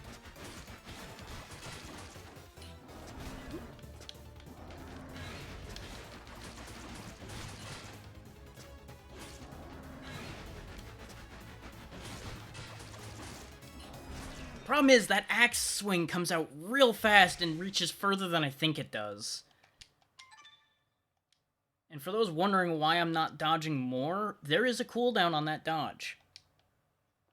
Pretty much, you see me dodging as often as the game will let me. You know, if it would let me, I would. Honestly, that would probably just make him mad, but he's already pretty damn pissed at me anyway. May as well start as I mean to go on.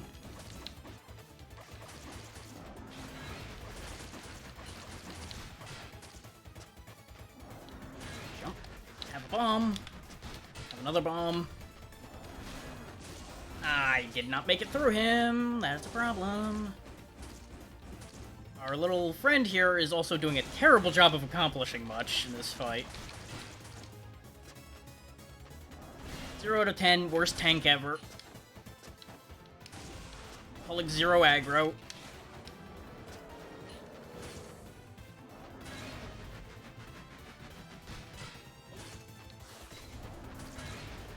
Nope. I should have jumped forward. I thought it was gonna start going back in time. Yeah, just about every serious health bar boss has been a real trial of figure out the pattern, because you can't just brute force fights in this game. Enemies have too much health for you to brute force them, and I like that. But they also do so much damage that you only get like 2 or 3 chances.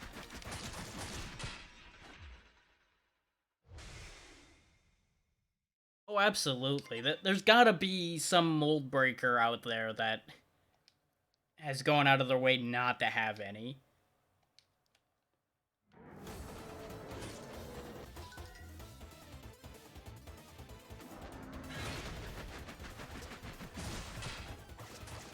The question becomes, are they the stick in the mud or are they the real rebel? Since the cultural norm for them would be to have one, so not having one would be the rebellious kid move.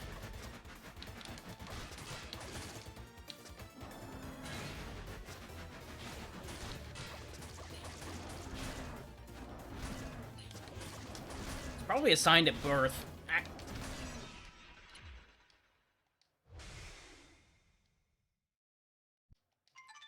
Yeah, right here lies the 2 main problems of bosses in this game. They tend to be able to kill you in about 3, maybe 4 hits if you're lucky. Their hits come pretty fast, and a lot of the time they are designed such that you cannot easily avoid them. There's most likely something I'm missing, and I really should be blocking more. That's definitely one problem specific to me that I've been having. So I'm just not the type to usually block. Probably. I mean, that might be frowned upon. Yeah, basically, every time I don't manage to make that dash through him, we're basically dead.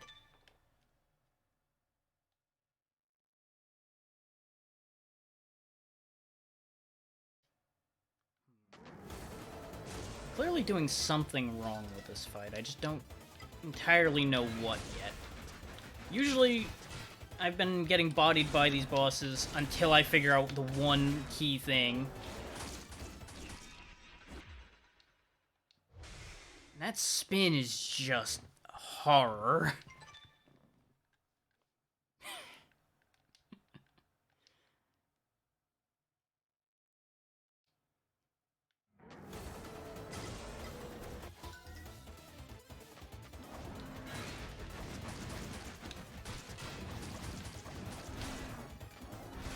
Dash too early again. It's one of your better ones. I'll definitely grant you that. Wow, he just shatters my shield. Then again, that is a big goddamn axe, and he is swinging it with authority.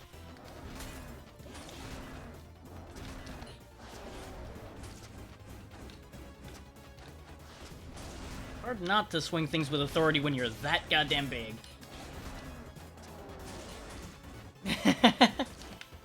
Hey, you gotta sell yourself somehow. You may as well throw some gold out there, or now and then, to get people's attention.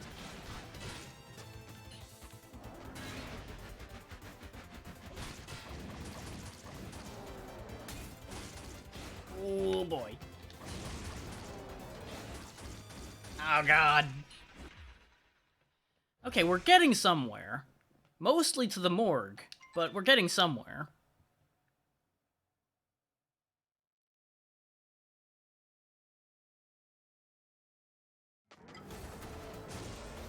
I would really think fire would be more effective against something that hairy.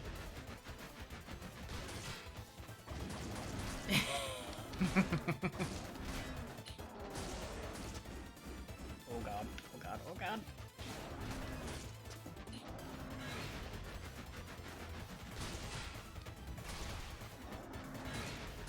God damn, that goes far.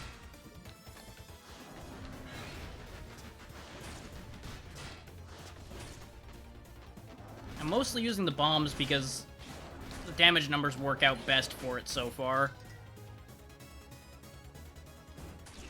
Alrighty, Spanky. Thank you again for the raid, and thank you for the good fortune. Have a good night.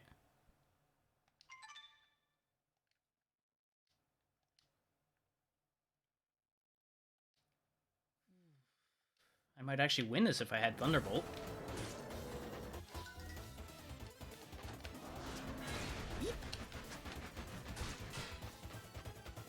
He looks like he might be a ground type. Or rock. Nope, I shouldn't have tried to just charge in and dash through him. That was a bad call.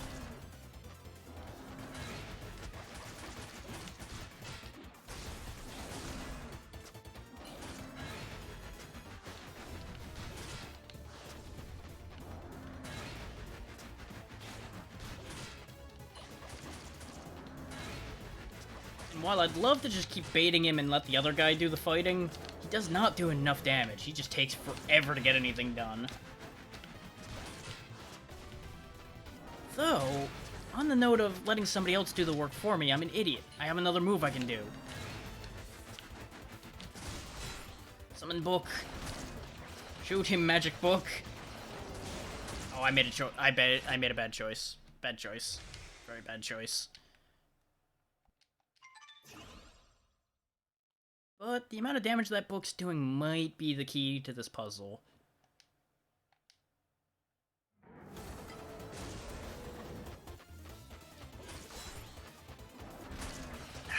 The other key being, don't get hit in the face with an axe.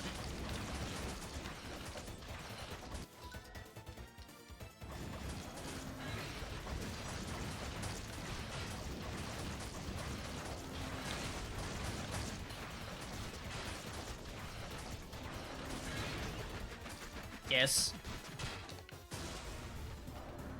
I figured he taught us so much about Minotaur society, I figured I'd teach him how to read. Did not appreciate my gift of knowledge, though.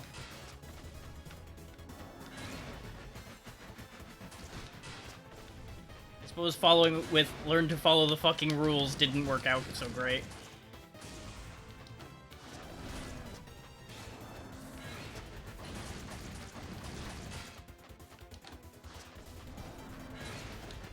Nope. Ah! I keep thinking he's gonna do anything other than a high sweep. Even though he's never done anything else when he swings that axe.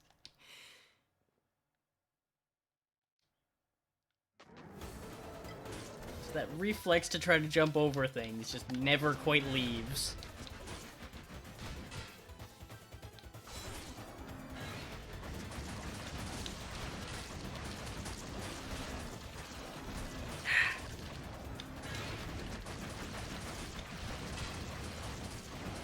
need to do is just block whenever he starts doing the down attack like that. But the reflex to block just really is still not there for me, even though I've been playing this for like 4 hours now. I learned how to duck real good, though. Which, that's not been something you've needed up until now, either. Ah. Now, if I would just stop getting split like lumber, that would be a lot better.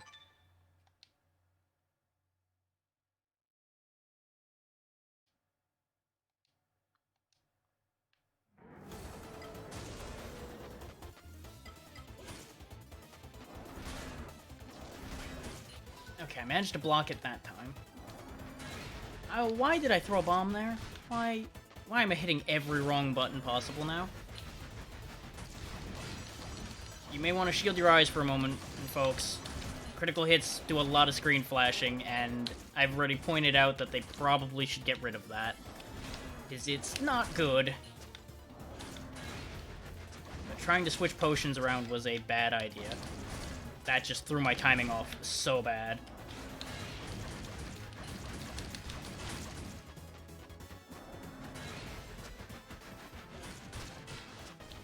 This is still recoverable if I don't do that.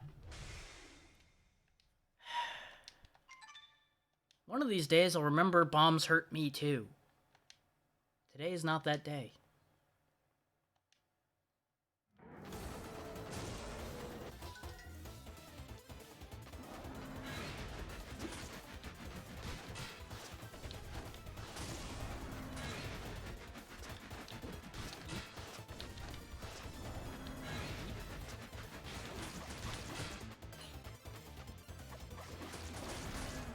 Button.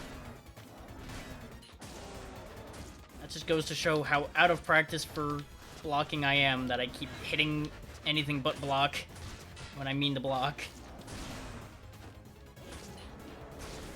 Nope.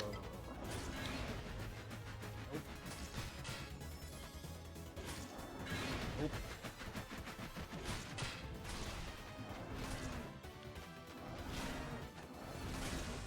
You know, it didn't hit me till now that he's throwing the head of the axe. He's not actually throwing the whole axe. Yee, gods. Oh, fuck me.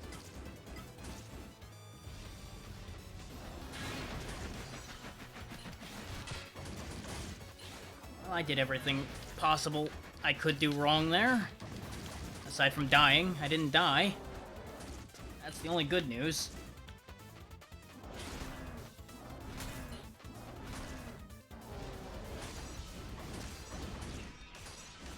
I walked straight into that, because I thought he was doing something else. I would like to say I keep dying differently, but really, the last, like, 6 times, I really haven't.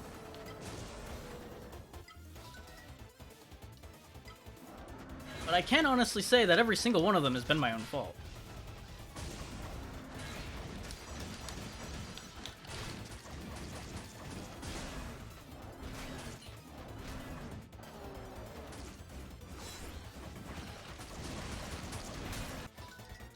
Ooh, I got the block up just in time for that one. And I didn't have it for the second one.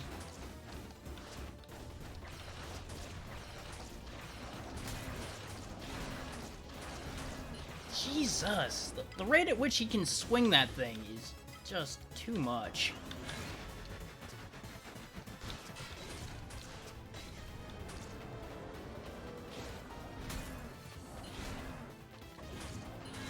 Ah, he got me with it that time. Now, the thing is, my clones can be detonated to do damage, but more often than not, I don't have the presence of mind to do that and deal with the amount of shit that this guy's flinging my way. It also takes mana, so it's not always available to begin with.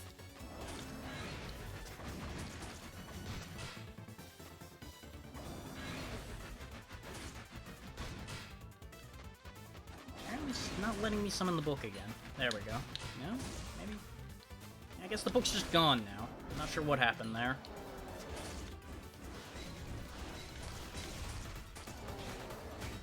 Nope.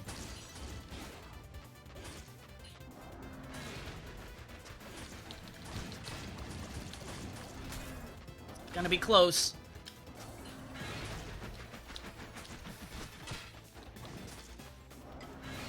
Nope. I misread that trying to fucking switch potions. I need to just throw out those stupid restoration potions or something, because they get in the way every fucking time. Because while they restore mana, there's just not enough time to juggle that kind of shit with a fight like this. And then I just do something boneheaded like that, because my brain has now reached a point where it's just elsewhere now.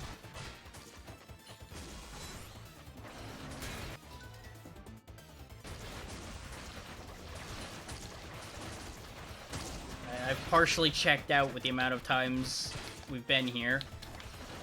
Which is not necessarily a bad thing, because that means the autopilot's kicking in, which may do a better job than Conscious Brain today.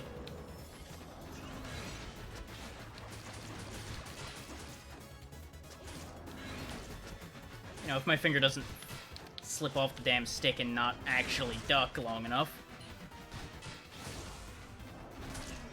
Yeah, that was just a bad job all around.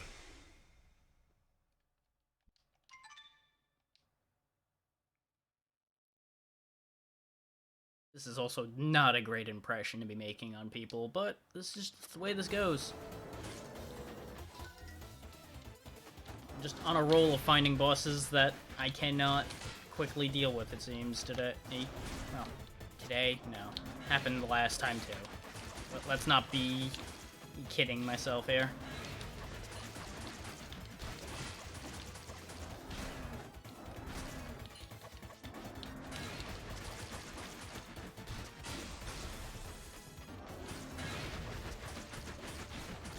I suppose I should just be thankful I'm at least learning from my mistakes. Whether I actually follow up on what I learned or not is a whole other question.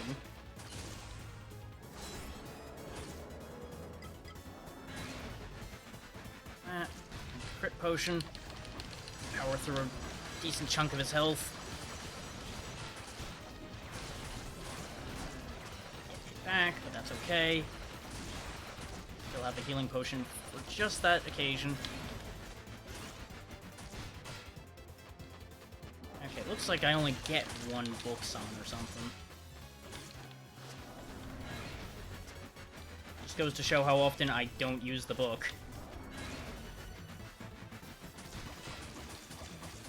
Not that we've had it that long anyway. Oh, he's spinning. He's spinning, he's spinning, he's spinning. And he's spinning again. But that's it. The Minotaur loses. We finally got him.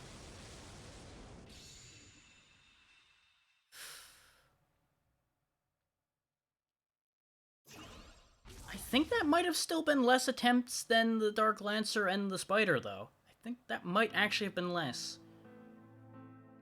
It's hard to tell because these deaths were a lot faster.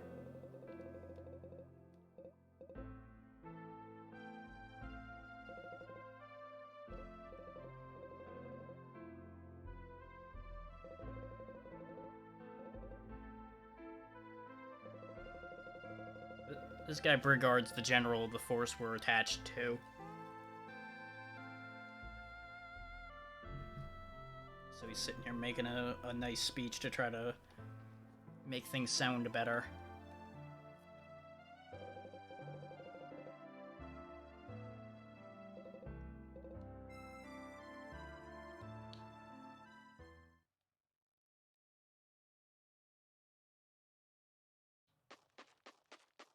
He seems like a good sword, even if he wields a horrendously inefficient weapon.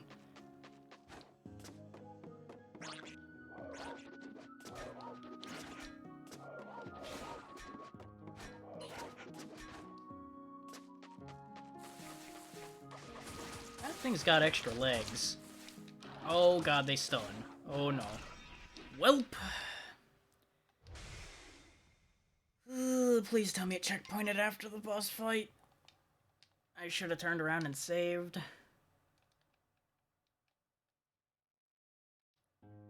Okay, thank god. Let's actually go save, though, just to be on the safe side. Last thing I need now is the game to crash or something, and then we still have to then fight the Minotaur again.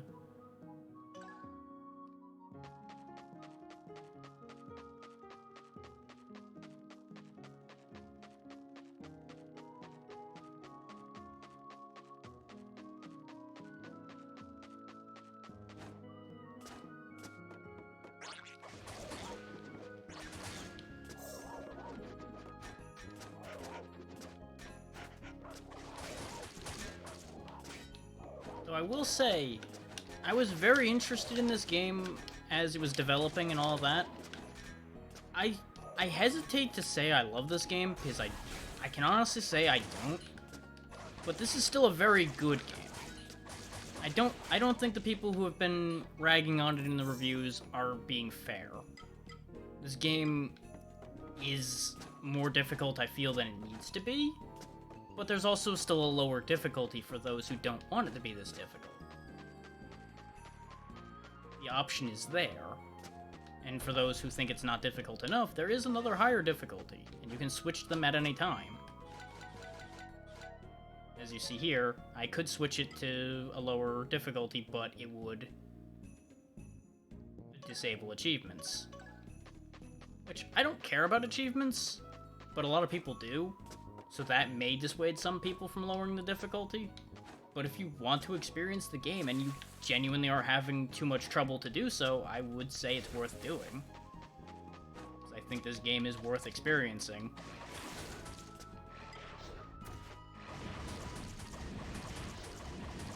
And I would say, outside of the bosses that actually have a name and a health bar, this game's not that difficult. I'm sloppy, which is what's getting me killed, but on the whole, this game's not that hard.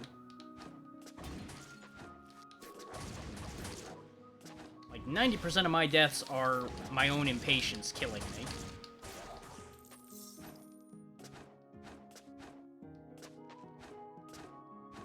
And I could make excuses and say, oh, it's because I'm live and I'm trying to make things interesting. No, I'm just this impatient normally. This is just who I am.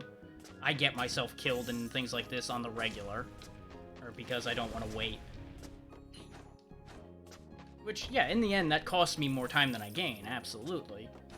But some things are just ingrained in your nature and you aren't necessarily consciously doing it.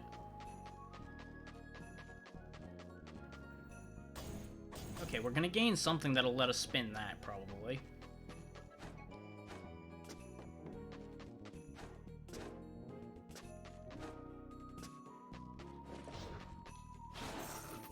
I'm just gonna not fight that guy. He takes a lot of damage and would just whoop me. While we do need more experience, killing things like him is not the way to get it right now, I don't think. Oh, fuck me. We're dead. There wasn't an obvious way to climb back up, so I just crossed my fingers and hoped that there was a way out on the other side. And technically there was. We got out of that situation, just not on our own 2 feet.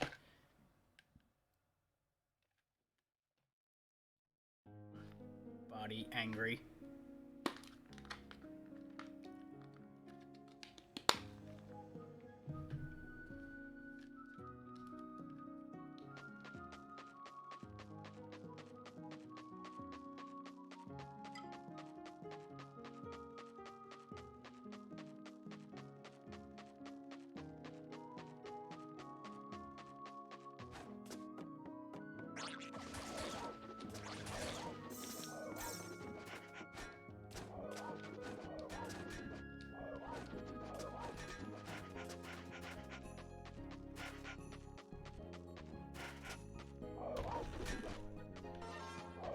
As with many games of this type, though, as you can see, it's far easier just to avoid enemies.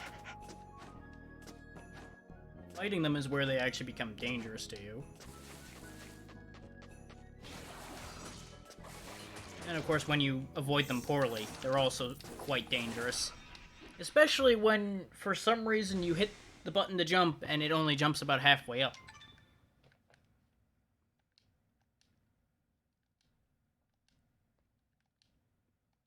Which I think that may have been a side effect of stun. It may have also been I actually let go earlier than I thought relative to when I came out of the stun.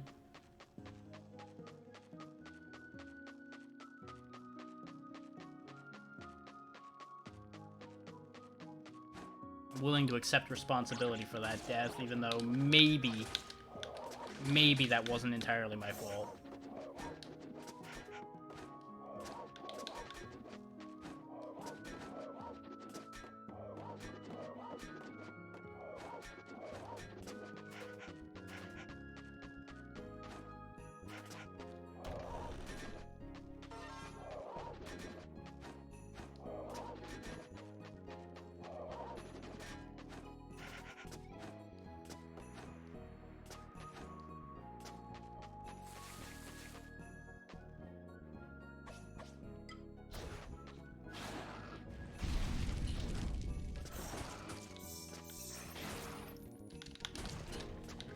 That stun is so brutal.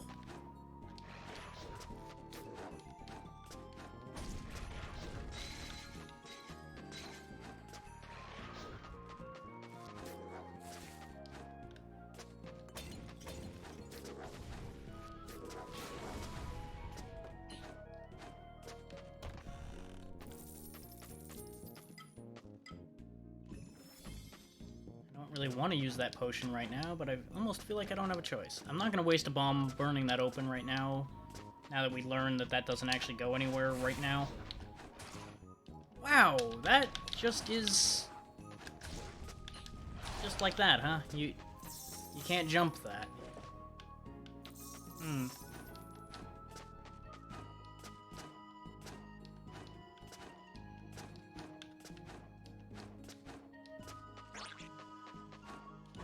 Yeah, presumably our next elemental orb is gonna be a wind orb.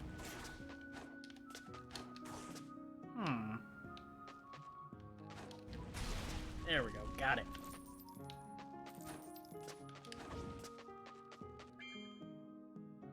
It's different. One moment. Ah. Okay, nothing important.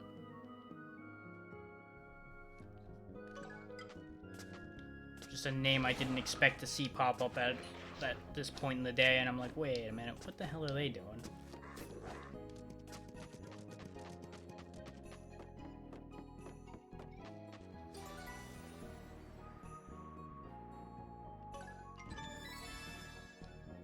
The answer is it was just a weird delayed notification for something I had read already. Half and Dam is that way, okay. Which means we probably want to go this way because presumably the town is this way. There we go, Halfin City Gate. Question is the town hostile or not? That is a question.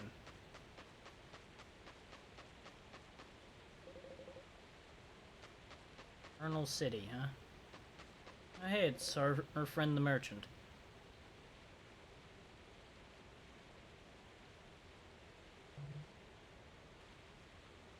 Well, if you made it here, how is it so impossible that I made it here?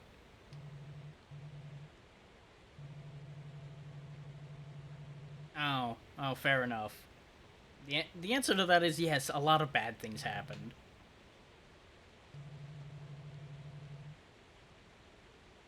I mean, it certainly sounded like you were only going to give me some bombs, to be fair.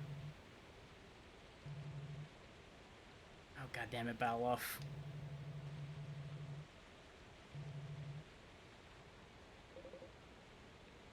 Yeah, I get the feeling his house is going to be very obvious. Probably going to have a boar's head waving at you and all of that.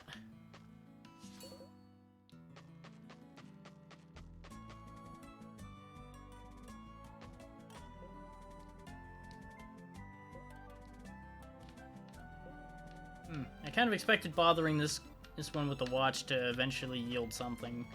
It's not looking like it so far. What's your deal?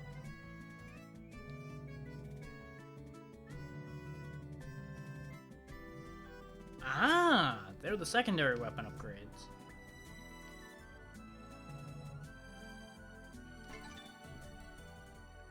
And of course it costs money, too. I do like my bombs, so I'm gonna at least give them one upgrade.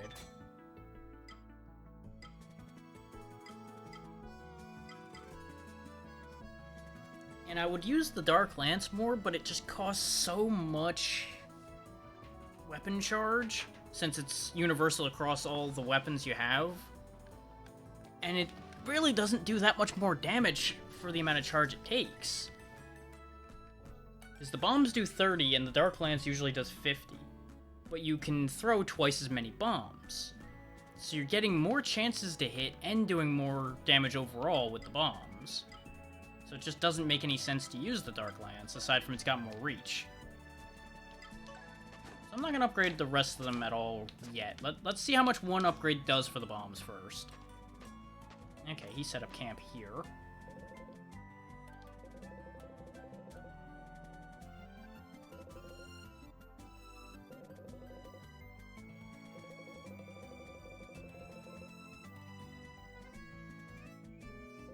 That's nice of them. I guess when you live forever, you kind of get bored, so a novelty like us humans running around is probably a good change of pace.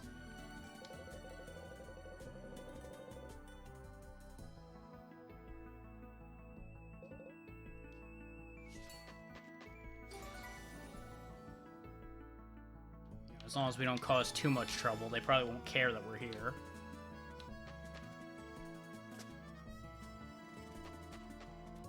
Okay, more side quests probably.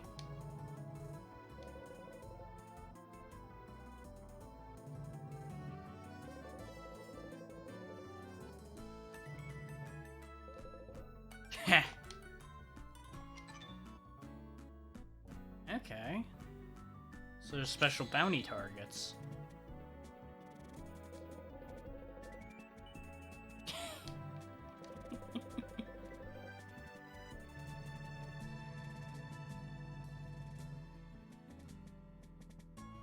Okay. I mean, that makes sense, yeah. Having 2 eyes when everybody else only has 1 would be quite an advantage. Do you have anything else to say?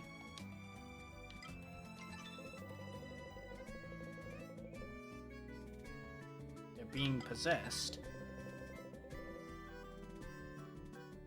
A powerful mage like him is probably not stuck. He's just off doing mage things somewhere.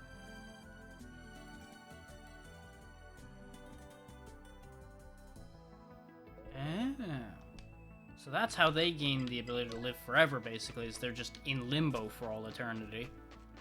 That makes a lot of sense. I suspect I found Balolof's house. Yes. Yes, I am. Column A, column B.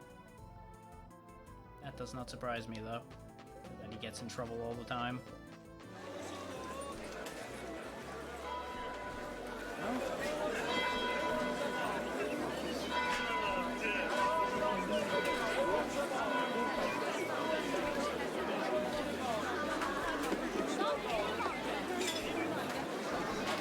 Uh-huh.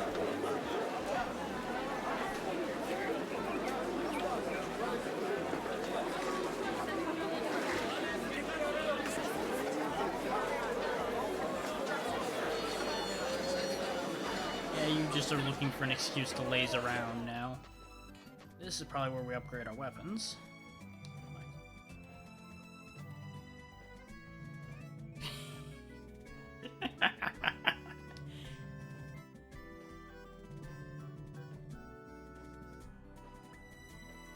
I appreciate the humor on that. Okay, it's gonna be a bit before we can do anything with our weaponry. Great. Fucking great.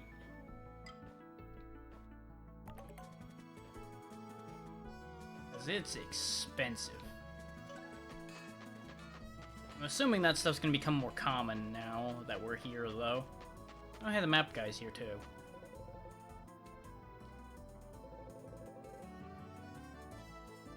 I mean, I'm, like, wearing mostly cloth. Can you really call me a tin man? I guess I've got, like, these weird plates, but... Okay. He's got maps of those places now. You are interesting. What's your deal? I don't mind at all. That's why I'm asking you questions. Please do tell me more about your fancy bat ear hat and such. You look like a fellow mage.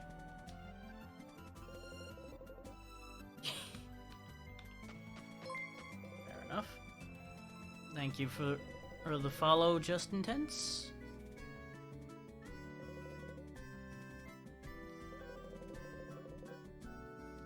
Yeah, I can imagine going through all of that information would eventually burn your brain out.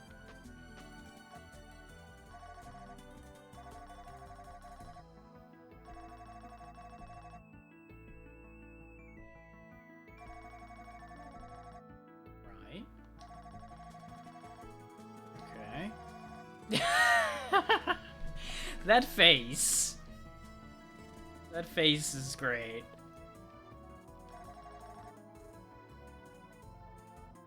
Pride. I found some of those. Yeah, I've got that. Yeah. Healing abilities. Okay. 15, huh? Okay.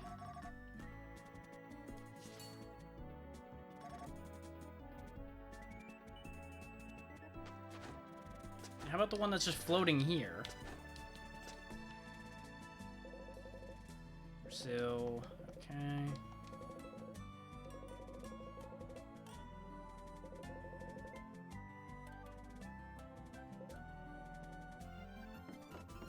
I am not going to read through all this right now.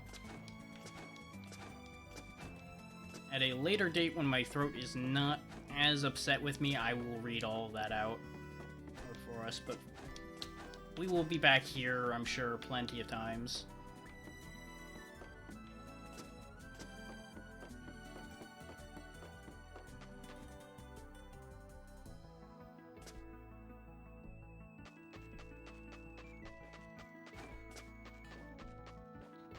Could really just so easily fall off of there, or in the more realistic case, be pushed off of there.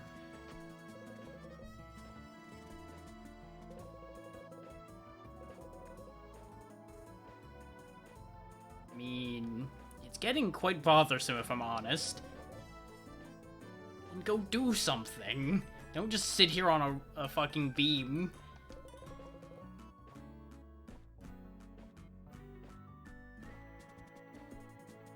Want to be recognized? Do something worth recognizing.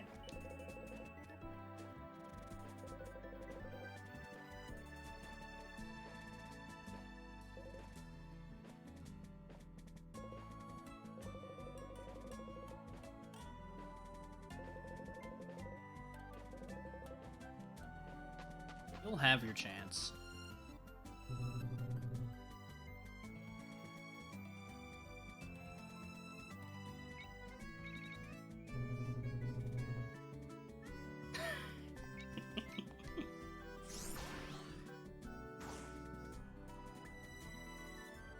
Well, that fizzled.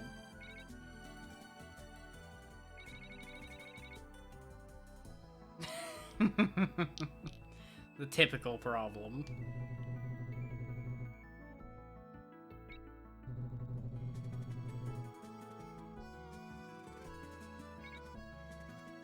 If you don't let them get that kind of stuff out now and then, it's just going to lead to restlessness and problems.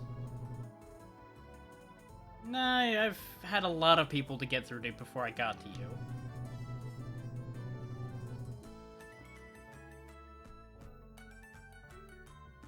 Yeah, that seems more or less on par with everything else, yeah?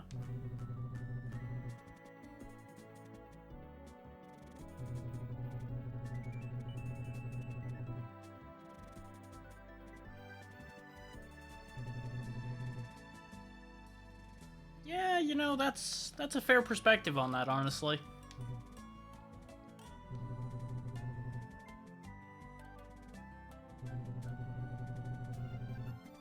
Oh, you founded this place. Okay. That explains why you have such deep thoughts on the matter. Everybody else just probably found a nice, easy place to be, rather than dealing with the whole Guardian nonsense.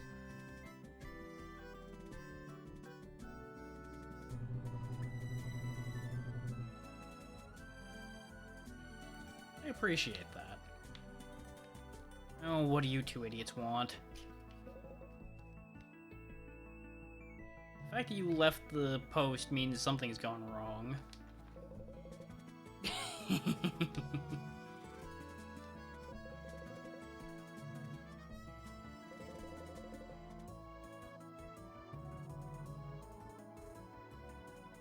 Okay.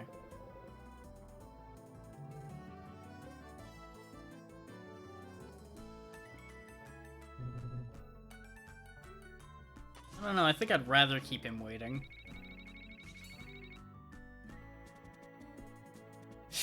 I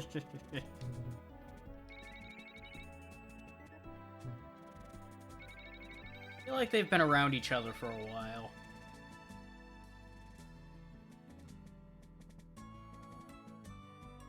I mean, that seems like a mixed blessing to never feel alone.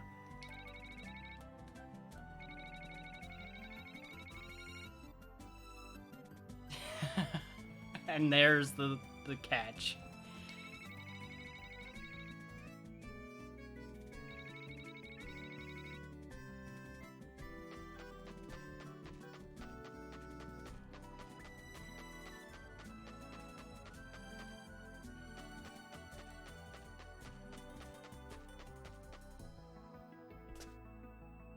Okay, General, what the hell's your problem now?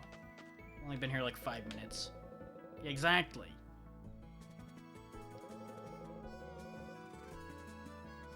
Okay.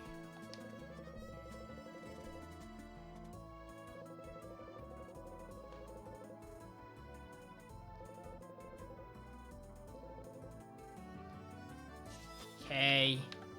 Guess I don't get to have any fun in the city. Surprising no one. Oh, good, you're back.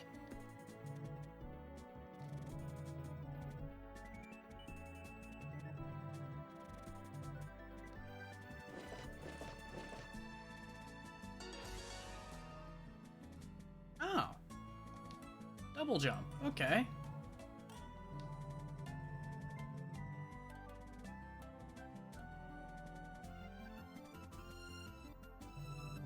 At least you're honest about that.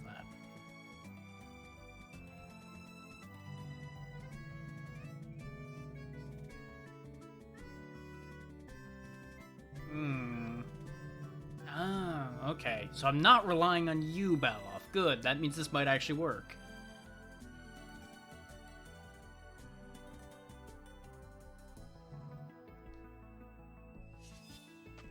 The fact that you're willing to help me this much means I'm not going to make too much fun of you.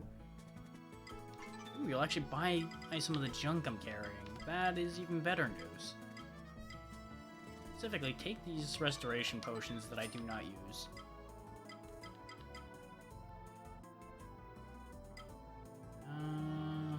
I'm gonna keep the accessories in case I do decide to switch to one of them at some point.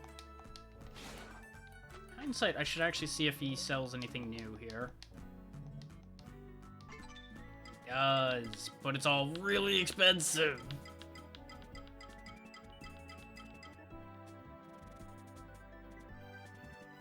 Oh. Some of this stuff is really good.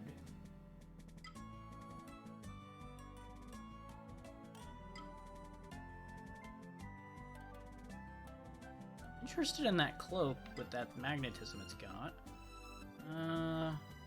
Reducing poison's probably going to be important where we're going, if I had to hazard a guess. Defense against sand damage, and do extra fire damage to things that are vulnerable to fire. Okay.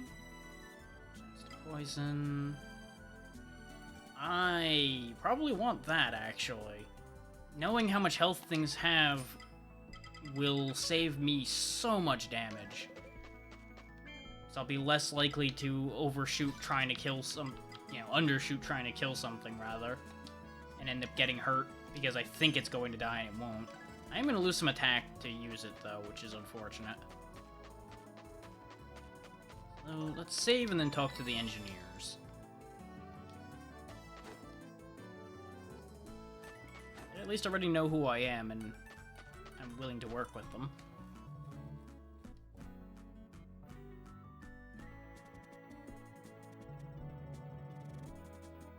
Yeah, I can tell that you hate many things, grumpy old man.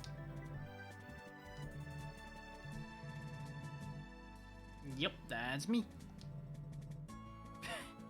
Well, yeah, magic makes me larger than life. That's how that works.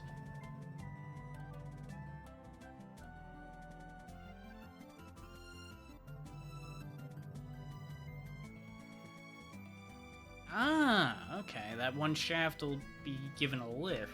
Okay.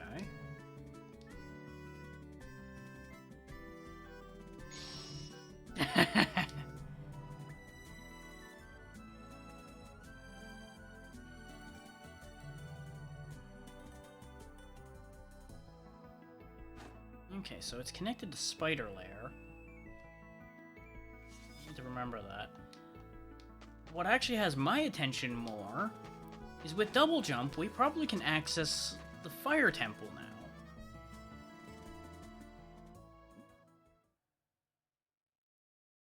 Oh, that's not good. Oh, that's not good at all. Those are the particles that made that one soldier turn evil and try to kill us. So if those particles are raining down on the city, that means by the time we come back, that entire city's gonna be evil and nasty. That'll be fun.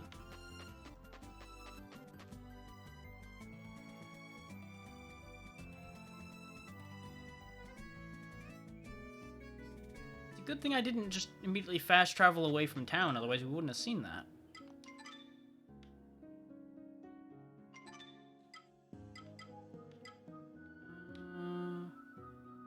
Oh, hey, there's something up there. Oh! That's probably where they're putting the lift. But I don't actually have a fast travel point there.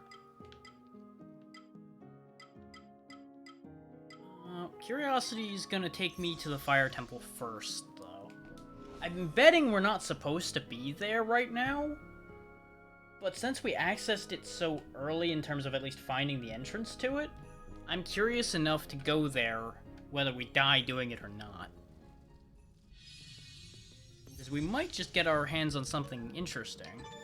If double jumping even allows us to get in. Which may or may not work out.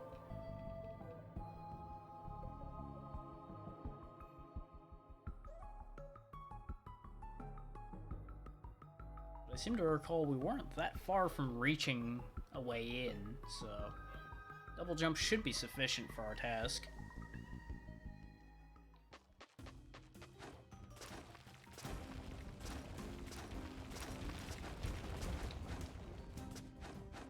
Except it doesn't let us climb that, so maybe this won't work out. Yeah, I guess we are hooped on that one. That's unfortunate. Well, it was worth a try.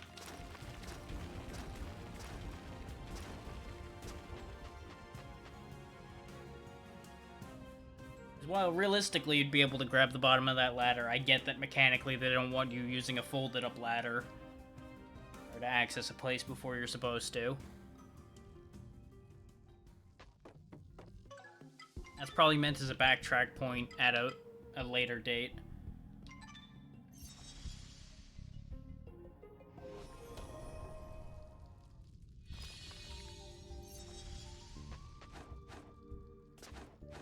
That said, we can use double jump to check out up here.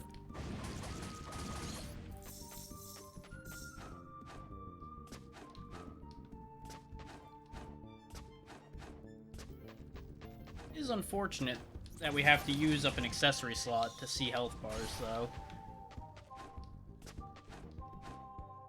Ah, that's where one of our missing soldiers went. So that at the very least proves that there was no way we could have gotten all of them before we get that far, then. And we do still need to go back and kill that and bounty target at some point, too. Oh, that's why I kept not being able to use it. I had no mana. That makes sense.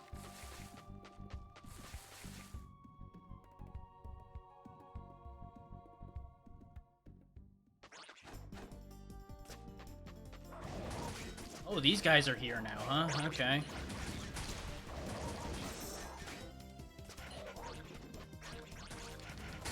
Jesus. Game's really out for blood.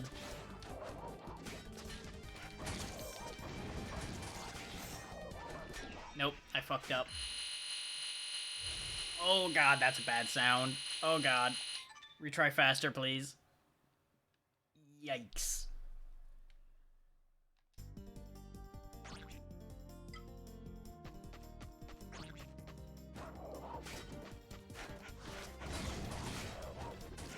Oh!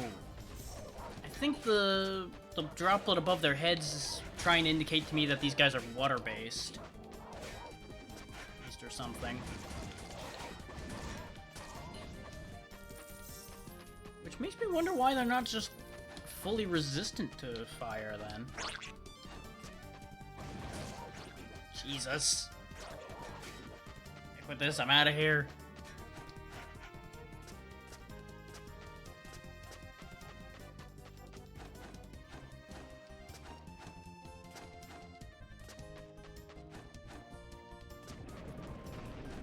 Oh, great. You're here too, huh? And you're wind-based. Okay.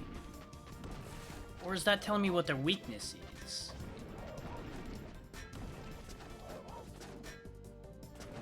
Appreciate it, critter.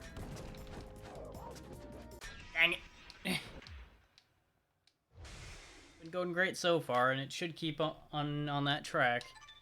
Plus or minus hammers to the head.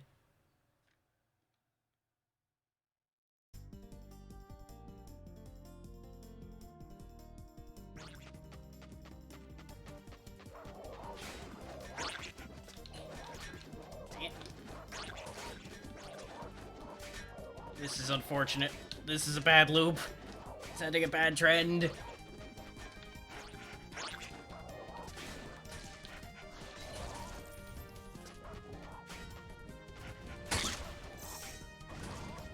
Okay.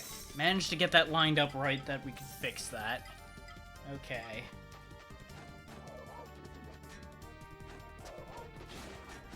Later, you little bastard.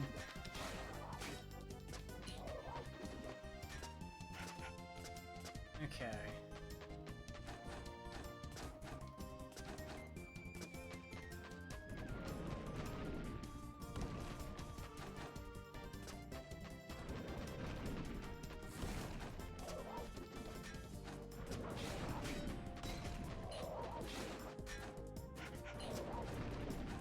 It's amazing how just more dangerous enemies can turn a real simple area like the tutorial zone into an absolute hellscape. Just think, a few hours ago, we just wandered right on through there, or smashing slimes.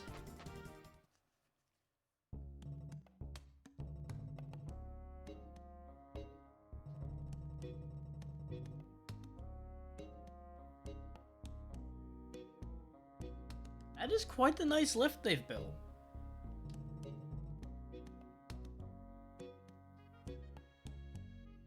I appreciate his diligence, considering I'm gonna be the one riding that thing. Good luck with the cannon, boys. I'm looking forward to seeing how that works. Krath seems nice. Doesn't say much, but his actions speak louder than that guy's grumping. Let's save again, though, so we don't have to... deal with that scene again.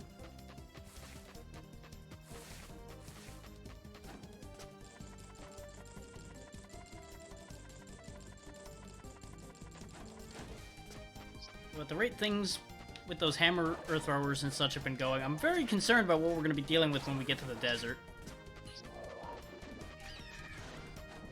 If this stuff's this strong, I'm very worried that everything else is going to be even stronger. And I'm probably making a mistake not gathering more power first.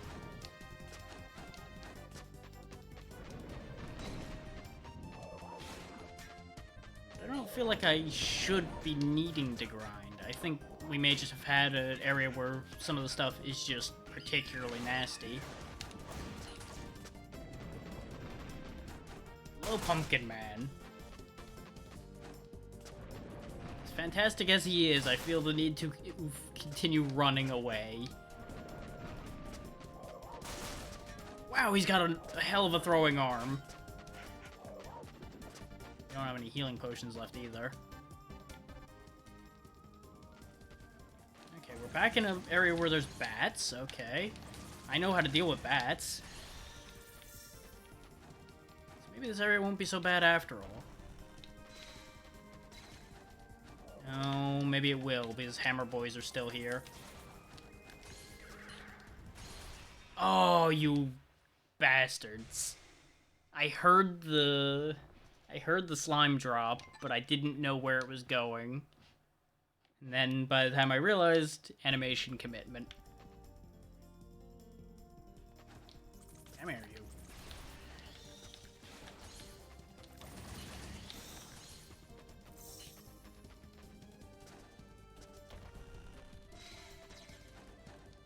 Okay, we've got some weapon charge if we really get into a bad situation again. Clear those now that I know that there's gonna be a slime attack over here. Blast those, and we're good. That's if there's one thing I'll complain about with this game, it's the fact that there are a lot of surprises like that. The reason why I'm not too upset about those, though, is they do give you plenty of cues and warnings that it's gonna happen. You just may be occupied with other problems enough that you can't really respond to those cues in a realistic fashion. Ah, I forgot he does that. Everything is still hitting really damn hard, though. That's the big kicker to the amount of enemies there are. The fact that everything does a good, like, third of my damn health. And I'm assuming that's primarily a caster problem. I have to assume that the scout, for example, doesn't have that problem as badly. Otherwise, this would be, like, impossible, since the scout is melee only.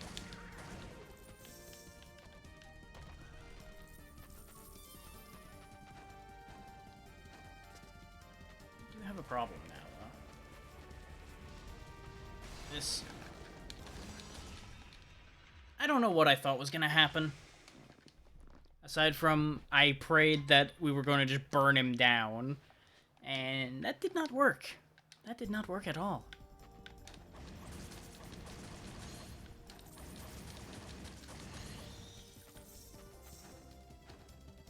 And that is on the long list of things I've done that did not work. Try bombing him. We didn't use our upgraded bombs yet. We do have 2 of them.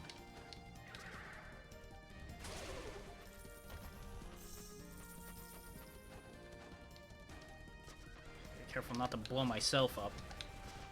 Okay, they do 10 more damage than they did before. No? That's good science.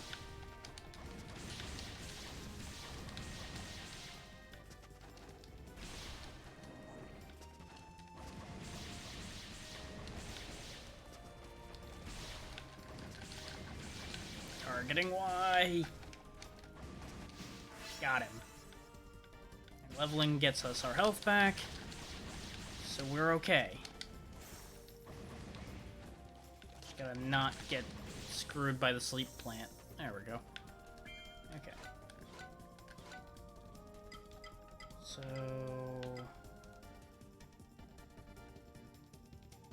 I could take the if your barrier's destroyed one, but I don't think I want that because my barrier's not used that much.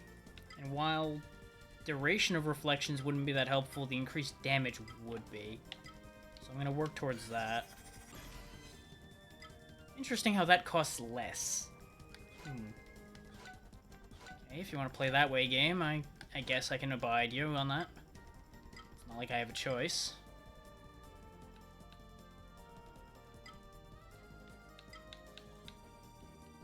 Why can't I seem to find my other weapons in that menu? That's another weird one.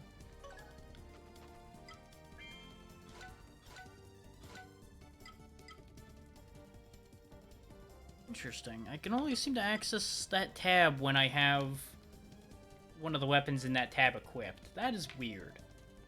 I can only assume that that's a bug and not actually intended to be working that way. Oof. That's definitely bombable, but I don't have any bombs left because I burnt them trying to live.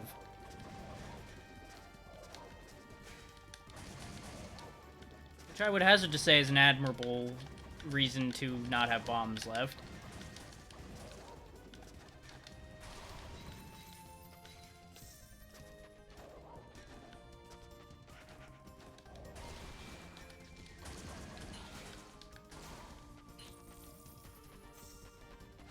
These guys aren't so tanky as long as I can line up my actual abilities on them. It's just the simple fact that there's so many of them usually that becomes a problem.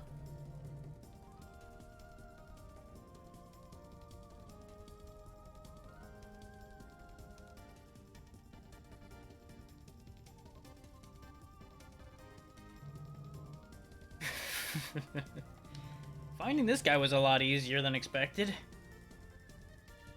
They are stuck, though, because of the sand and the fact that they're all in giant plate armor suits and carrying heavy shields and weapons.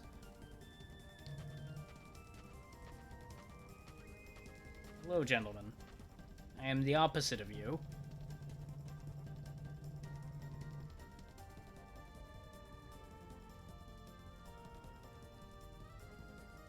Hey, did my phone just light up?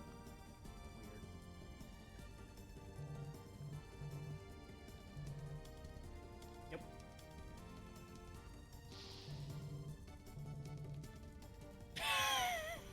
Yep. Yeah, you've been probably sitting here for fucking weeks.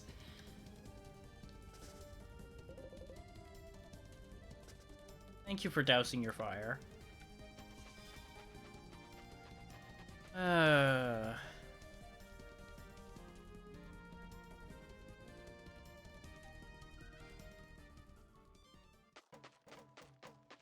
Without having seen anything about this man before, I don't know if something's wrong, but I get the sneaking suspicion something ain't quite right with that man right now. Like, a reaction like that usually screams to me they're hiding something. There's another one of those broken crystals. I wonder if those mean something. I mean, duh, obviously they mean something or they wouldn't be there.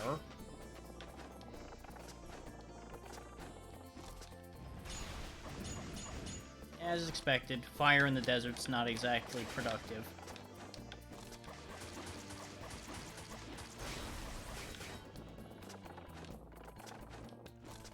I feel like I'm fighting one of those Kirby wheels.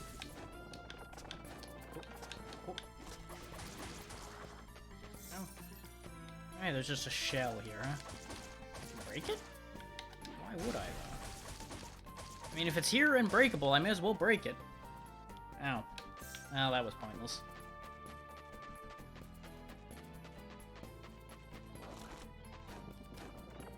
Speaking of pointless, I think killing these is probably not worth my time either. Though they are easier to kill than the stuff in the last part, that's for sure. Yep, I had a feeling there was a trap there. I was not expecting it to be a living, breathing trap necessarily, but, you know.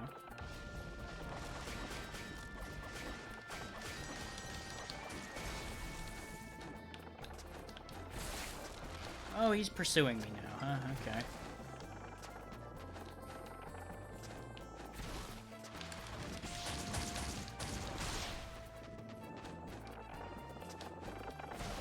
Since he's vulnerable to fire and he's the threat, I may as well deal with him correctly. Ah! Of course, I say he's the threat and the damn armadillo comes in from off screen. I suppose I deserved that.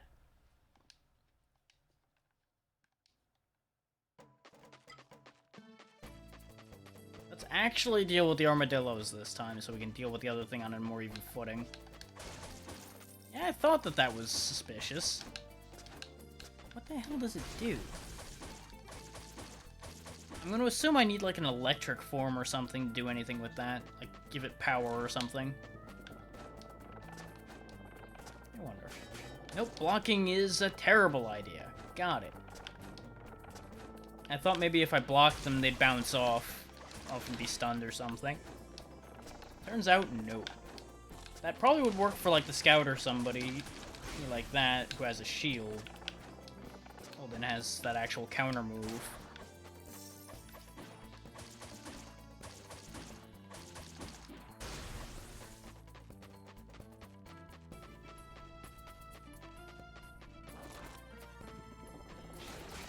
Okay, they block that too.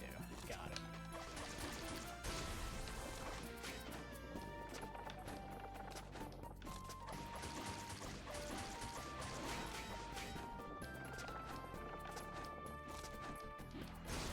Gotcha.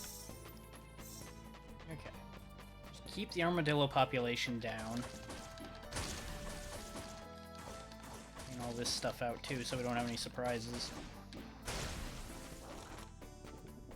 Ah, I see him hiding this time, actually. Now that I'm not being chased perpetually by armadillos.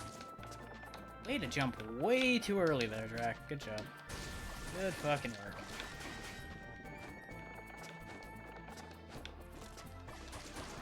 Okay. Now we switch to fire form. Give him a surprise. Apparently he surprised me first.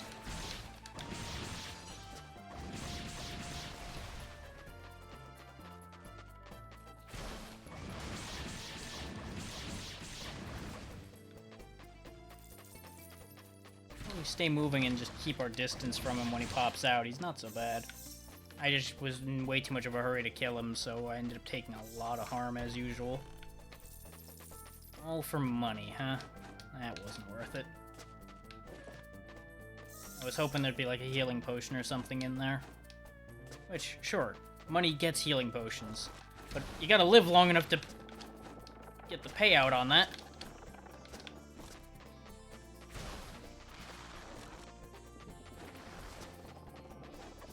Okay, as much as these things are probably worth a decent amount of experience, I don't think this is worth our time right now.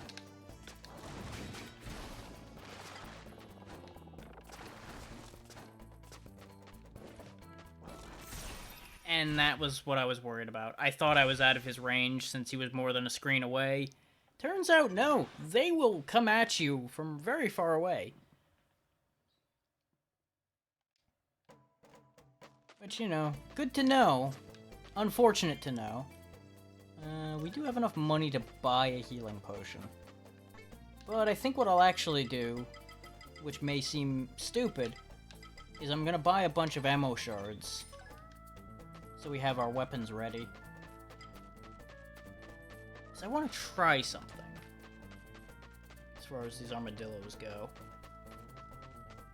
Specifically. Okay. Does not look like that worked. That does do a lot of damage to them, but I don't think it worked the way I wanted it to. There's been plenty of that, that's for sure. I've had my more than my fair share of dying today.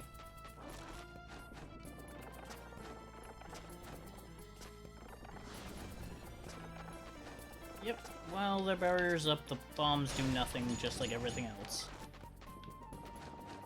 So those are a waste to use.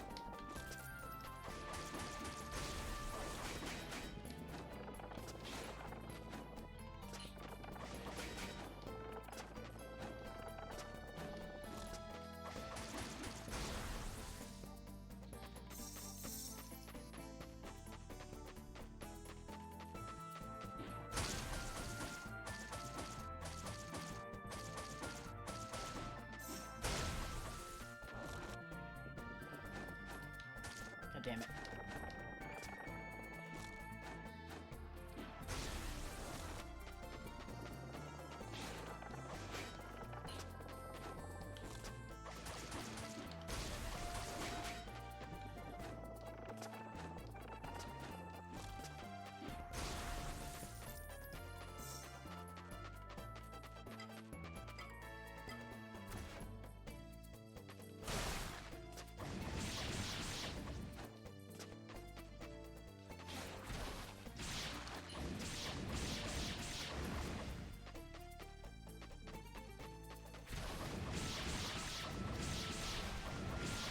Yeah, I thought the height difference was going to be a problem there. Okay. As long as I get the ranges down so I can actually use blasts and such on it, those things don't take too long to kill.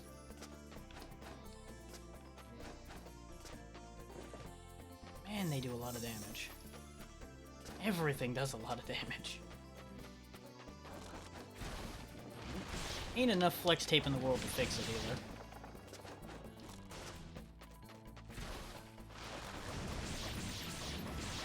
Rid of him, so I can switch back to not fire, so that I can get rid of the armadillo.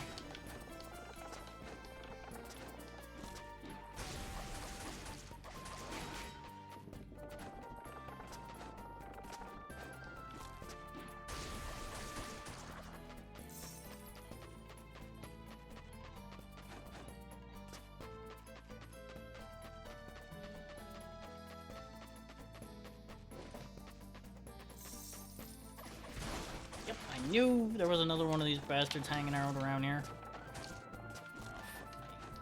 Oh, hell with it, we're out of here. Ah! I was too focused on the one that I knew was coming behind me. I did not realize there was a slope down there that they could just shoot straight up on. God damn. This is a bit of a reversal from the last area. Running through the last area works out great. Running through this area just gets you killed.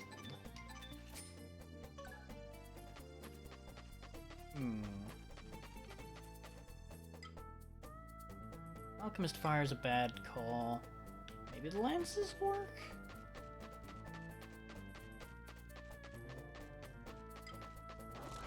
Possible.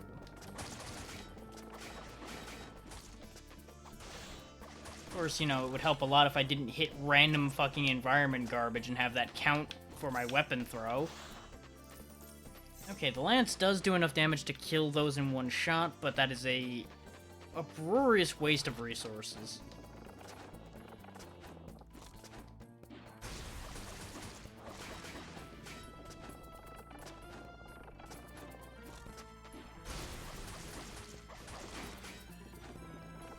You know, now that I know more about how much health these things have, I might actually want to turn that back off and put on the attack upgrade again.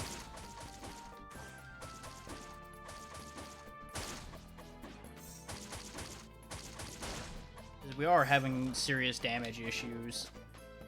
But at the same time, a lot of that's because there are a lot of times where we can't hurt these things, too, because they're either underground or in a damn ball.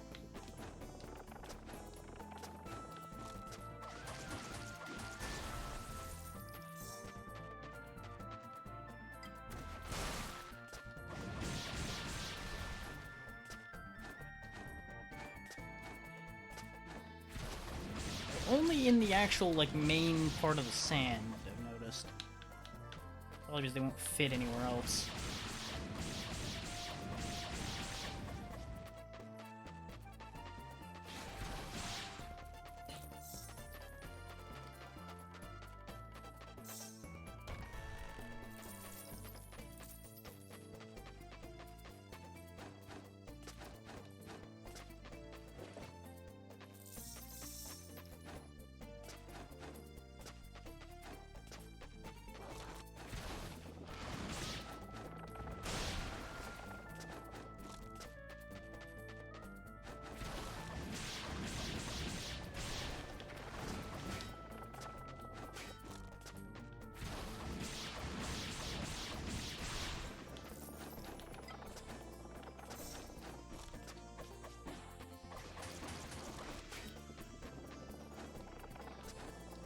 Just take my time and actually fight these things. They're not that bad. I just need to not do anything stupid. Like over jumping. Or in that case, misunderstanding slopes and missing completely. We have slowly been gaining health by gaining levels as well. Which helps, but not enough. We really need to get some of those health extensions.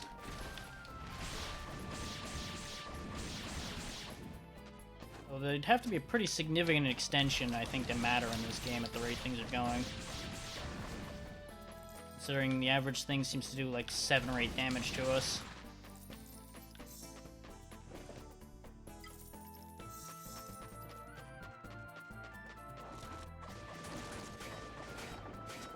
Oh, wow, that one became active pretty early. Oh, hang on. 2 back-to-back bots, huh? Oh, for fuck's sake. Well, I guess it gets it out of the way quick. Die. Die. There we go. Oi. It was such a nice day, too.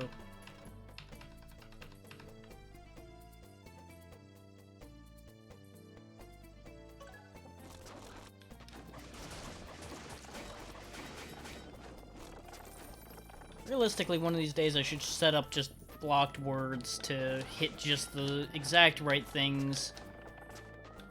that mostly only the bots say. Or something like that. But then again, that's gonna end up with collateral damage no matter how I do that, since they use such generic words.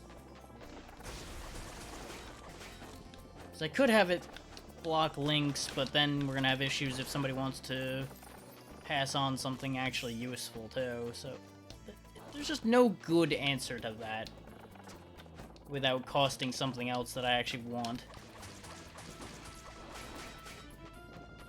The other option being, of course, having moderators around to deal with that, but I still need to find people I want to give that power to.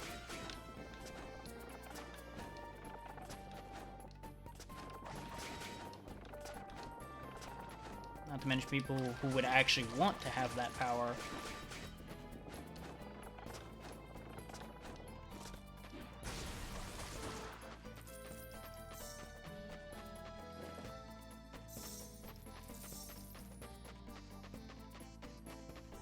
Okay, this was just an alternate path that happened to have an armadillo that wanted me dead.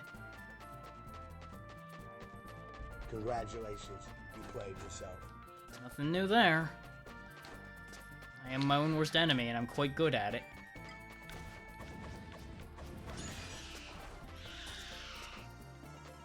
Oh boy, this thing is gonna be a problem, huh?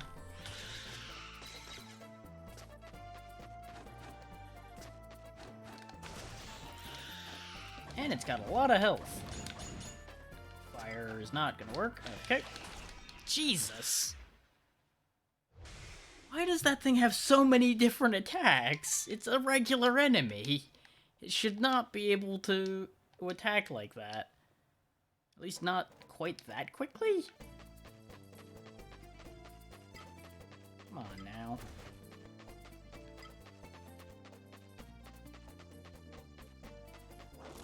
Okay, we're gonna try Operation Just Fuck Everything and Run again. Because most of this has not been worth it.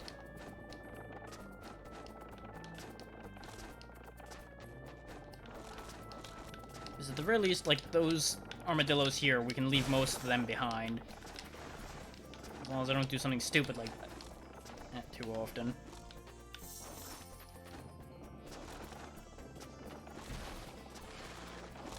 Biggest issue is going to be that we have the sand and worms chasing us.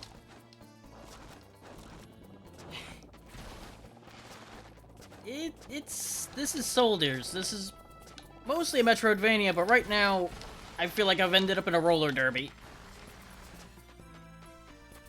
They've mistaken me for the ball. Yep.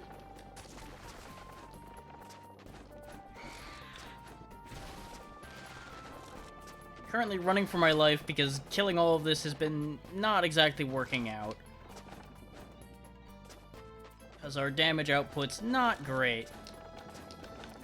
Yeah, graphically I would say that's a fair comparison. It's a very similar style as far as the pixel art goes, and quite well done.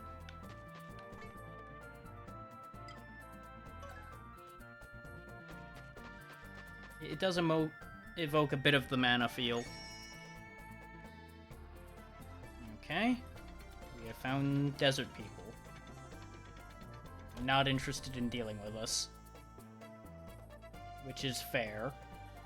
Oh, he wants me dead, though.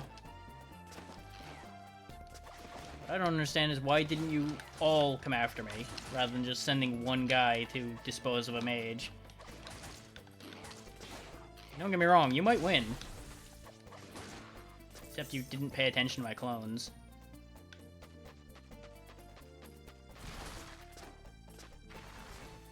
Nicest feature with this one is you have 3 classes to choose from at the start of the game. You can be a scout, which is your standard sword and shield character, an archer, which is exactly what it says on the tin, and this one, the caster, which is, again, basically what it says on the tin. I put up a poll. Poll voted for caster, so here we are. So far, caster seems like it would be, targeting-wise, the easiest, but damage-wise, it's been problematic.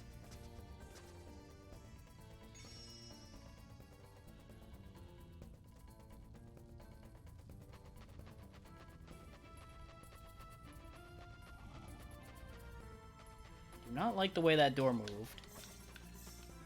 So I'm assuming... Yep. Wow, really? Another bot? Jesus. We went from no bots all day for like 5 hours to suddenly just bot after bot after bot. What the hell is going on?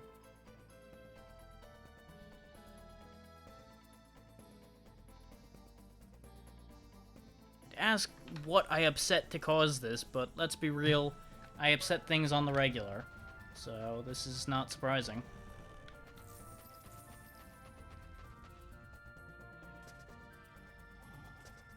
Okay, we may as well actually poke around in there.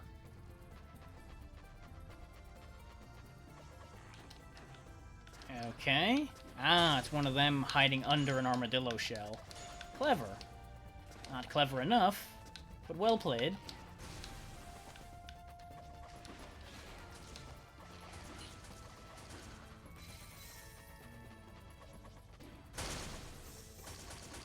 Clear the rest of the junk off of this because it might heal me.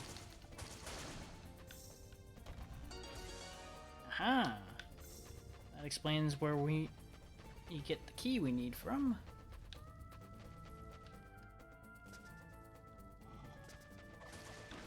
We got more of them hanging around out here, huh? Okay.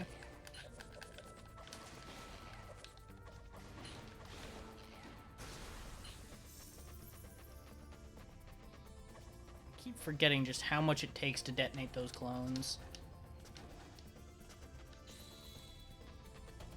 It's been a bit since I've actually had that much of a productive use for it, with the way some of the enemies move. These guys move nice and convenient for blowing up a clone in their face.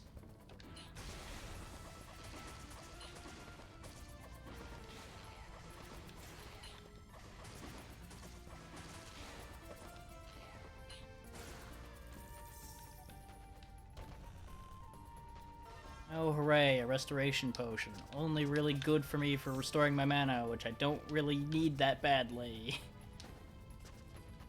I'm betting if I actually used those properly, things would probably get easier for me.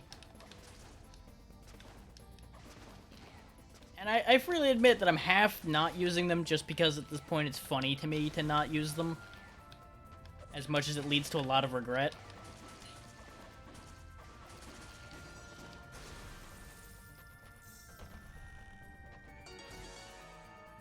Psalmic Potion. Cures poisoning and paralysis as well as other altered states. Yes, thank you for teaching me how to use a potion when we've already used many different kinds of potions. Can I just, like, take one of these knives? No? How about one of these? Can I have this? No? Okay. You'd think if I'm so good with magic, I'd be able to channel my magic through something else, too. But it's probably a matter of that's just not how magic works in this universe.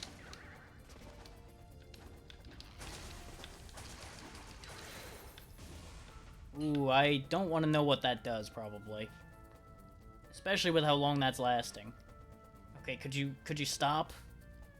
I would like those items. Nope, it lasts just as long as the items do. Great!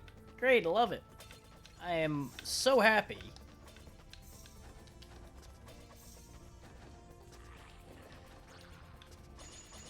Cheeky little bastard hiding in a pot. Like, that's almost your mimic fulfillment, I guess, right there. They are like a mimic. They hide in a normal object and try to murder you.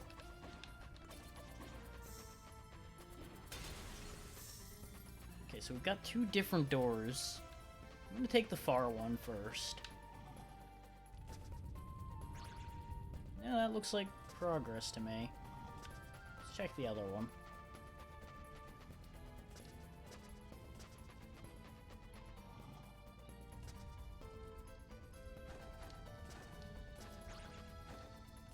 Oh. These led basically to the same place. Just one side or the other of a fence. Yep, that hurts you. Got it. Lesson learned. Am I poisoned? No, that was just my dodge coming back. Okay, we're fine. Everything is fine. Nothing is ruined. Looks like I was right. Oop, there are traps about, too. Because of course there are. Of course, you'll notice they lined the whole ceiling with holes. So you can't tell where the trap is, aside from where the sand's falling out of. Clever bastards.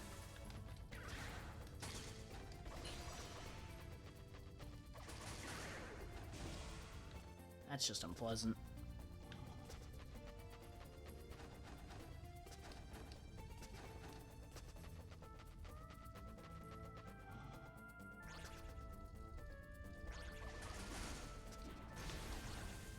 Don't die, don't die. Please don't die. God damn it. Why can't I get a healing potion? Why can't this stop gassing me? There we go.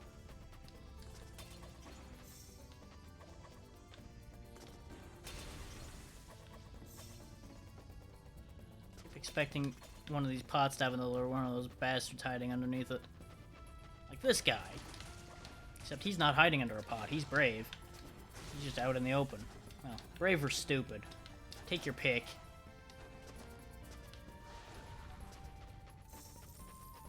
That was very dangerous to throw that bomb at him, because if he got a little closer before that actually went off, I would have killed myself with my own bomb again. Oh, those just blow up when they get near you. You don't have to kill them. Huh. Well, that saves me on resources. Those are eyes. Hi. Hey, could you open the door? Swordfish. No? How about if I just disappear over here? You can't see me. I'm not here. Somebody just left a hat over here. No? Not buying that either, huh? Okay.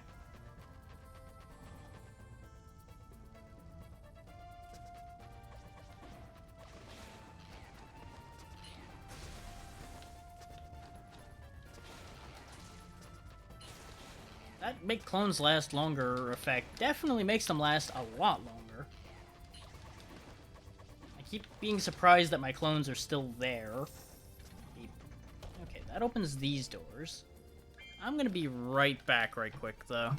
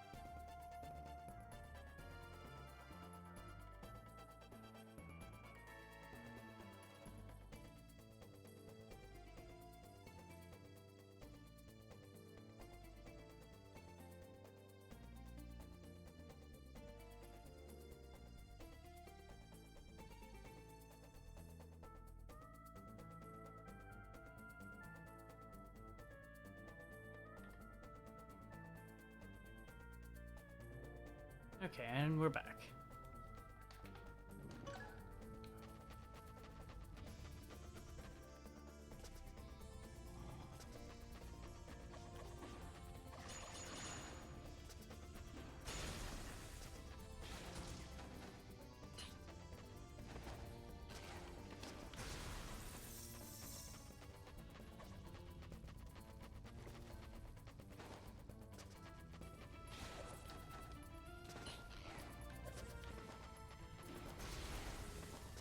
that not hit him?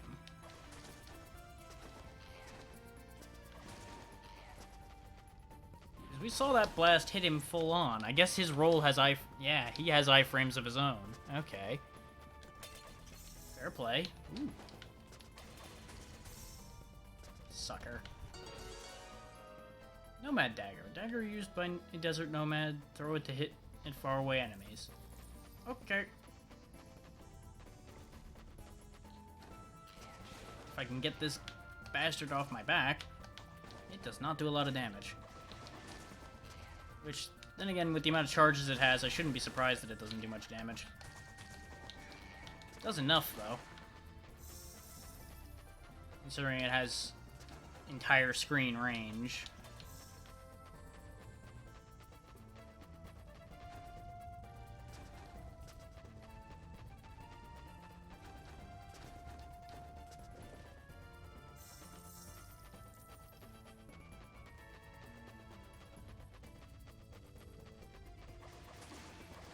I don't like the look of the fact that there's a wind symbol in the ceiling there. I suspect there'd be a slime hiding in the ceiling. Not to be confused with this slimy little bastard that's chasing me around.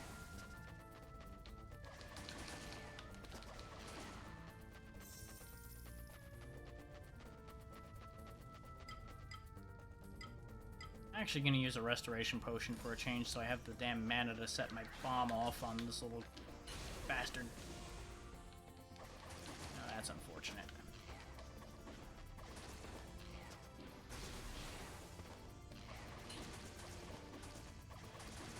Thankfully, the clones do appear to confuse some enemies.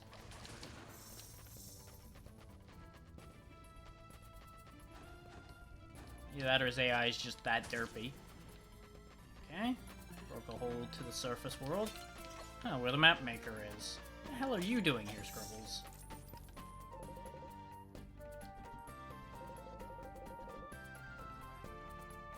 Why are you here?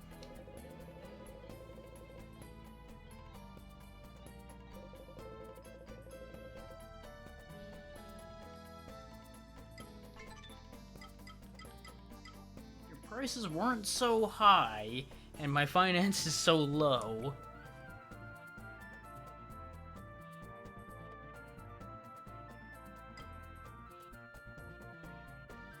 I was about to ask why on earth would I want a map of the city, then I remembered the particles that were falling on it. And the fact that most likely we're gonna need to go fight through the city at some point. Take this. Ah, 2 Ragnarite.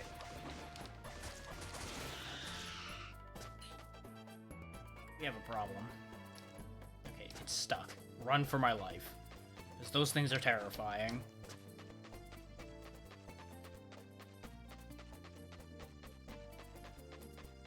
Oh, well, fuck me. Run! I don't think it noticed me. Oh, this is inconvenient. I need a save point. Yes. Fuck you, I touched base. Base. Suck it.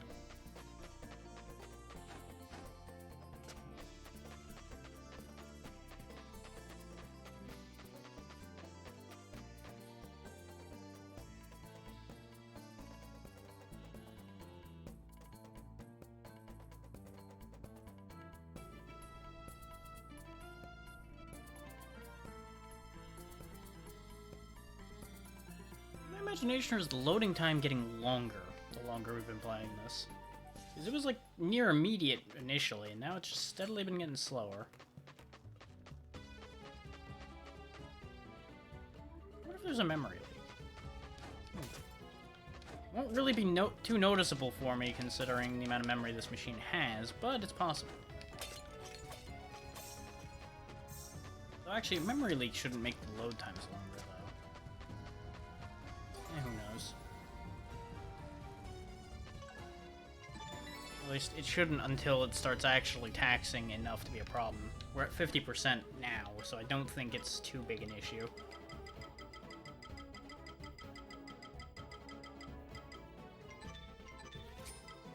Shards, grab a health potion. I do want to save some money for getting the map, though, because I get the feeling we're going to need it. But at the rate we're going, by the time I can afford it, I don't know if we need the map anymore.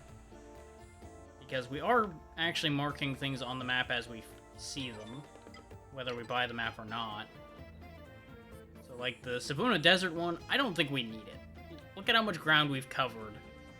I mean, sure, it's only like a third of the area, but point being, we don't need the map unless we're actively trying to figure out what we're missing, I think.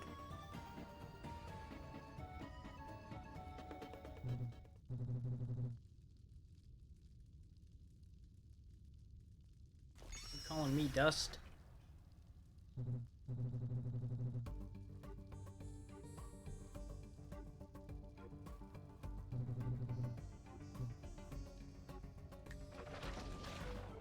Well, that's inconvenient.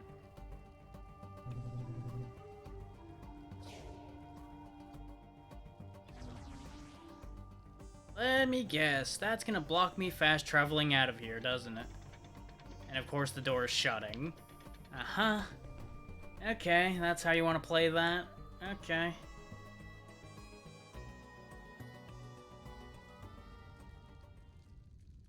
Oh, of course you're here too, huh, Adamant? Okay. Just bumbled straight into this, huh?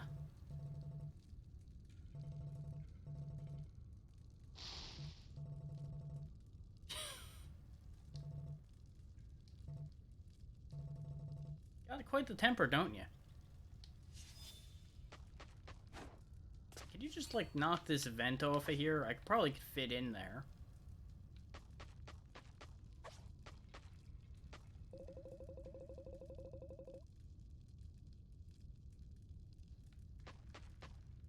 Yeah, I already see what we missed. Or did I? That ceiling doesn't look great either. But I'm betting it's more likely something simple like this. No? Huh. Good look at this cell from top to bottom. There's gotta be something we missed. Okay. So this doesn't get bombed. Even though clearly there's an area down there. I don't fancy my chances bombing the ceiling. But I don't really have great other choices. Oh, it's because I don't have to bomb it. I knew the ceiling looked suspicious, I just was on the wrong line of thinking.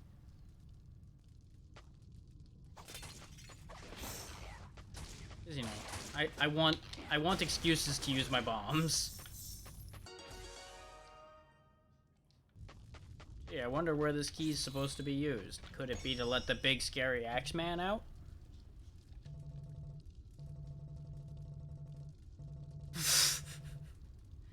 I don't think he's that stupid. I think he's just arrogant.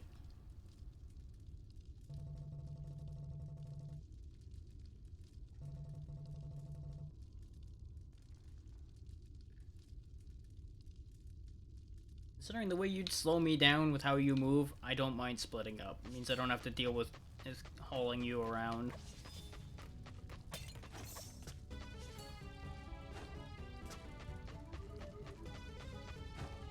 I would have liked to know where he was so that if I needed some heavy lifting done, he'd be available. Because that's something he definitely looks like he'd be more than incapable of doing. Moving heavy objects for me.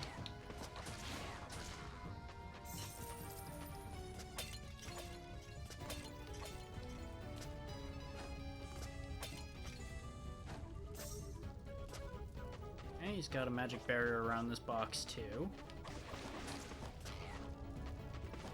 Question is that the kind of barrier where I have to defeat him first, or is that the kind of barrier where I have to open something first?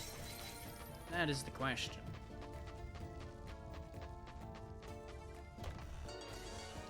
Considering the nature of the item most likely in that box, I am very interested.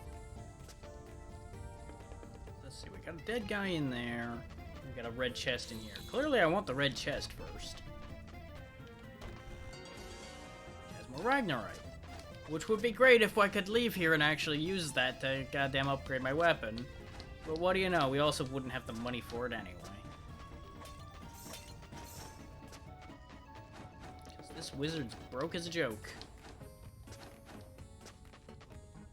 You're different. You probably throw shit or something. No? You're faster. Which is upsetting because the last guys were already glued to my nuts to begin with. Hey, are you invisible or did you leave?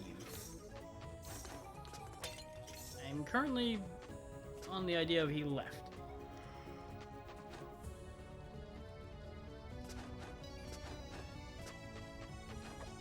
I wonder how long this game is.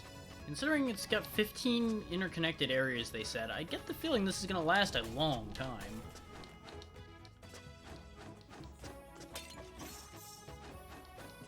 Which is good, because I'm enjoying this, but at the same time, I don't want it to outlive its welcome too much.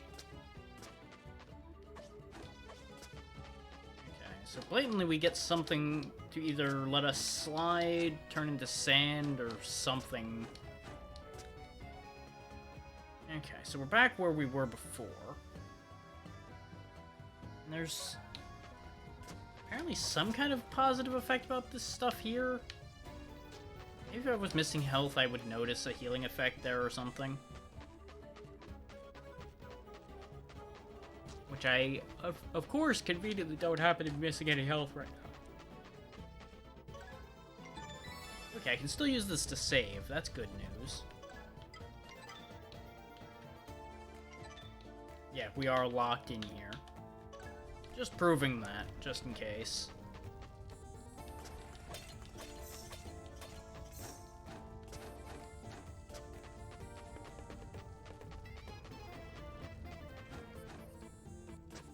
So if I walk back over here in front of the statue, does anything happen? No, he ignores my existence now. Okay, good.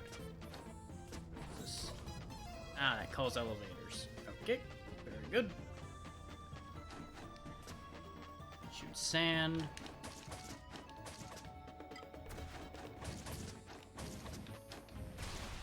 Okay. Last thought. Bomb? I missed. Bomb just goes right through it. Okay, good to know.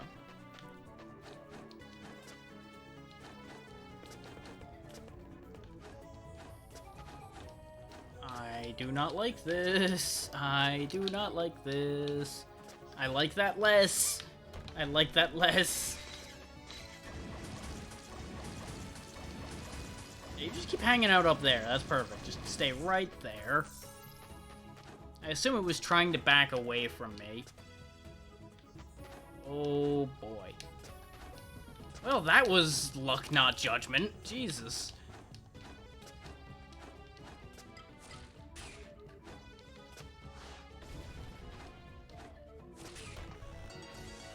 Five Asgard, right? Okay, we have enough to upgrade our armor when we eventually have enough money to. And actually, you know, make it out of here alive. Oh, it's more stuff that puts me to sleep. Great.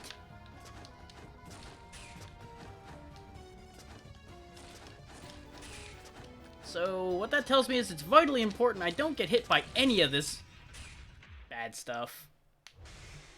So, bad news, I got hit. Worse news, I died.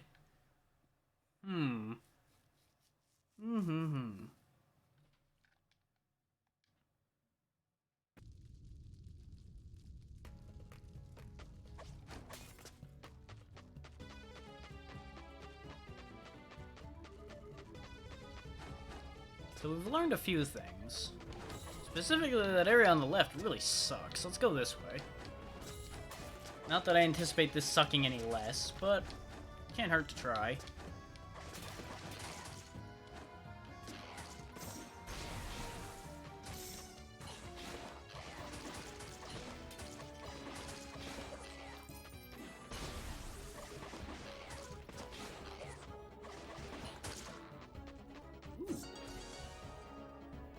Amulet Agreed Plus.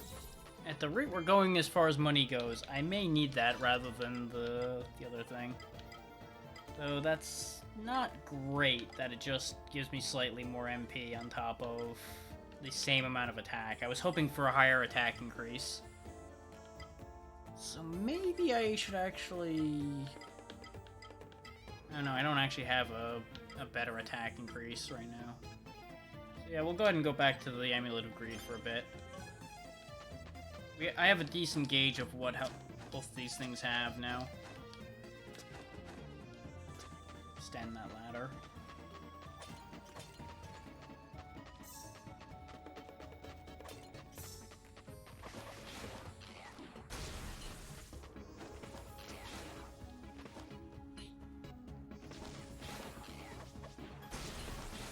Bastard knew I was going for it.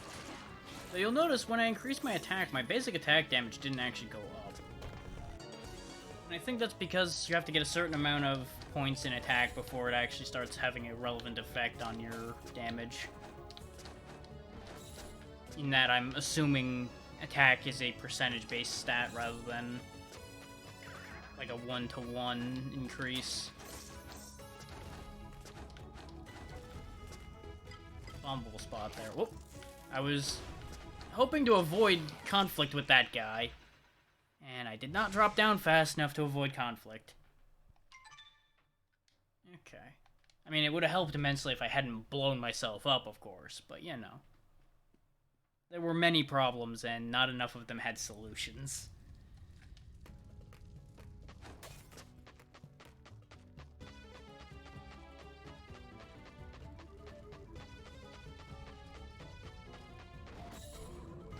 I'm kind of surprised I haven't gotten, like, super tired or unable to keep going or anything yet.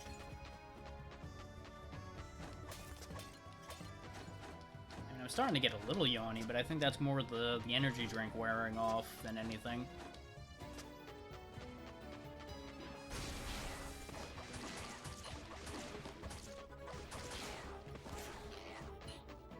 Fortunately, we do no longer have that Amulet of Greed too, so we have to hope another one drops.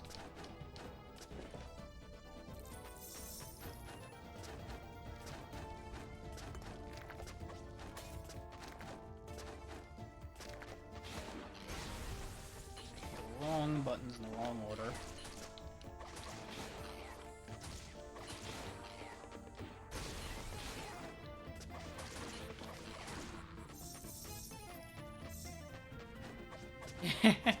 Yeah, this has been holding on pretty well. You've missed a lot of really nasty boss fights. Oh, that does put me to sleep. Okay, that's bad. That's a bad.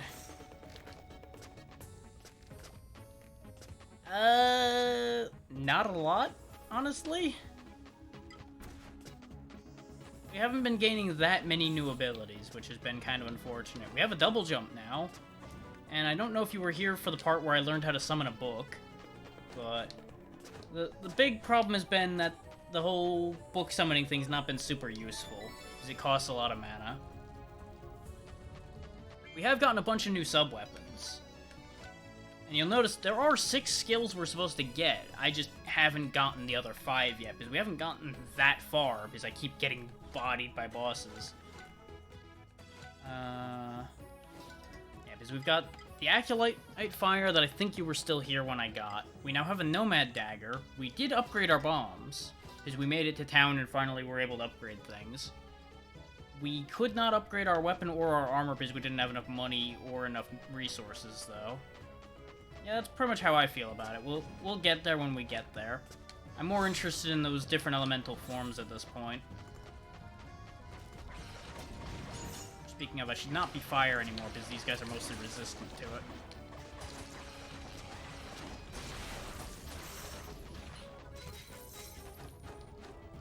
And I'm hoping that mastery points will also gain us a few new skills. Thank you for the bits. And yeah, this game's holding my attention well enough that I think that's a big part of why I'm able to keep going today. And, you know, nothing actually interrupting.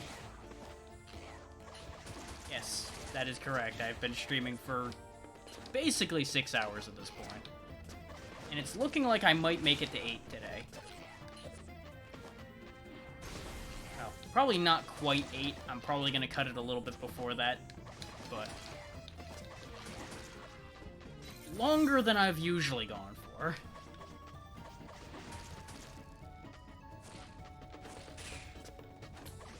Though this game is looking like it's going to be long enough that even if I do multiple 8-hour streams back to back, we're not going to be done.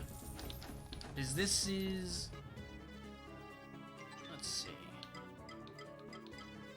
Actually, no. We've gone to a decent amount of areas. Because if every single one of these world map areas are counted, that's 1, 2, 3, 4, 5, 6, 7 areas out of 15 that they said were in the game. So we might be halfway with 6 hours.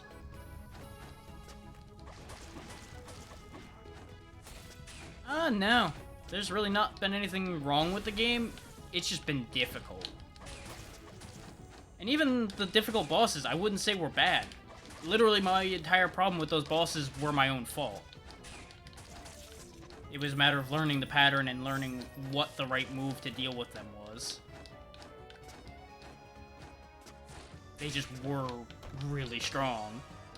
Though I will say I have some suspicions that Caster may be a part of our problem. In that Caster, I think, might be fragile. I don't know. Without knowing what those reviews said, I don't know what upset people. So I can't say whether they're justified or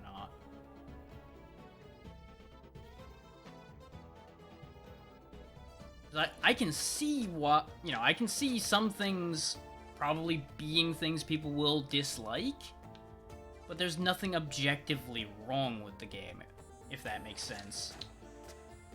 The game does have a lot of rude moves and a lot of, like, newbie trap type things going on here and there. So I could definitely see people getting upset about that, too. And the status effect situation is also kind of a problem. Like, the fact that multiple things in here put you to sleep, just like the things in the first area did. But even that's not that big an issue, because it's not a guaranteed sleep. Part of my problem with the game has been the fact that I just don't block, so I've been having a lot of issues based on that. If I played better and played smarter, I would absolutely have significantly less problems. And as I pointed out when I was getting bodied by the last boss, well, it's not a thing I'm allowed to have, no. But bear in mind, I've not managed to get a full health extension yet either. I've only found 2 of them, and I need 4 total to make 1 full health extension. That's why I'm saying I think Caster might be part of the problem, because I'm betting Caster's health growth is worse than the rest of the classes. Because you do gain health on level, but we've been gaining like 1 HP a level. This is sus. Yep, that didn't work. So what the hell is the point of that platform?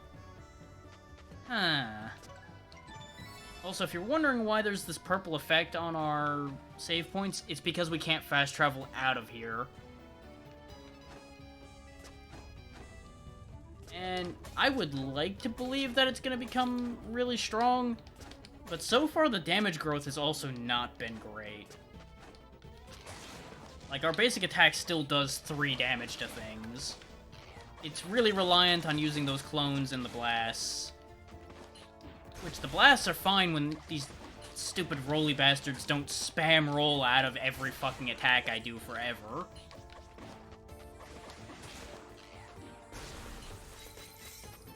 The problem is, see that bar around my staff up there? My blast will hardly do any damage unless that's full. So blasts are kind of slow. And, of course, I keep running out of mana, so I can't keep using the teleport bombs either. Those are issues the other classes will not have. So a lot of the time, I think they will have overall better combat capabilities.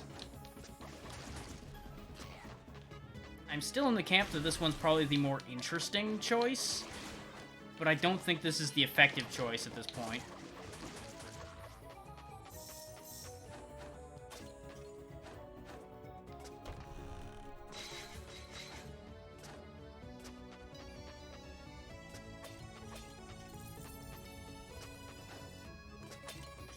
And it may just be that late game the caster really comes into their own and we just haven't hit that point yet.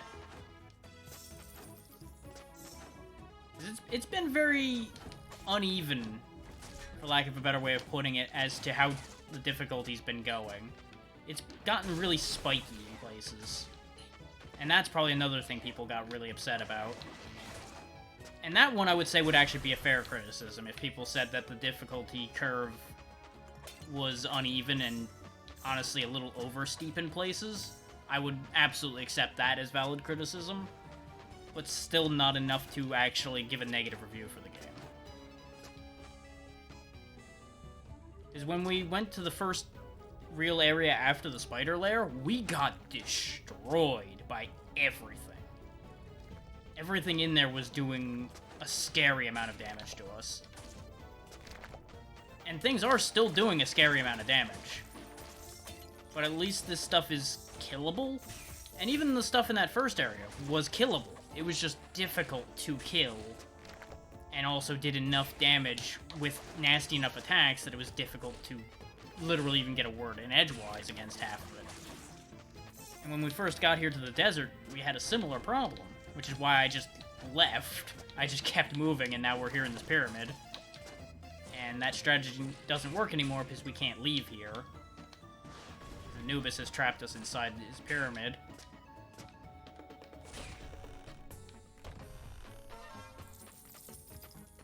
Yeah, kind of. Except there's a lot less effort required with this mage, but also starting to feel like there may be less payoff than that, too. It's really feeling like the focus of the game is on the sub-weapons, so your character class doesn't matter as much as it may seem.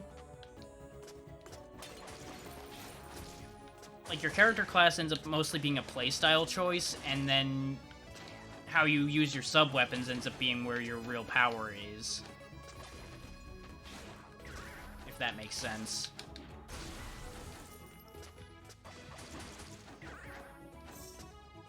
Which, it makes sense because the sub-weapons are a limited resource that they'd be powerful.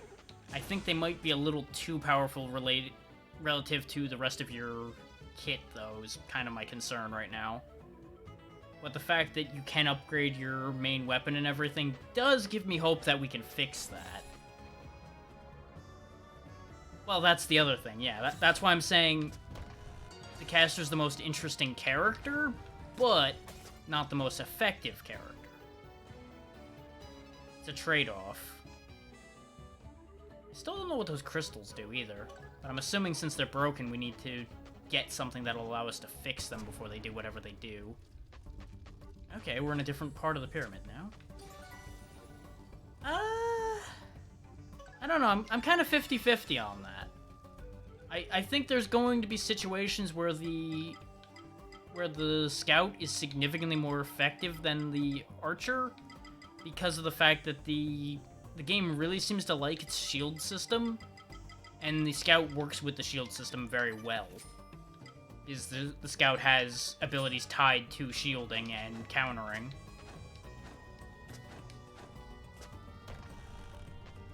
My current thought process is, honestly, I think in terms of map travel, the archer's the best. In terms of boss defeating, I think the scout might actually be the choice. It depends on how well his counter ability actually neutralizes boss attacks. If they can block boss attacks a lot better, then they probably can win most fights with impunity. If they can't, then they are probably terrible. But I don't have the knowledge to say one way or the other on that one. If the scout can't block a lot of things, then the archer's just flat out probably the best character in the game, mechanically.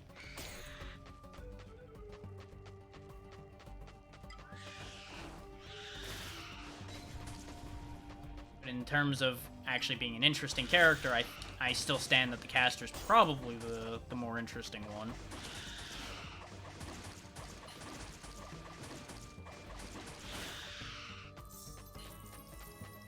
Even if I do wish we had more mechanics. Like, I think that's the biggest falling point for this game so far, is that combat is really simplistic. We don't actually have that many gameplay mechanics in play, which that's not uncommon for this kind of game, so I'm not going to actually use that as a full criticism. That's just a matter of this is fact. Linear-ish. You have many ways to get to where you need to go, but you do tend to have one singular point that you can actually get to. I mean, I wouldn't be surprised if I broke it, but as far as I can tell, I haven't broke anything.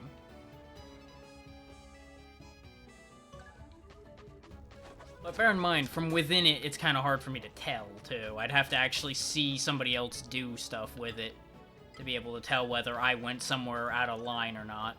And considering the plot has kept up with me, I would assume I'm on the right track, but I may have also triggered a section of plot that I shouldn't have at some point. And I did try to break into somewhere I shouldn't have been, but I couldn't actually get in. They actually thought of what I planned to do and said no. If you were still here when I found that fire temple area, I tried to get back to there when I got double jump, and the ladder that I can reach doesn't allow you to grab it because it's not actually extended yet.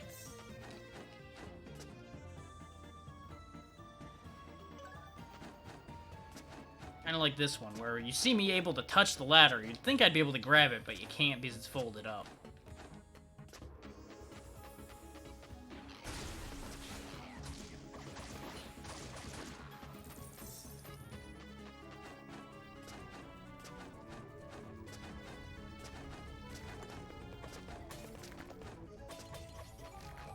Now, I will say, exploring has been rewarding, most of the time. It depends on how dangerous the area is when you go to explore it, how rewarding the exploration actually feels. It's like, in here, exploring this place has felt like a bit of a chore, because of how much trouble the enemies are giving me.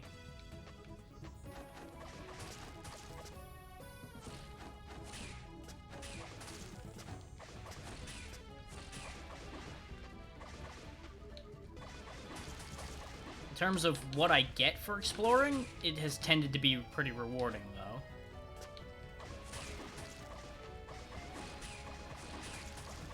I mean, this place, no. Most everywhere else, yes. Because this place is a goddamn maze. It's just a different perspective of a maze. And the fact that most things are really just ripping me apart with me not having that much of a way to counteract them, really. Short of doing what I'm doing here and keeping a platform between me and them, is you just don't have the room to move around here to really avoid their shots. Which is yet again another case for I should be blocking, but I keep forgetting blocking is even a thing. Which you'd think I'd remember it better now because of the way it saved my life against the Minotaur. But it's just not in my habits to block, so that one's gonna go straight into the floor.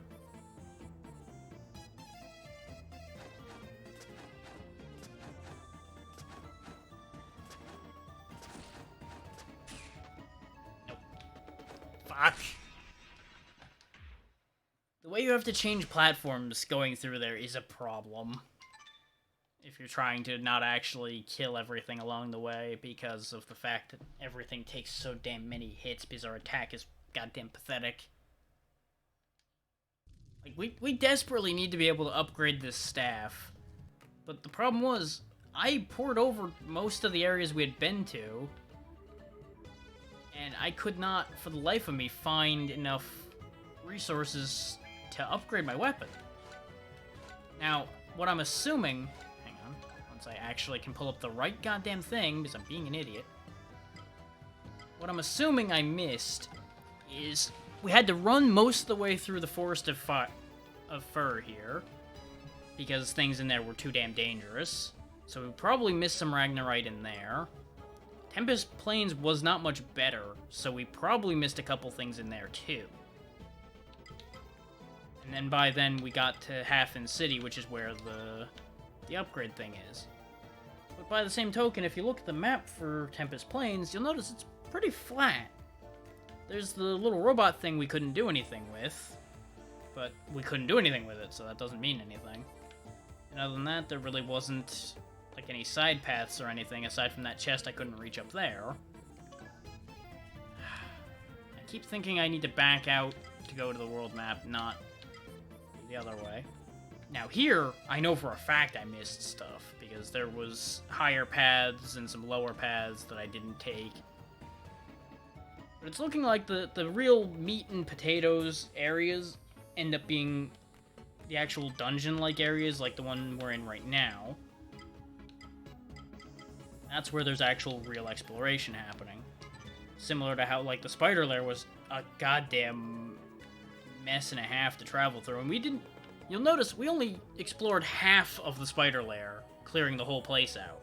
So there's probably a whole pile of stuff we didn't get, probably because we don't have the ability to get it yet. And then there's this half of the Tempest Plains, which is where the tutorial was, and then they sent us back through it with the regular Tempest Plains enemies in it, and it was a bastard to get through there, too. Yet again, missed a bunch of stuff, because apparently, that's only 11% of the map. The desert, similar situation. We missed a few things here and there because this place was just too damn dangerous for us. So I think I made my own problem, partially, by the fact that I did not really force myself to fight all of the crap that was in there. Is that most likely put us behind on level a bit, and behind on resources. Problem is, everything in there was just so nasty to try to kill that it really wasn't going to work out either way. Yes, this is single player only to the best of my knowledge.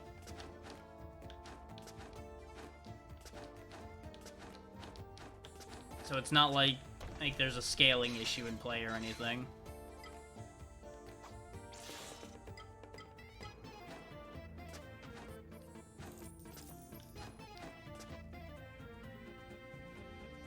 Yeah. Well, the thing is, I don't know if you'd get through that situation that much better, honestly. Because while I'm assuming a scout would have, like, better HP pools and such, I can't guarantee that because I haven't actually seen the growth rates of anything. So it's entirely possible they may be just as flimsy in terms of their actual health bar. Well, see, you might think that, but bear in mind that 90% of the problems I've been running into is enemies with ranged attacks. I don't think the counter would solve that problem. You could block their attacks just fine, but you'd start running into trouble reaching them. Becomes the issue for the scout, in my opinion.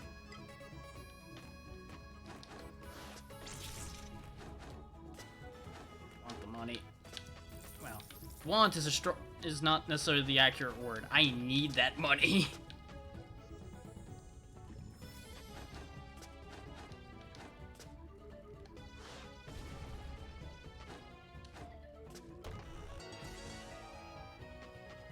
Like, then there's chests like that had 5 Asgarite. 5 is just about what you need to upgrade something once. Oh, fuck's sake. But the other problem you're gonna run into is upgrading a weapon or an armor costs 700 gold.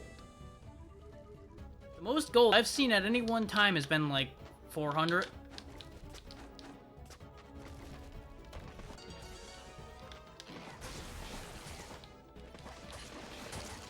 So I don't know if it's a matter of you're not meant to have enough money for that yet, or if I'm just doing a bad job of money grinding, or what on that one. Because I've not really been doing any money grinding, or like any grinding period. Because in the first area, I didn't feel like I needed to. Okay, why can't I seem to ascend? Do I need to get hit? I mean, that's one way to get there, I guess. No matter what I was doing, I wasn't making it up the ledge. Oh, god damn it. And there's this shit. The gas slimes. What the hell? No. You know what? No. This train don't stop. We just run. And we use the power of save game to make things go the fuck away.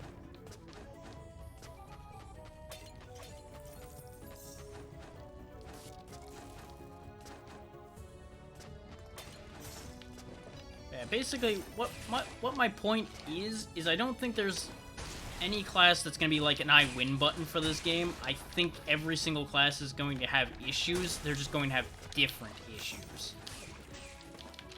Which is why I didn't back out of my choice, or rather the poll choice of us being a caster. Is while this is rough, I don't think any of the other options are going to be the massive game-changing choice that's gonna save Christmas.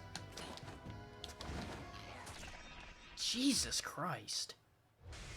That said, the scout would definitely have a better time in a situation like that, where you're fucking trapped in a cramped little shithole.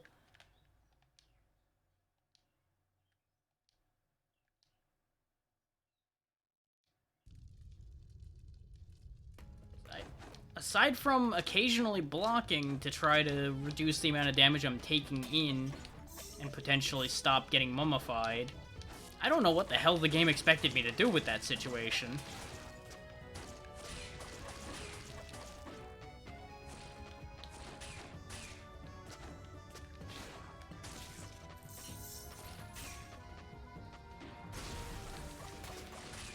Like, because there just comes a point where there's just too much hitting you, and there's just no answer to it.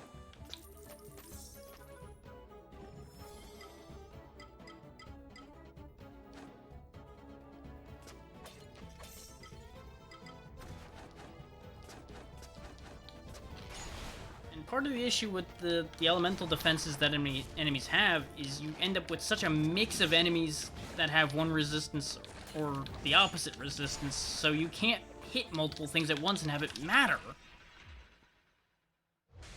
And everything just has so much fucking health relative to the piss poor damage we have. Like, I almost feel like I'm playing a damn Working Designs game where they doubled the health on everything in relative to where it's supposed to be.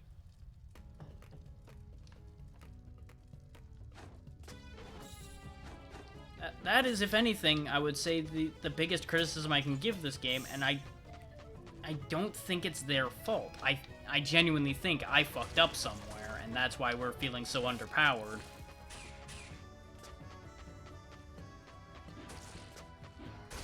I wouldn't be surprised if other people have run into the problem, though. Is what I would expect the reality to be is this was probably built with some grinding in mind.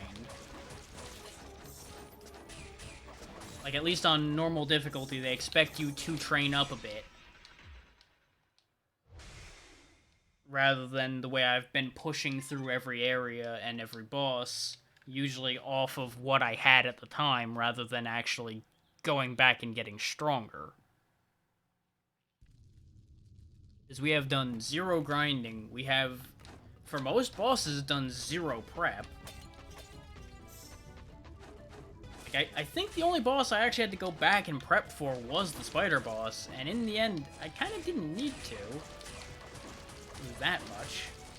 Actually, no. Was it the spider or the minotaur that I prepped for? I prepped for one of them. Might have been both of them.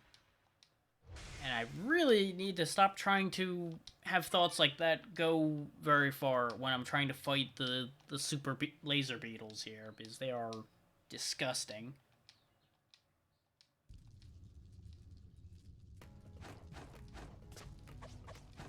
Like, I feel like since these things have such a powerful ranged attack, they really should not have as much health as they do.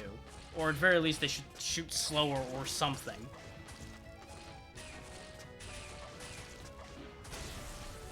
Because my primary means of doing any real damage to them doesn't hit at the angle that they're at 90% of the time.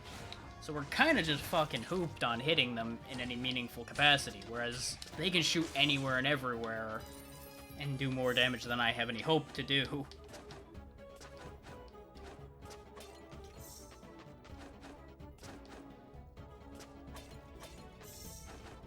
And then there's this situation up here that I don't fucking understand what I'm supposed to do with.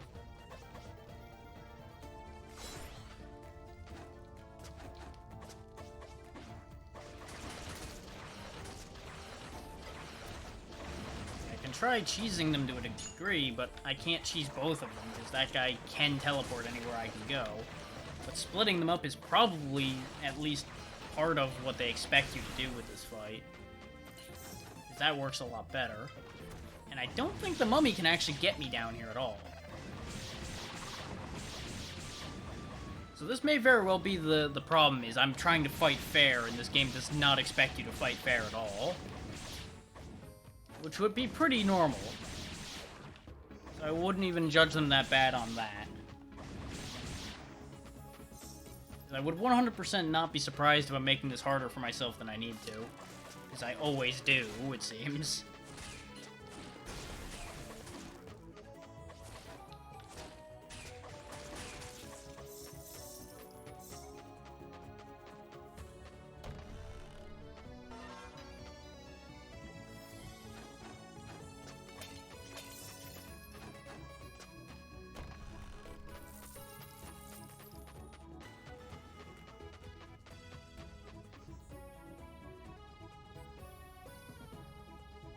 Oh yeah, and then there's the enemies that are afflicted with darkness, like that one. They do a bunch more damage and tend to have more health. And they'll spawn a weird fucking spooky shadow crab when they die.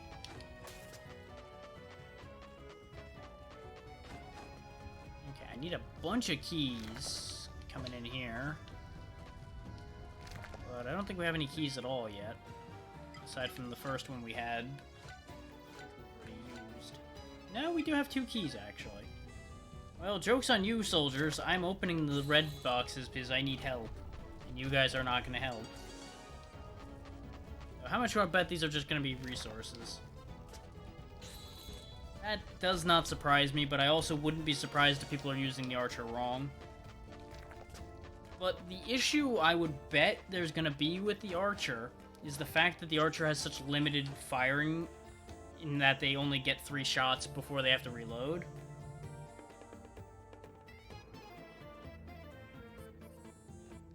Which does lend itself to my concern that the scout might actually be the strongest character, though. I mean, I'm fucking taking it. I don't care what you think, old man. Wall jumping! But that's gonna activate a bad thing.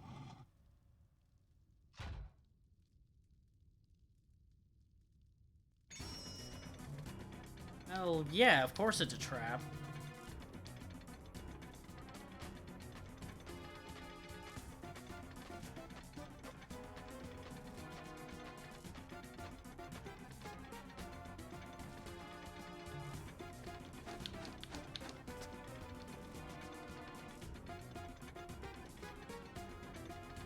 Oh, guess old man's gonna get squished. But yeah, no, and the thing is, I wouldn't be surprised if some of those people saying easy peasy are cheesing the shit out of the game in some way. Because you know there's always a couple of those guys who are doing some stupid bullshit strat and are like, yeah, the game's easy.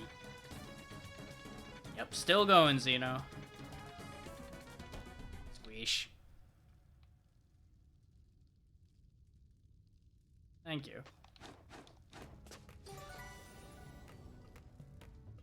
That's fine. You do what you gotta do.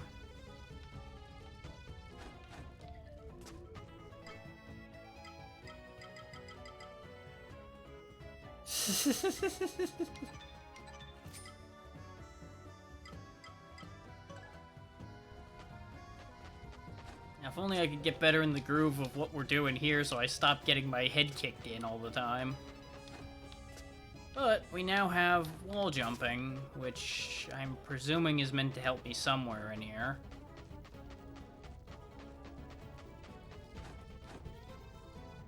The fact that we can use it on just about any walls is useful to know. I already can think of a place I could use it back in an earlier area. But we can't fucking leave here because fucking magic bullshit.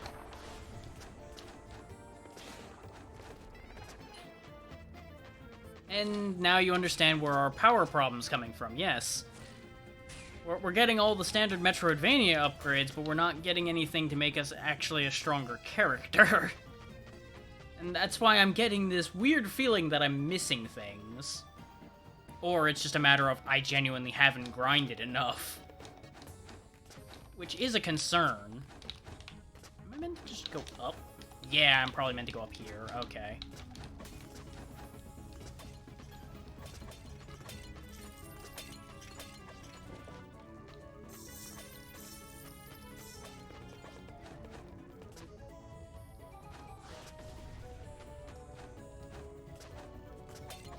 And that's why I'm thinking, at least in, like, this half of the game, they may be expecting you to just be making very careful use of your sub-weapons.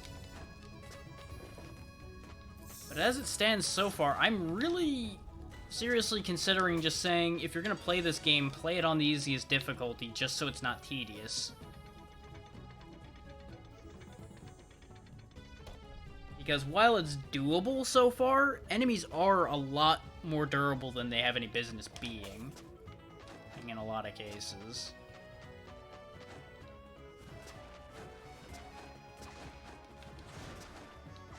Oh hey, it's one of the Anubis things from the intro cutscene.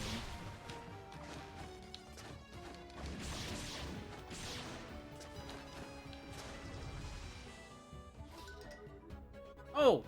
I'm glad you told me that, game. Jesus. And of course, the laser's the unblockable attack when it's the one that would be a son of a bitch to dodge.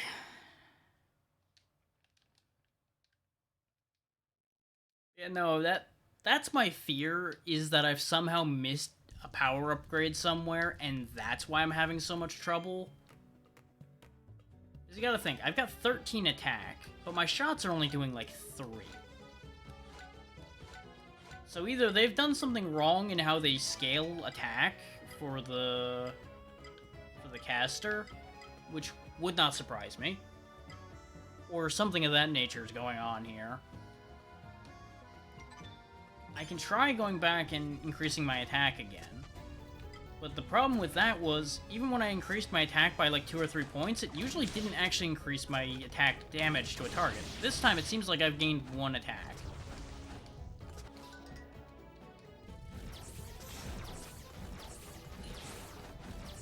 Okay, he only does that many shots of the laser. Got it. I don't have anything else.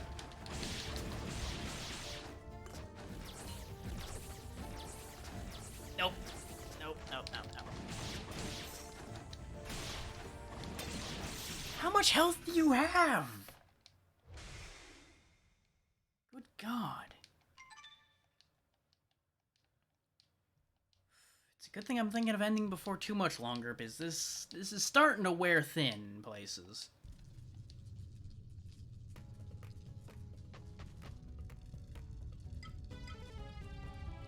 Okay.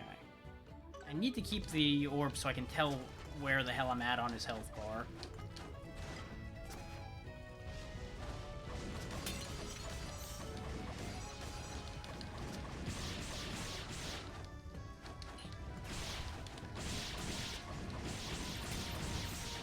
It's like I can bully him pretty hard, but as soon as he pulls out that laser, I'm basically goddamn done for. Because there's no room to move in here. It's just full of garbage.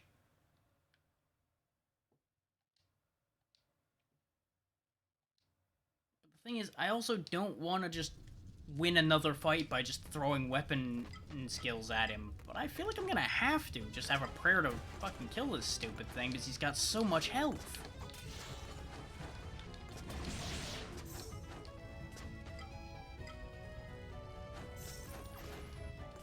And this is another game where ledge grabbing actually is to your fucking detriment half the time. Because it just gets you in goddamn trouble.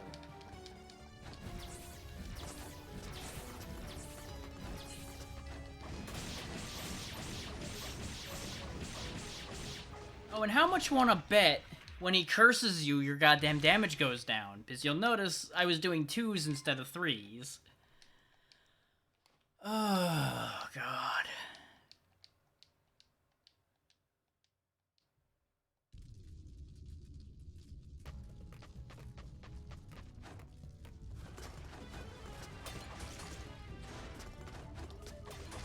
Which, that's another point. For the fact that he's weak to fire, fire does not do a whole hell of a lot more damage to him. It's literally doing the same amount.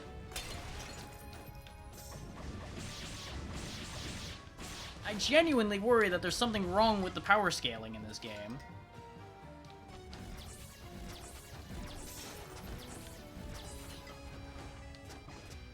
Like, I think they may have genuinely fucked up in the code somewhere, and, like, attack is not increasing properly or something. Either that or they literally just made it that stingy, and that's not a good choice. I'll let you know when I'm not in perpetual load screen hell from dying 1,000 times. 9. I'm betting we're under-leveled. I am almost certain we're under-leveled.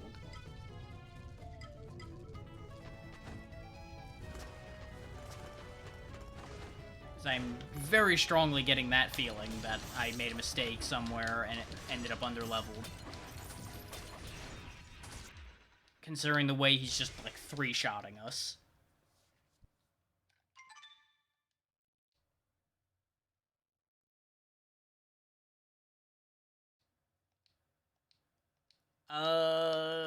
Well... There's one issue with that thought. One, is he the same class? 2, is he saying skills as in these? Or is he counting mastery skills with it? Because if he's counting mastery skills, then that gets a lot shakier. It's like, we start with technically a second skill in the form of reflection.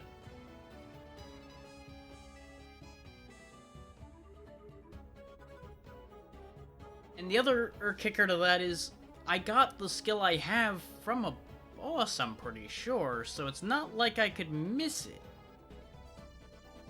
3 skills on the right side. What the hell does he even mean by on the right side? Unless he means up there, in which case he's talking out of his ass because we have more than that, and we're only level 9.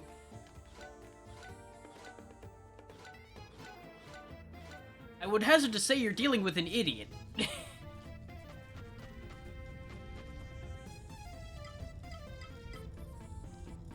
Sure, we technically have 2 skills and a potion up there right now, if you count Blast as a skill.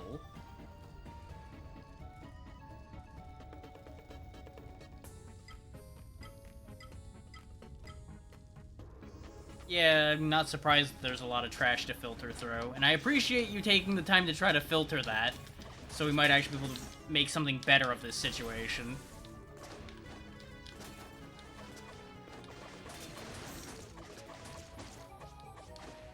What's up, Xeno?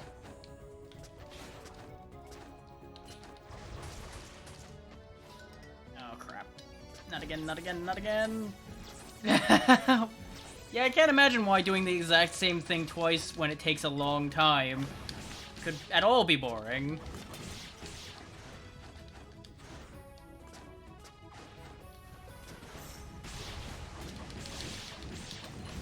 Got him!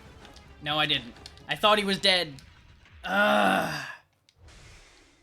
Stupid magic pixel of health and the fact that he's a stupid goddamn teleporting monster.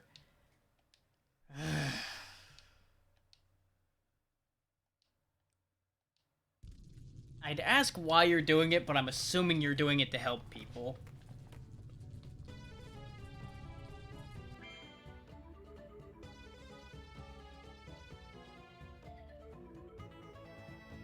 This does not surprise me. Like, what you're voicing is exactly what I was afraid was going to be true, Evo. And yeah, that's what I figured, Xeno. Which, it's an admirable choice, but you also gotta make sure you don't burn yourself out by doing too much.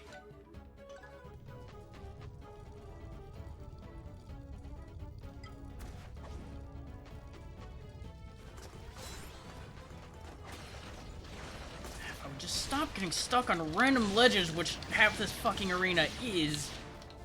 This would also be going a lot better. Oh yeah, let's just have him go up there where I can't fucking hit him at all. That's sure fair and balanced. Yeah, that's great. Yeah, no, I absolutely can understand where people are coming from by saying this game is a bit too difficult. And the thing is, I'll get into this point a bit better once I can load in and I'm gonna be able to pause.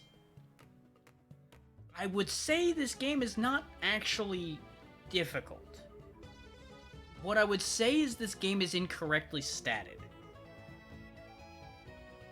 I would say the numbers do not match up for the challenges the game is presenting you to make the challenges fair. The challenges we are being presented with are difficult purely because of the fact that we are ill-equipped to deal with them. Which I do not agree is the same thing as something being difficult. The level design here is the issue, yes. In this particular arena, and in this particular section of the game, the level design is 100% the problem. It is 100% a part of the problem, anyway. Both the stats and the level design are part of the problem. The level design in this particular fight is 100% against the player. And the level design in a few fights has definitely been this way as well. But the thing is, that I would factor as difficulty you can work around. Player capacity can get past a level design that works against you.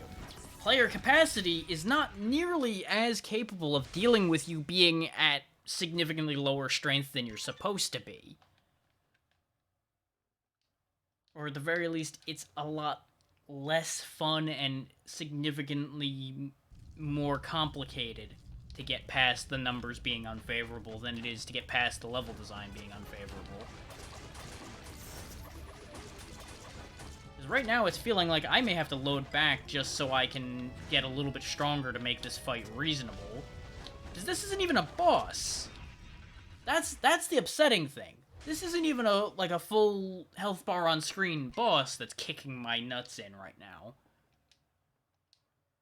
This is just a bad section that is destroying me because I am ill-equipped to deal with anything. Well, it's called Soldiers not because of a Souls-like comparison, it's because of the fact that we are technically dead. I'm pretty sure is the point behind that. I don't think they're trying to go for the Souls-like tag. If they are, they're going about it the wrong way. But if they are going for that, then that would explain things. I do agree with you that that would explain things. But in none of the marketing and in none of their thoughts I've seen on Twitter or any of that has that been a consideration they've been going for.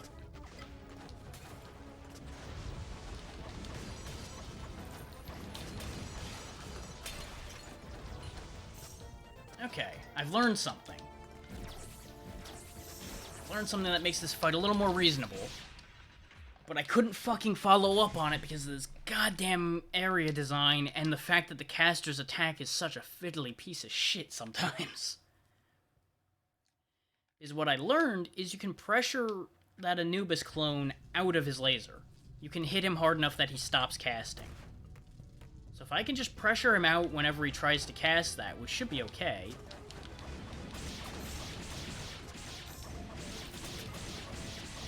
And the thing is, I see that they were thinking of actually making this arena fight more of a fair fight by virtue of adding all of this junk in the room, because all this junk drops health.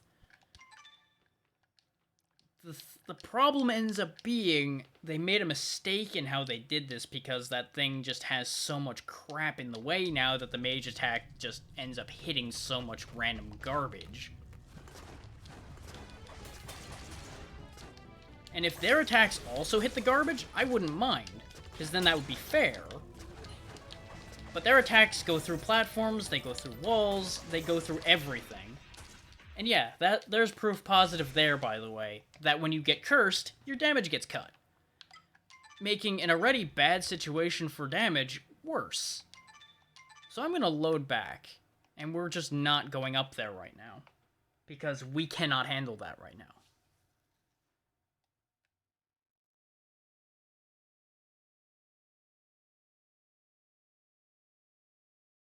The biggest problem is I'm kind of stuck with this situation for the most part because of the fact that the game only allows you one save file per character, so it's not like I could have saved in another slot even if I knew that a situation like this was gonna happen, which, as you know, I do have a tendency to save in extra slots because I expect a problem. The thing of it is, we're now stuck in this pyramid because we can't fast travel out of here. So there's no way we can gain new power without just grinding levels, basically. Or hoping we find better equipment somewhere in here. Which, judging from the amount of ground we've covered, in terms of what we can actually access, I don't think there's any more power to be had particularly in here. At least not until we get things like that yellow orb, which would then allow us to open some of the boxes in here.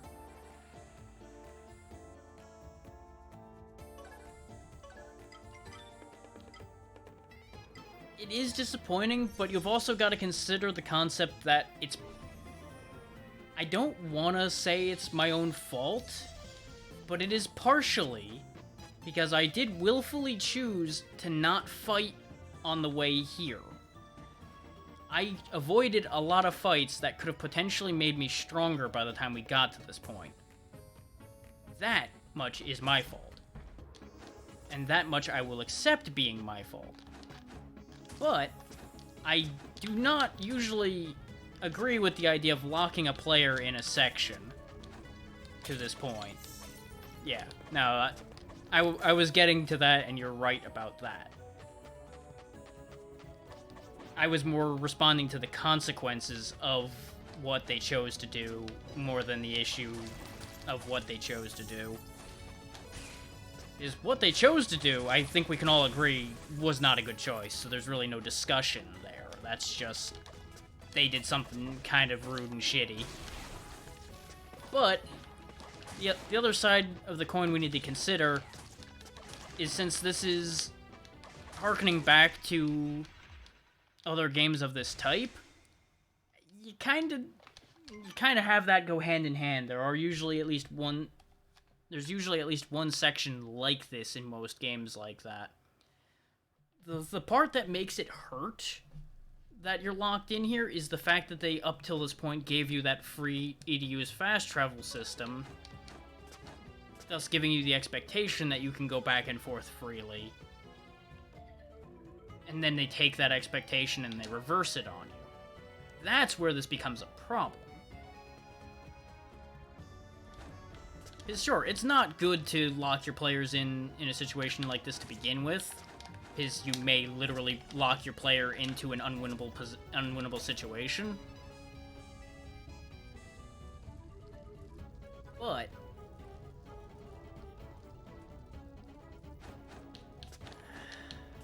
now I don't really have that much of a but to add to that now that I think about it. Because I shot down my own logic in my head before I said it, so we're just not going to go into that.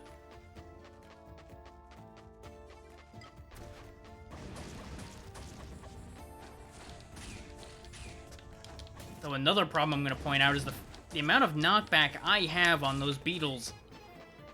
I don't know what the hell they were thinking with that either. I don't know why I can send those across the goddamn universe like that. That does not help me. That only benefits them, so why the hell is that a thing? And then there's the fact that these guys can spam roll around like a goddamn Dark Souls player. Yet I am so severely limited as far as my dodging goes. None of that feels good either.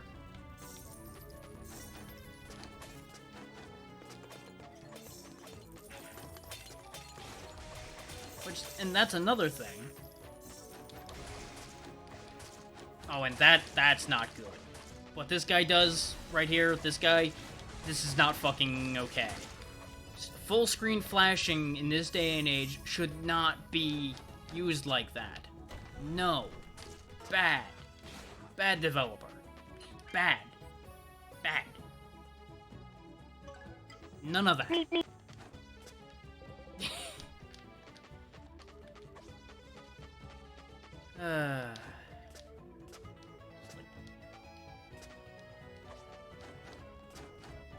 Did they not realize that that fucking hurts people's eyes?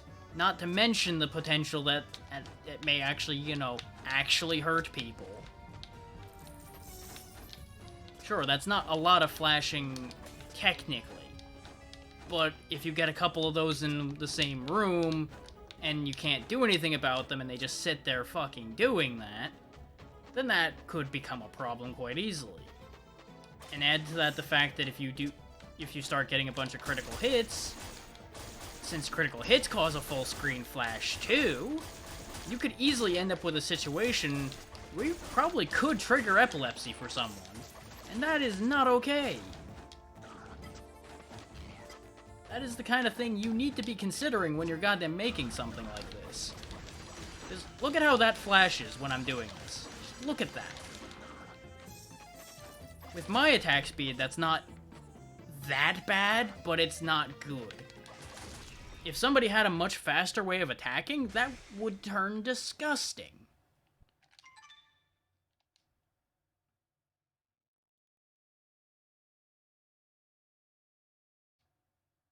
Like, that is the kind of thing I'm willing to criticize with this game. Because that's objectively not a good idea. Things as far as the difficulty and such go, I'm willing to turn an eye to a bit because of the fact that I'm not playing on the lowest difficulty for the game. As long as there is a way to scale the difficulty down, I'm willing to accept them making the game difficult. Hey, Shifu. Well, welcome to Drac Rants about game design for another hour, probably. Is that this went from, wow, I'm really enjoying everything, to, wow, they made a lot of really kind of dodgy decisions in places here.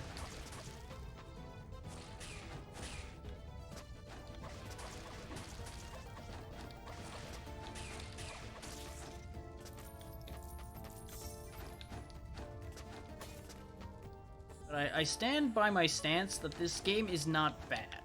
I would not say the negative reviews are warranted still. But I acknowledge the fact that Steam does not provide a mixed review option. So I see why people would choose a negative review, because you can't really give it a positive review and have the same kind of experience, if not worse, that I've been having. I am very forgiving in a lot of places, especially when a game feels mechanically good, is honestly, most of the mechanics and most of the gameplay feels very good with this game. The main problem ends up being the scaling and the level design in a secondary problem. I feel like the game has gotten ahead of me.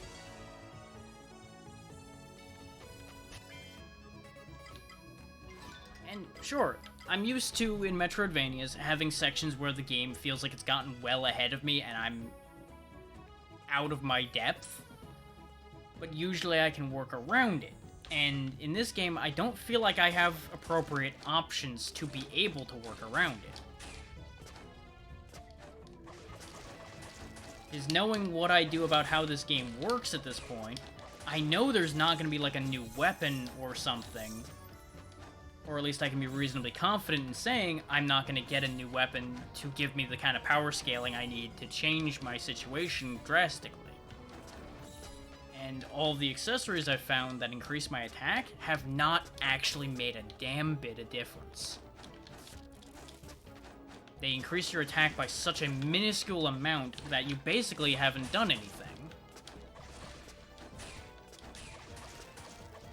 Just notice how I'm doing 3 damage to that enemy right now. Say I put on the strongest attack increase I have. which would still be 2 attack from the Serpentine Cuff or from the Amulet of Greed that I've got. That will put our attack to 15. You would think, oh, he increased his attack by 2. That'll make him do 2 more damage. Oh, look, we're doing the same amount of damage we were before. That's the problem.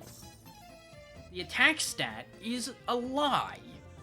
The attack stat is useless. It does nothing. Outside of insignificantly higher numbers than the game is providing. Now, I don't know if that specifically is a caster-specific issue or not. Without having played the other classes more than I have, I don't know.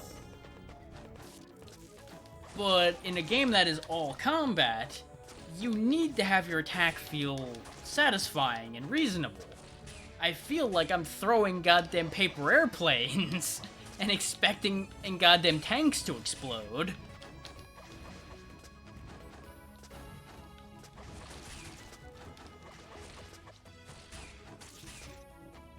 I feel like there's a big disconnect here.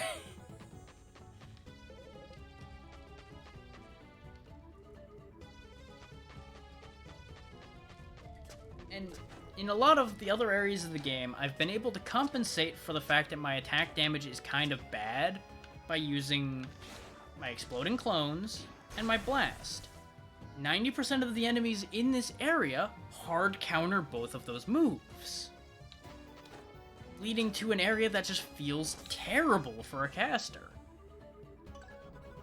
Now, I don't know, at least I cannot guarantee, whether these enemies would be that much better with the other 2 classes. But I can say with reasonable certainty that it won't be that much worse. Since I know for a fact that both of those classes at the very least do more damage. Because they start off doing more damage than we are now on their basic attacks.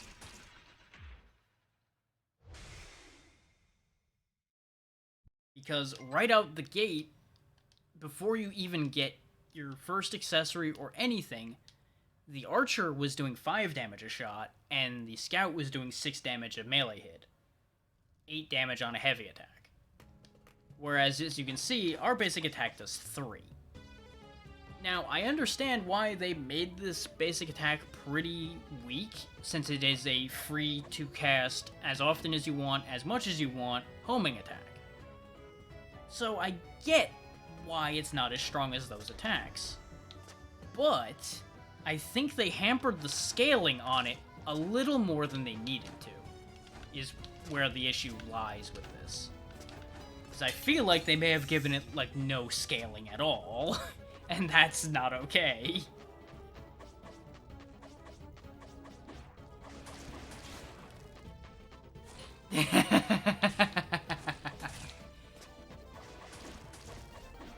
I mean, one could ask, do you need to?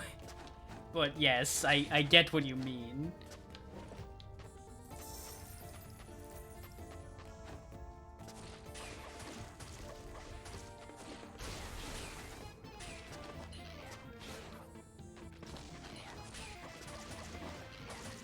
You see, these guys, I can't really use my clones against much because they just roll around all the time.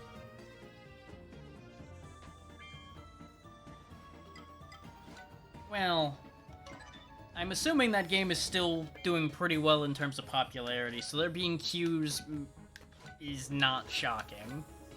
It's sad, but it's not shocking. And this right here is another example of why I have no faith in my attack growth. We just got an upgraded version of the thing we found up there off of an enemy drop. It doesn't have any more attack still. It has a higher chance to poison. Hooray! That'll do more damage than I do. But all it does is give me 3 more stamina otherwise. And stamina's goddamn useless. Is to me at the very least, because sure, it'll let me block 1 more hit probably. But I will still be stuck in the same spot I was if I'm blocking attacks. So I'm just going to die anyway. I would settle for 1. I would settle for 10. I would settle for a goddamn not single-digit number.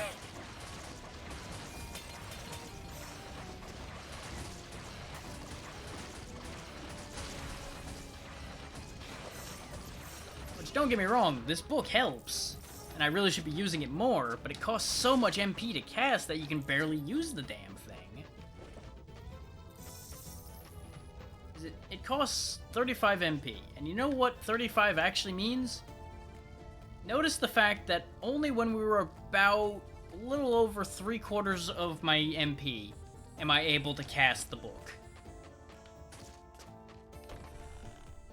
So just let that sink in terms of just how much it takes to actually be able to use this thing. And then consider the fact that they're also expecting me to be able to use MP in order to explode the clones to do any damage with that either.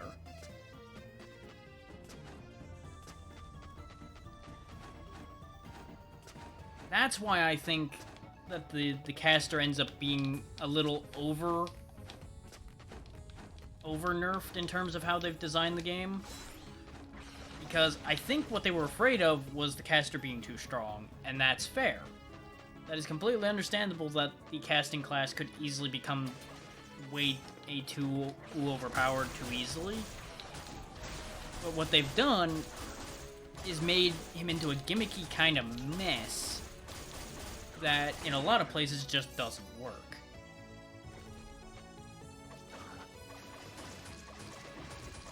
You might be thinking, oh, just build MP and you'll be able to cast it just fine then. Build MP with what? That becomes the question. And once I can load in after this death, I'll show you why I say with what.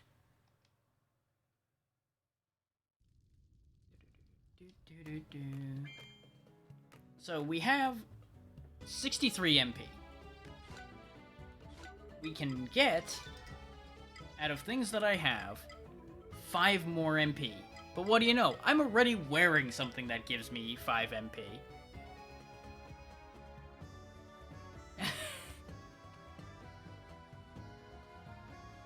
I'm assuming you are done with your raids now and you are exhausted, Xeno.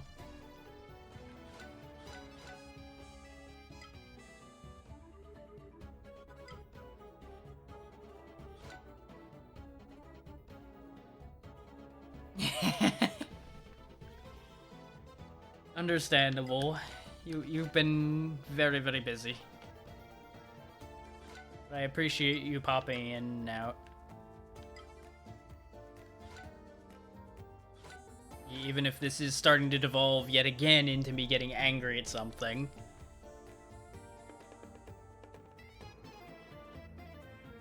Which, I'm not that angry. Not yet. I honestly would almost factor my current feelings more under disappointment. This could have been so much better than it is.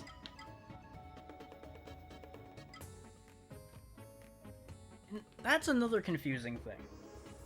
If there's, for example, if there's 15 areas to the game, and we have entered 7, so we're basically halfway through the game, why do we only have 1 orb? And 1 skill? Did we miss the other ones? Are they just all at the other end of the other half of the game? Because we even only have 2 relics. Which, for having been through 7 areas of a Metroidvania, only having 2 upgrades is insanity.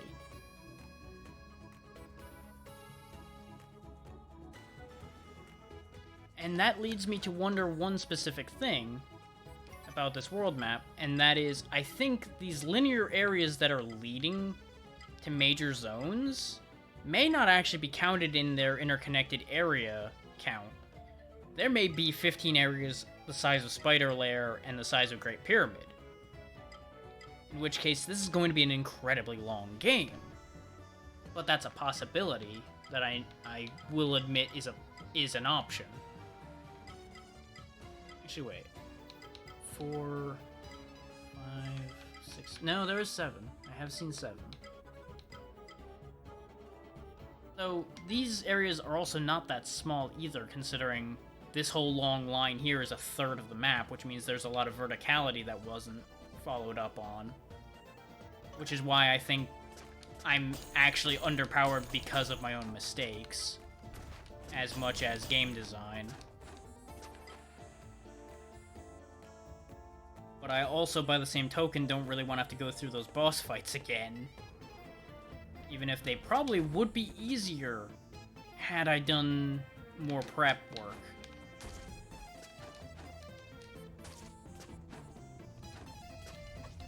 But prep work shouldn't be necessary either like that.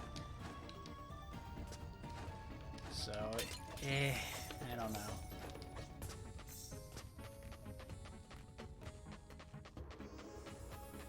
My feelings about this have gone from strongly positive to mixed.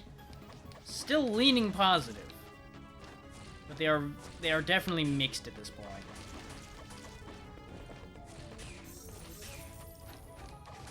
But I also want to acknowledge the concept that a part of that is relating to current frustration.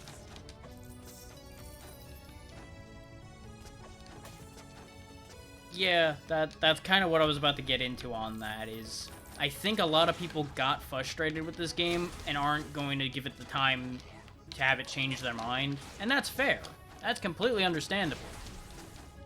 But I do feel a bit bad for the developers if this does end up negatively affecting them too much. Because one thing I'll give them credit for, you can tell that they put a lot of damn work into this. That is probably a wise choice, you know, considering you've been up for a long time and you've been very active. Sleep well, Xeno.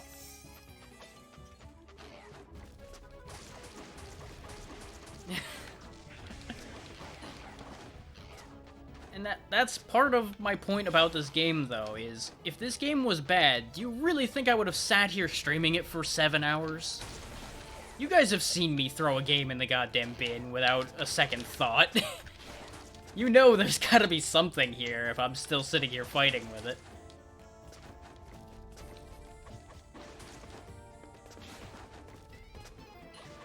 And I'm also willing to accept that part of that is genre bias, since this is my favorite subgenre of game. And it does all the elements of that pretty damn well. I have been rewarded for exploring. We have quite a few tools at our disposal to explore with. The problem we've had since the first area is the areas have not felt nearly as rewarding to explore because you've been getting punished the entire time.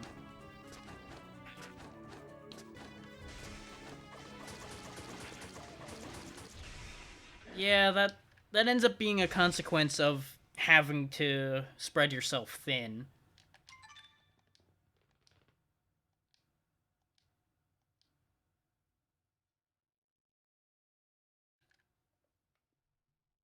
And all those people that you've seen today should feel grateful that you've taken the time to be around all of them. Yeah, exactly. That's what I'm saying, though, is you're doing what you need to do, just you have to be careful not to overdo it, as I keep telling you, which I know you're going to keep yelling at me for saying that, but I'm going to keep saying that, because it is very easy to overdo it. That too.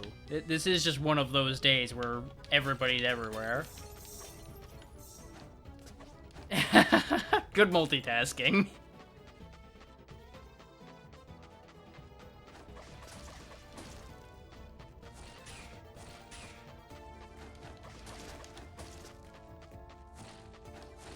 That's how that goes, yeah. You have so much to do that you either don't have time or don't have energy for other things that need to happen.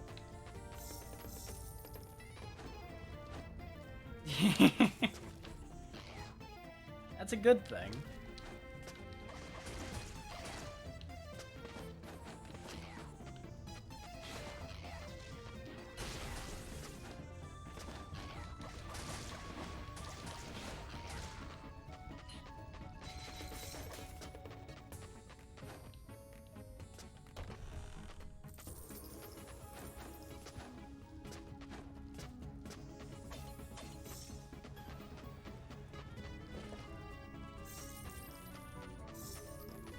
Yeah, that makes sense. That's also fair. You're gonna need to rest after today's adventure.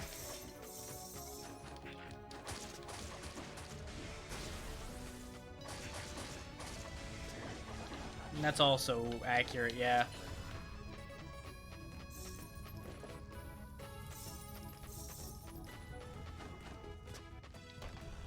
Just enjoy yourself for the days, you know. You've more than earned a day away from everybody for a while.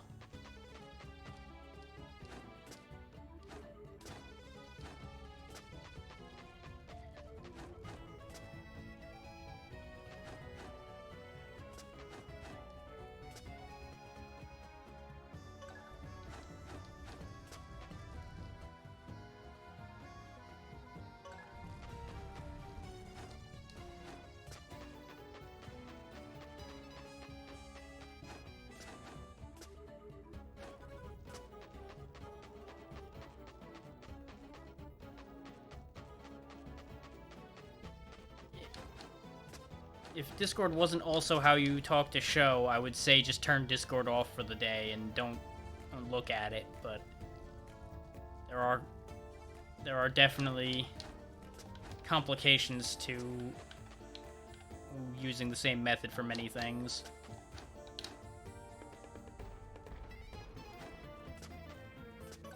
Yeah, no, in such a connected world, boundaries are vital.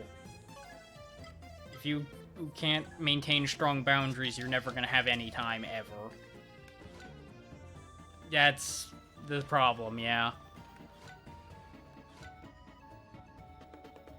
That would be a good idea. Because... hell. I know better, and even I might forget. If I'm just in the middle of a thought process, I may ping you about an idea or another, but if I see that you're offline, I won't. And I know that most people would probably be under the same thought process of, she's offline altogether, leave her be. There's going to be people that are going to still bother you anyway. But you can easily ignore that by virtue of the fact that you are clearly offline.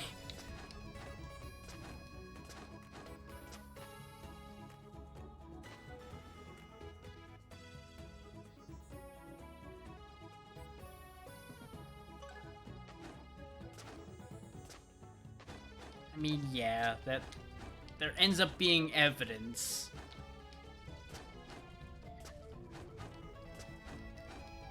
Well, you also gotta consider then how connected really were they to you when they leave just because you didn't give them constant attention. That brings into question why they're following you in the first place.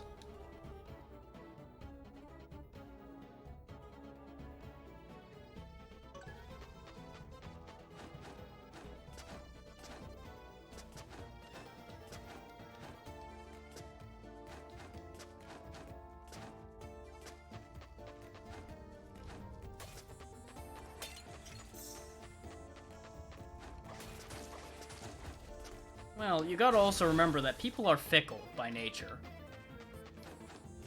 And people are also busy.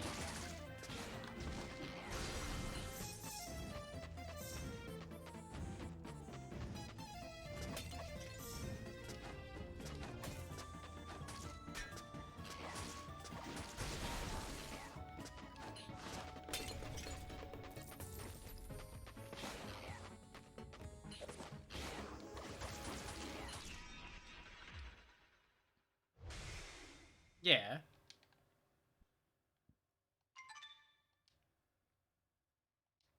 I get that you've got a, at the very least, what looks like a damned if you do, damned if you don't situation.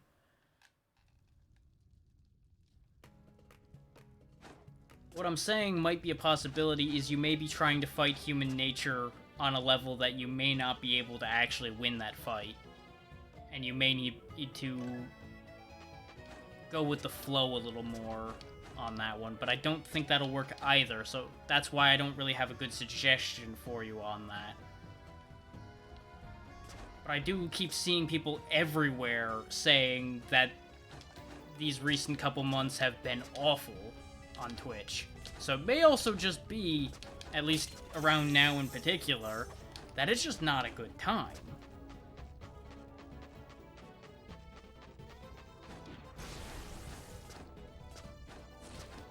But that is also a risk for you in particular, is you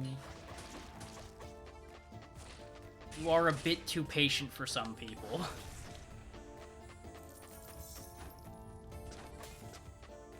Yeah, that's the whole thing of it. Yeah, people are less available. If people aren't going anywhere and aren't doing anything, then we would make record profits because everybody's sitting at home watching because they got nothing else to do. But since they've actually got shit to do because people are actually willing to travel again now, and so many people really wanted to travel and were cooped up for so long. Yeah, exactly. Well, people are convinced it's over. There's always the chance that people are going to be stupid enough to cause it to overflow all over again.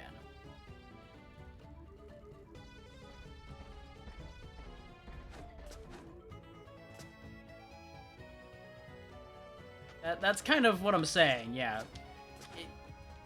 It's gonna be a while before it's really over. Yeah, exactly. People are not afraid of it as much anymore, and it is controlled for the most part.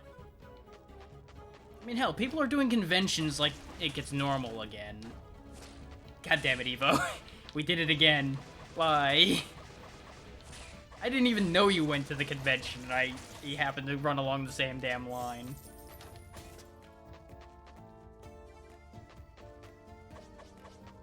But yeah, no, you should still be careful. There is no world anytime soon in which you should not at least respect the possibility. Ah, that makes sense.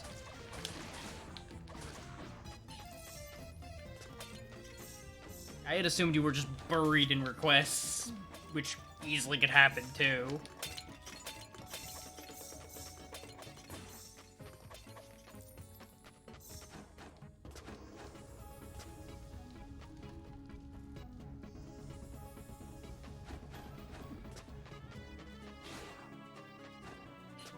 Yeah. I don't know where the hell I need to go now. Aside from I may need to go fight that stupid Anubis clone. Yeah, no, we're all in the marketing game pretty much right now. That is 90% of our current situations, is we all need a better marketing solution. That's pretty much what would carry a lot of weight for all of us right now. Is a better way of recognizably getting our names in people's ears. In a way that people will actually listen to, of course. Because getting it there doesn't mean a damn thing if nobody cares about what they're hearing.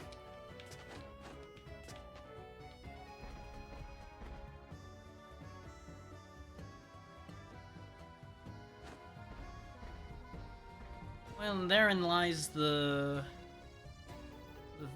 part of the thing with a sense of priority. But, by the same token, I agree with what you were saying about with your followers you need to. But yeah, there's a cost to it that you kind of need to figure out whether the cost is worth it to you. Or if there is another way for you to go about doing this.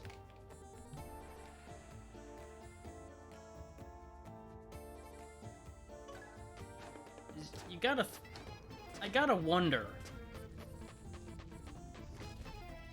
There are so many people I see. There are so many people I see that do so much less.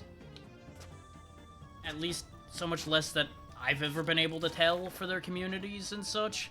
That have grown so much bigger than either of us. And yet, here we are anyway.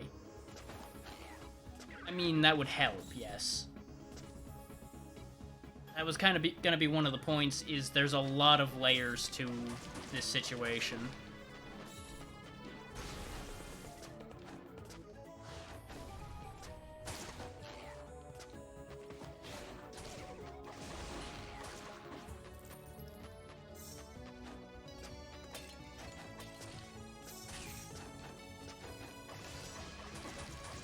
Like, under no circumstances am I trying to tell you how to run your ship. That is entirely up to you. But I have to point out the suspicion there that there's something wrong with the way the system works on that one. To the point where I don't know if the way that makes sense is the way to actually succeed.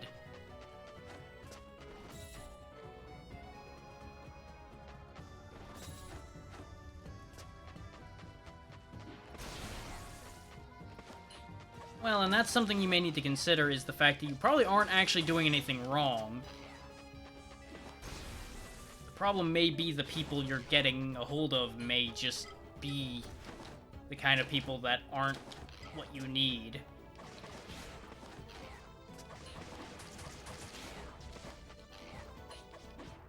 And I don't know if that's... I don't know what the cause of that is, for lack of a better way of putting it. That's part of it, absolutely. Both of those statements are absolutely part of the situation, without a doubt.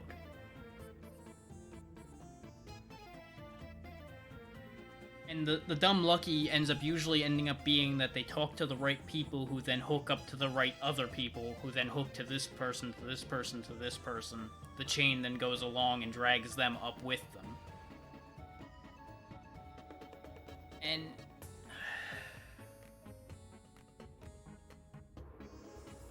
there's also just the simple fact that there are some people that are viewers on Twitch that are just a lot more...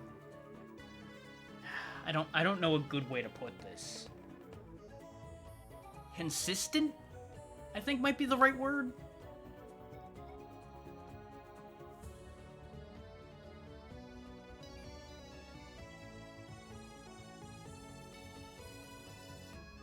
Yeah, no, absolutely. That's the kind of person I'm talking about, where they have higher expectations for what people are going to do for them than they'll ever actually put back in. Those are the kind of people you don't need. If they're unwilling to put in even the slightest effort on their own, they can walk. They're gone. 'Cause here's the thing. If you can't rely on them to look in the Discord and pay attention, how can you rely on them to even notice a Twitch notification to actually be there to watch?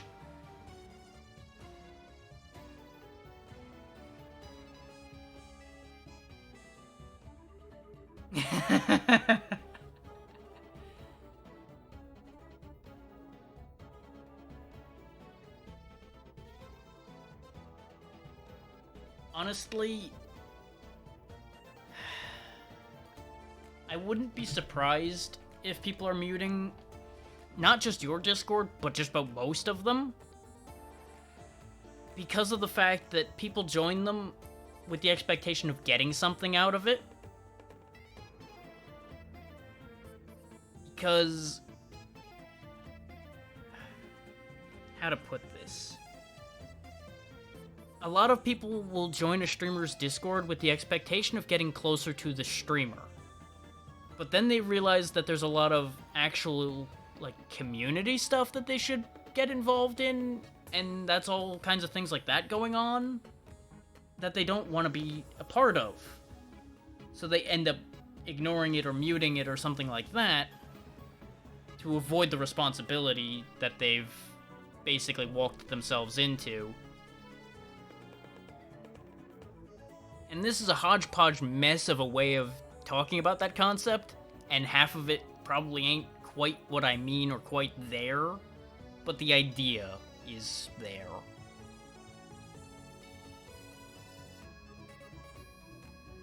And that's part of what I'm seeing that's kind of wrong about the whole situation with Twitch to begin with, is people's expectations don't line up with what is real and possible.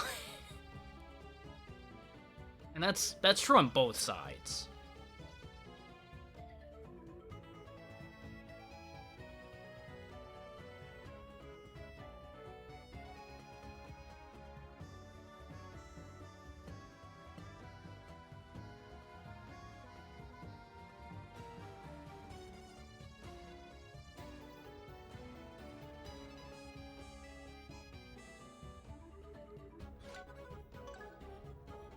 I'm not sure what you mean there, Xeno, but I get the feeling this may not be something you're going to want to talk about in the open either. So if you want to DM me about that in the future, we can talk about that. But I would not be surprised if this is something we've talked about before, too.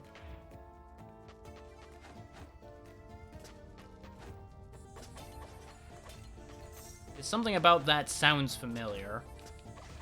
But this may also be one of those cases where this has happened more than once.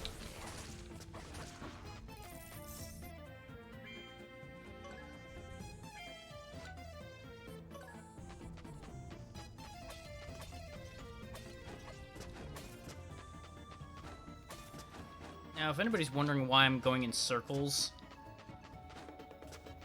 it's mostly a matter of I'm trying to just grind levels a bit. At this point, I feel like we're gonna need to.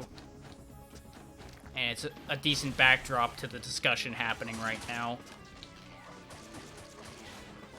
There's something fitting about just running around in circles in conjunction with this conversation.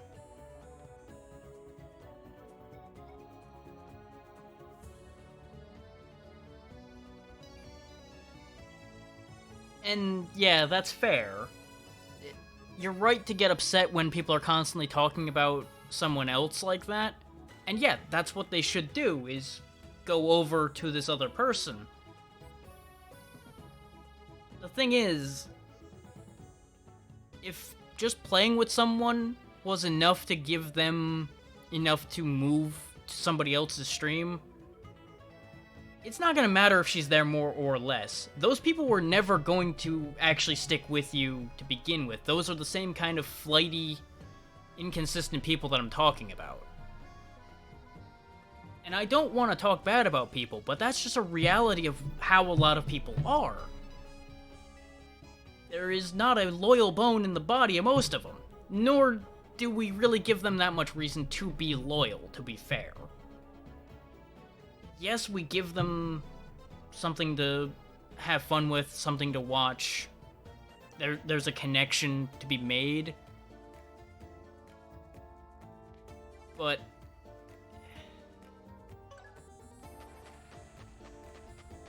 we have to understand when people find something that suits them better. And that, and that's fine. It sucks to be the one that people move away from, but that's just the nature of the beast. But by the same token, just because they go to watch them doesn't mean they can't watch both. Yeah, that's the other thing. Is sometimes you gotta correct people who are being that way. But like I said, there's nothing stopping people sharing the time if they've got the willingness to share the time. But a lot of people, it really seems like, will not really consider the gray area possibility. They are very on-off, I watch this one person, unless they raid out to someone, in which case I will watch them long enough for the streamer to leave, and then I will leave. Which again, everything is a matter of, if that's that person's choice, that's fine, but it's not useful to those who need the numbers. So it ends up with a very contrary situation between the two concepts. I'm trying very hard to be nice, considering I'm speaking publicly right now. If I was speaking behind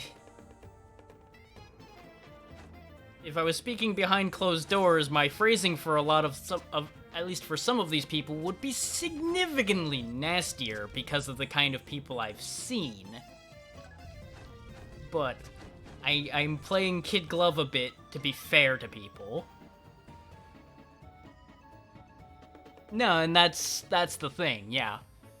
Since I'm not actively being upset by this, that's why I'm willing to be nice about this right now. Because I'm speaking about the general public, more or less, rather than about specific people that are a problem. Yeah, and that's my point. None of us are expecting them to be there every time. But a thing I've noticed with people is that they think that expectation is there.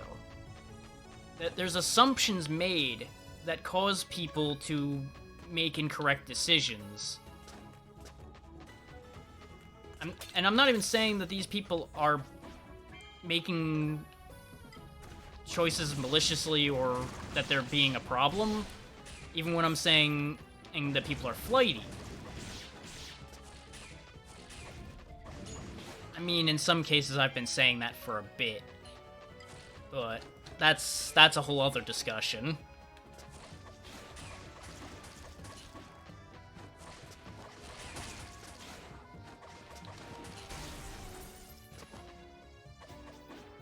Yeah.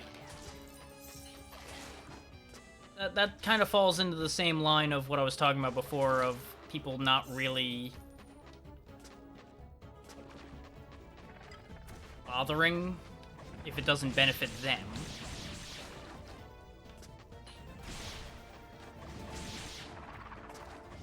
And to be fair, it may in some cases be that they're... Like, for example, if you're doing Apex, since you do Apex a lot, some people may be tired of that. And I get that a big part of your whole thing is that that's one of the big things you do. But that is something to consider.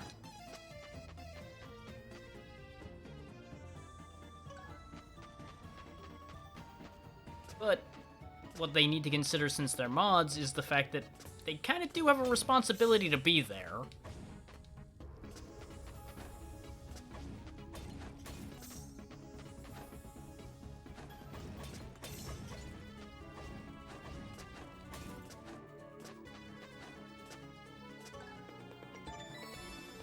And therein lies the trade-off for you in particular, yes. And I get that.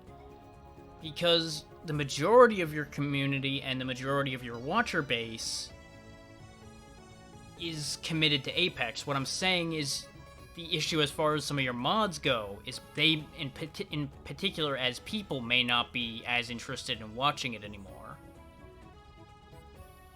I'm betting the greater problem is just the fact that a lot of them don't want to be bothered anymore in general. But that could be a facet of the problem, is more my point. I agree with you entirely that you would have a completely different and far worse problem if you didn't keep doing what you're doing. Because we've already talked about that before.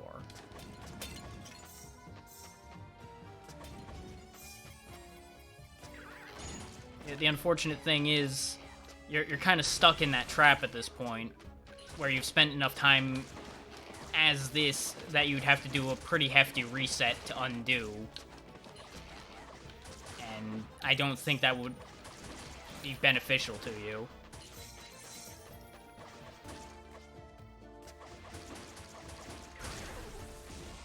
Especially not for how long it probably would take to do said reset. But that also kind of falls in line with a similar problem of what I was talking about, in that a lot of them are there for what you're doing, not for you. Whereas there are plenty of them that are there for you, specifically. Like, that's where the whole thing gets super muddy and becomes a huge pain to really figure out.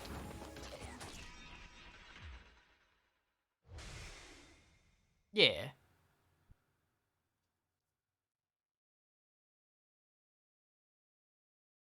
I mean, I can't speak for everybody else. I know I'm there for you. I am not inside anyone else's head, so I cannot vouch for anyone on that at deep a level.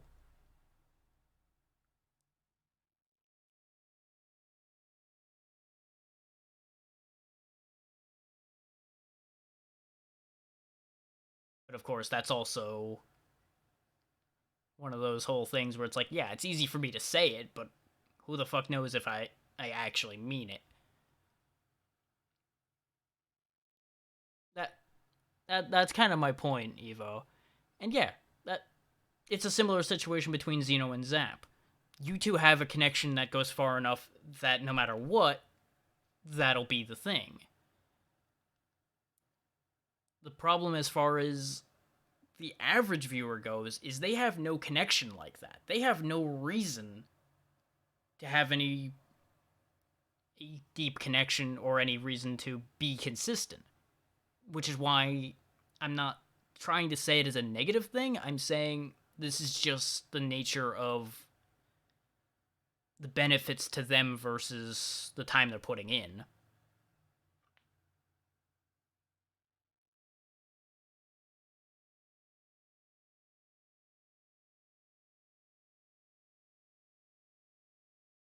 Well, that's the catch 22 we've got involved with that right now.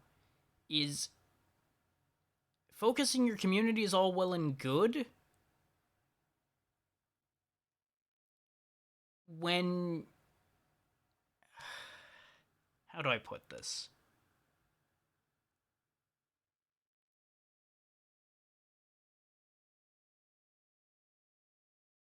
You can have a very narrow focused community and still have a community that has no real connection. Because the only thing holding that community together is a single choice in common, basically. So that doesn't, you end up with the situation you were talking about before when 90% of your viewers went away as soon as you weren't playing Apex.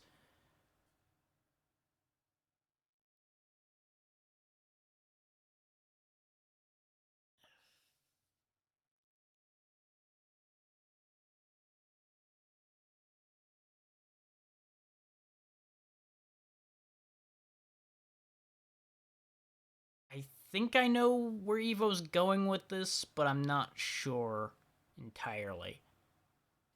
I'm assuming you're referring to the fact that spreading yourself out to other concepts and other games. But the problem lies with that of nothing's changing that much either way.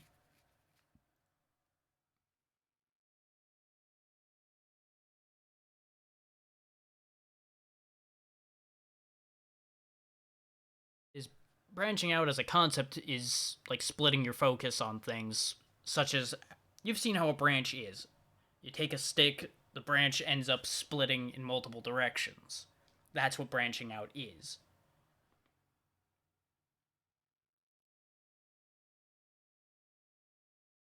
The thing is, I'm not sure who Evo's pointing at on this one. Is she could easily be pointing at both of us with that statement, so I'm not really sure.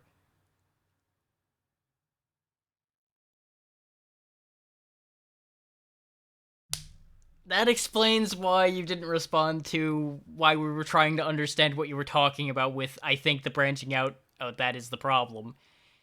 Because Xeno didn't understand what you mean by branching. I didn't know who you were trying to talk to with that or what you were trying to get at. So that whole conversation train wrecked out and you didn't hear any of it.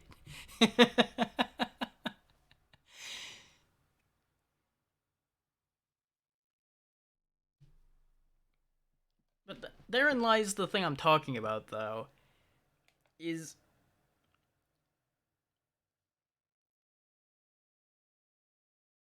yeah, because the thing is, you're getting the people in that are there for the game. You're not managing to get the people in that are there for you.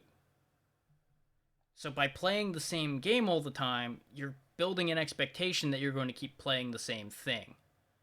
And that's good for keeping consistent numbers, but in a situation like what you're saying there with where you're getting sick of Destiny, you've now hit a hurdle and you have to resolve that hurdle somehow.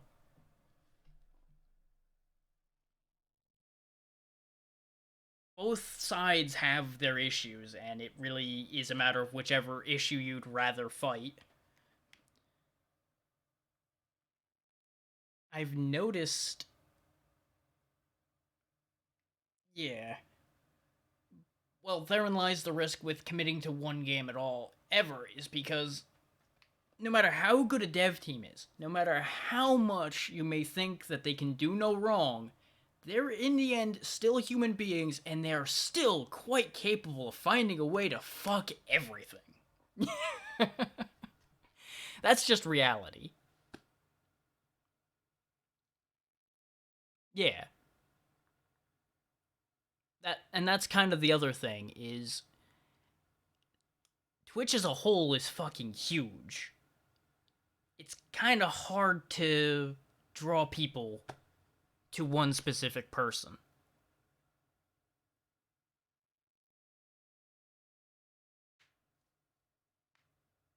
Like, you've probably got, like, at least 10 pages of people playing Apex, don't you? If you go look at Twitch at any given time.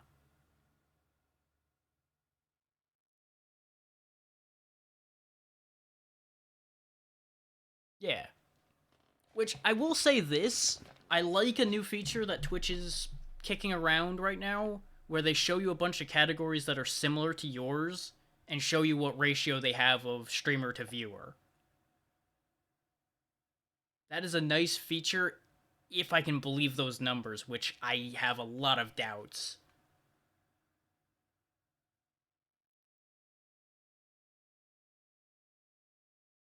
You're gonna have a real mixed bag on that one, Evo, but I get what you're saying, and your logic is good.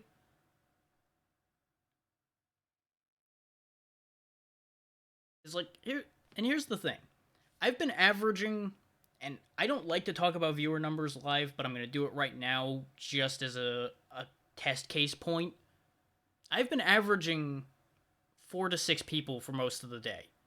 The thing is, I can point at that number and go, 90% of that is people I know. And that is a very powerful thing. But that only takes you so far as well.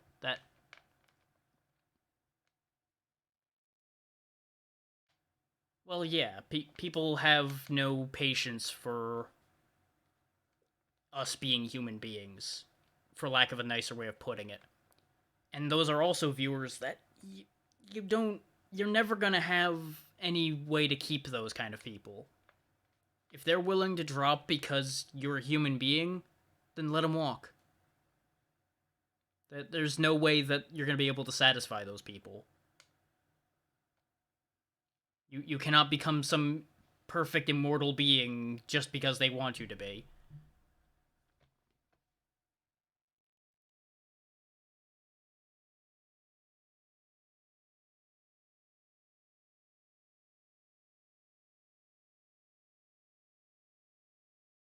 And I will say, those who were expecting this game to continue at this point, I think you can understand that this is not happening anymore at this point. The game has hit a point where I'm kind of over it, but I don't want to cut this discussion off because this is going somewhere useful and important.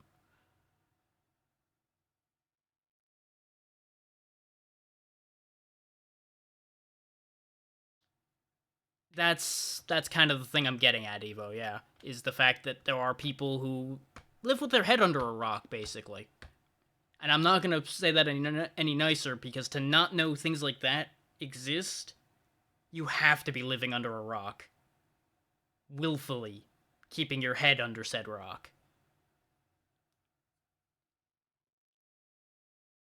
And that's the other thing, is a lot of people look at follower numbers as if it's some huge, amazing thing. But even when you look at huge streamers, and I'm saying the ones that average in the thousands, they've got follower bases in the goddamn tens of thousands, and they get like 10% of their damn viewer base anyway. Follower numbers are just useless. That's the determination I've come to. Follower numbers are bullshit. They're just a statistic that does fucking nothing. I love the fact that people are willing to follow, but unless there's follow-up to that follow, that's just a number. Hell, I'm guilty of that too. I follow twice as many people as I actually actively watch because I've marked them to keep an eye on to see if they're worth continuing to watch. But there's not enough time in the day. There's just not enough time in the day to watch all of the people you would want to, even if you narrowed down to 10 people. If they're all live the same day, you're not going to be able to watch them all unless you cut the time down with them hard. So there's a no-win situation. So that's where it starts getting shaky. Yeah, no, that's a decent way to go about it. As long as you hit them periodically, you still are helping them. But for example, going back to this potential viewer, this is not a person that exists probably. This is just a concept of a viewer. You have two different extremes as far as viewers go. The ones who try to be there every day and are dedicated to a single streamer. They are committed to this person and this person alone.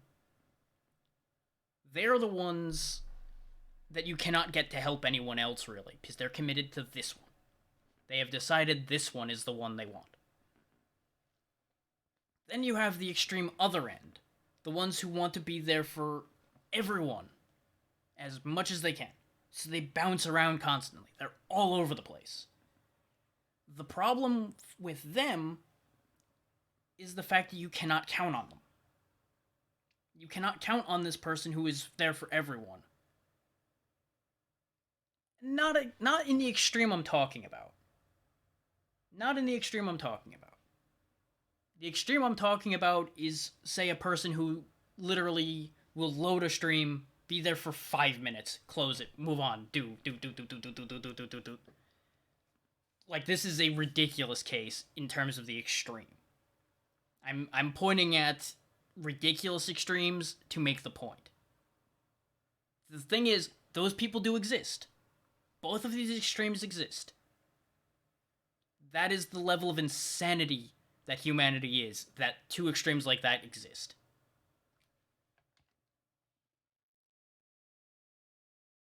Because the thing you've got to consider is some of those viewers that are the kind that pop in for like 5 minutes across a huge crowd, some of those are people who just think that being there as part of the viewer count will get them something, and some of those are our fellow streamers who are in it for a very similar reason, in that they're pretending to be there for so many people in the hopes that so many people will return the favor with a higher return exchange than the reality should be.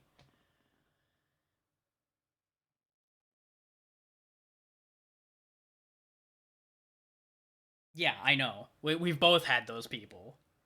I have gone out of my way to axe those people when I realize the kind of people they are.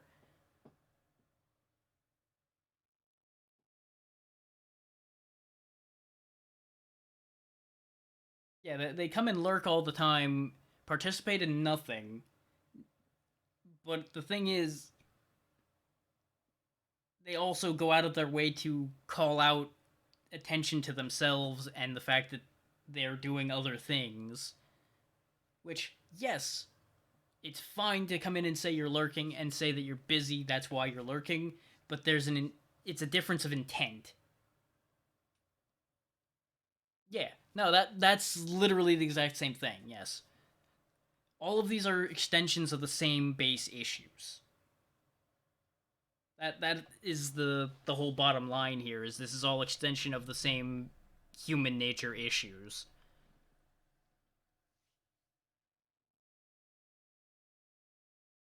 Because at the bottom line, the majority of people are out for themselves.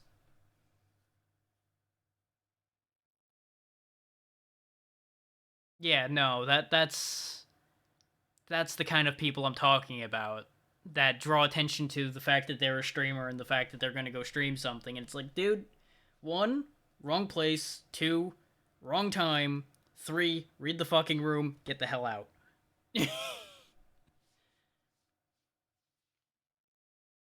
Like, I think I've only banned one non bot person, and it was one of those kind of people that is that one person that got banned so far. Because I looked away from it the first time they did it. It's like, okay, sure. People just say stupid things sometimes. Happened again. Okay, it's getting annoying. Happened a third time. Done. Gone. Axe over with. Never seeing that face again. But the thing I'll point out, yeah, absolutely. The problem I'm going to point out, and this is going to be with an apology to those who are still in the Small Streamers Discord ahead of time. And I have no personal problem with anyone. Well, I don't have a personal problem with most of them. Let me adjust that to be honest. I have a problem with the basis things like that are built upon because it encourages that very attitude. That entitled attitude that makes people think that just because they've shown up for somebody and done anything that they are entitled to something in return. That is the very attitude that most of those types of situations are built on. And that is an inherently self-destructive attitude that will cause a person's community and their own setup to destroy itself. Because as soon as all of those people stop getting what they want, fly, fly, fly, fly, fly. Gone. Out the window. Goodbye. Yeah. Well, you left long before I did. Yeah, we're not getting into things like that. I'm not talking about that Discord specifically. I'm talking about the concept of that Discord and the kind of attitudes that creates. Most of them don't show up for me anymore either. Not that most of them showed up for me to begin with. Only the people I've actually ever made a connection with are still here. That's pretty much where I was for the longest time, Shifu. I was hanging around to keep an eye on things and learn about things. But it since stopped being worth the time it was taking to try to learn anything.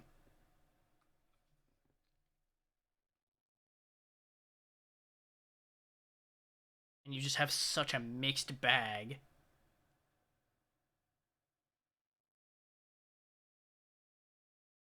Yeah. And that's kind of the thing, is on the more personal level in that Discord, there were some really bad personalities and bad attitudes in there.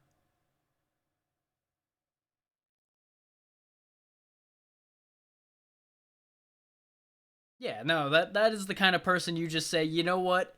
Go ahead and go find some other people to piss off and go crash and burn. You are not my problem. Yeah, no, exactly. That's exactly what I'm saying about the attitude that gets developed in a situation like that. Because there is no accountability. There is no reason why anybody should expect anything other than receiving anything they goddamn want in return for the most minimal effort.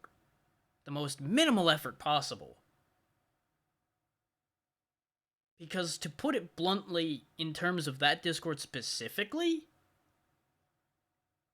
the amount of people lying on the watch lists and everything was insane. Yeah, no, I remember that whole situation, and remember, you said you didn't want to get into this, so if you just remember that, I don't mind you getting into it, but just remember you said you didn't want to. before you get on the tangent and lead yourself there. But I agree with you entirely. That situation was a big part of the problem.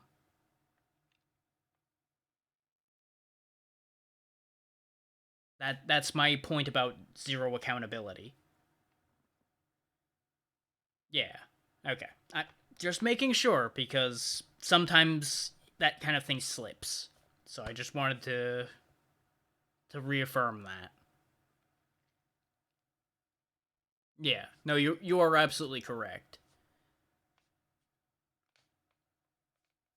Is you end up with what is essentially a bully squad. All of the bullies end up there in control, and they can just do whatever the fuck they want.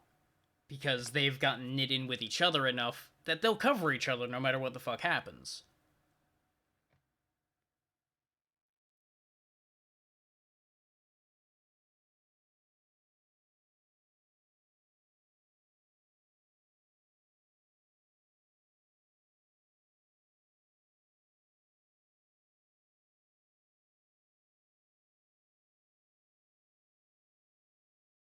And I will say one thing positive in relation to the concept of something like the small streamers Discord.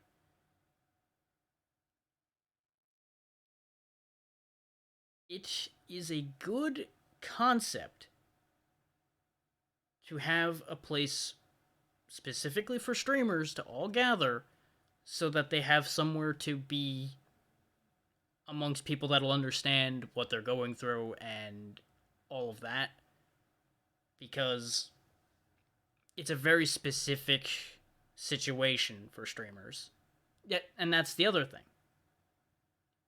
A lot of good came of it. We've all met very good people because of it. And that leads to other good connections, yeah.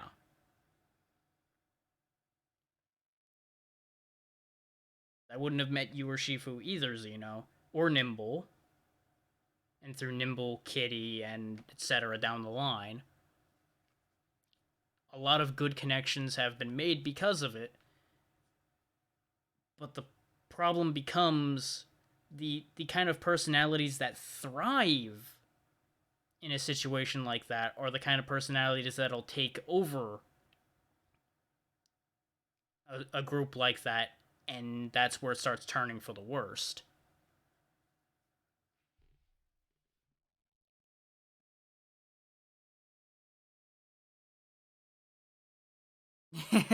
Well, yeah, because then everybody starts drawing the lines between all the people, and it's like, okay, we go this way, this way, this way, this way. Oh, and now we're back where we started. Okay. But no, I'm not circling back on that topic. No. And that's the thing. Your mods shouldn't need much power. There's not a world in which they should need more power than the power to control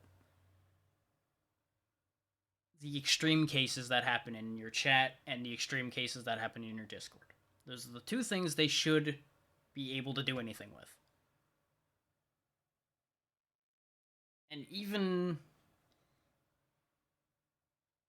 yeah. No, that makes sense because, of course, you have a lot of reason to trust Show more. That just makes sense.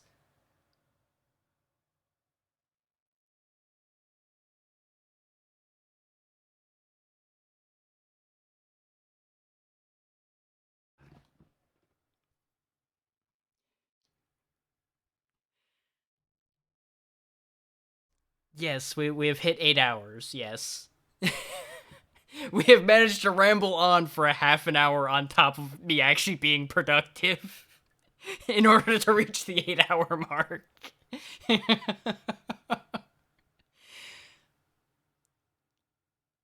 And I can't help but feel that anybody who has wandered in after a certain point has probably gotten very confused. On the one hand, I would like to apologize about that, but on the other, this is probably things a lot of people need to hear anyway. is I get the distinct impression that a lot of people don't really understand a lot of things that go on with other people's heads, for lack of a better way of putting it.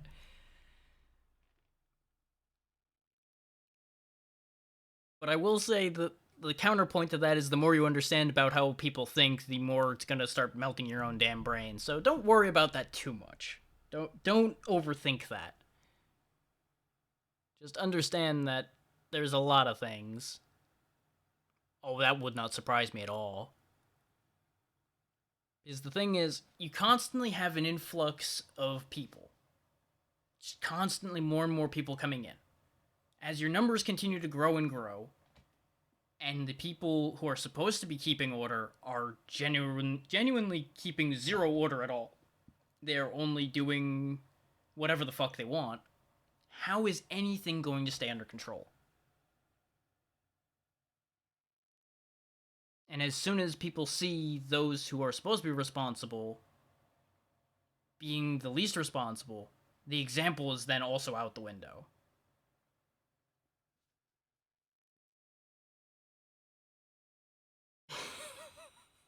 You're right about that one, Evo, though really I think we all create plenty of chaos as a whole here. I don't think any of us are safe from being a part of that idea. I am pretty sure we're all guilty of that one.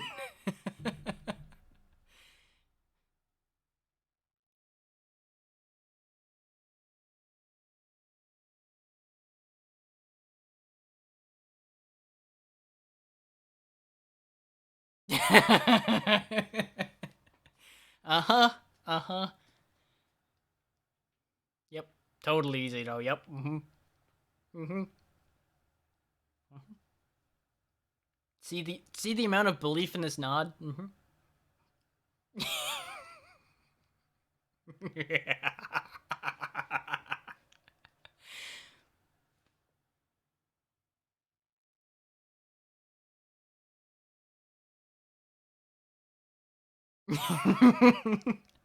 It's kind of hard to see most of that face because it's hiding behind the blanket. It's clearly hiding so many secrets.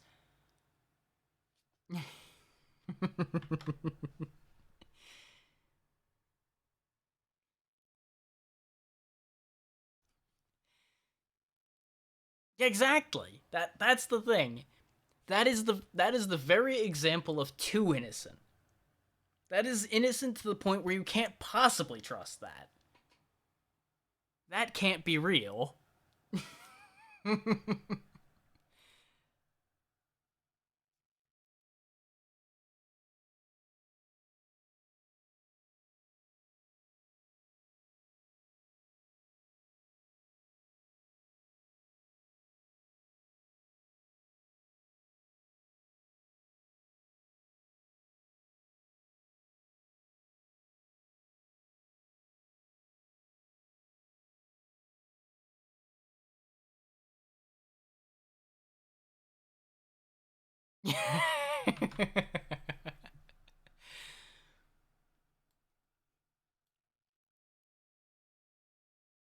I will accept.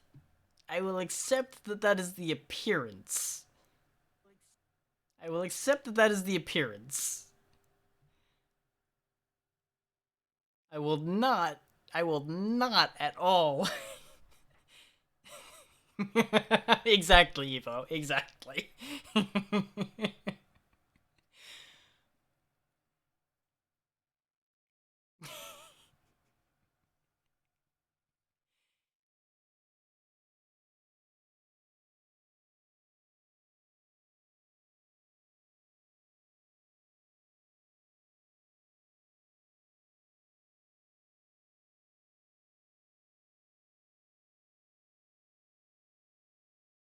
I mean, honestly, since that's kind of like your main focus, it would make sense to focus on that a fair bit. But the other side of the coin is a lot of people like your emotes at this point, so I don't know if you really want to necessarily change too much.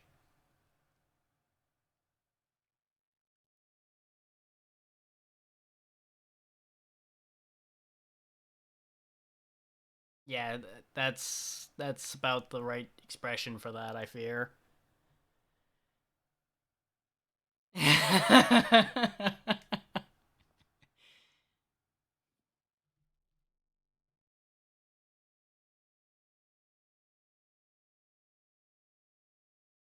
So what I'm hearing is we should just go to your chat and start piling on more gift subs. That's what I'm hearing.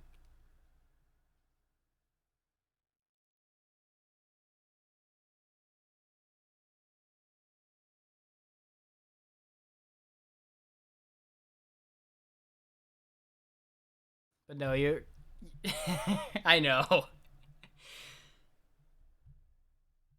Yeah, I feel that.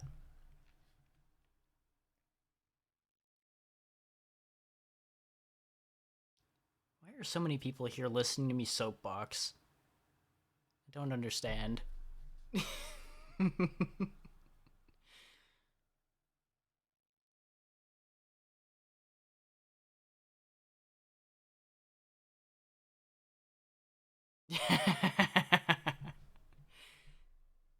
I mean, that is true.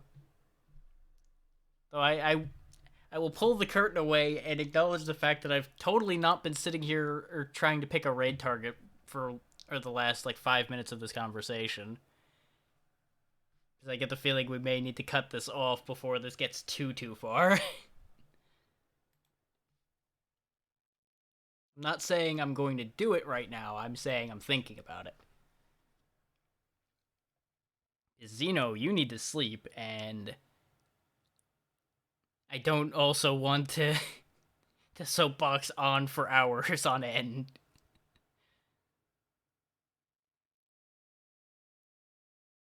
It is.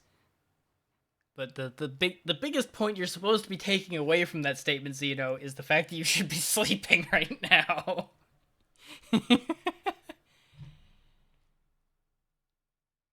Yeah, that's kind of the point, Zeno.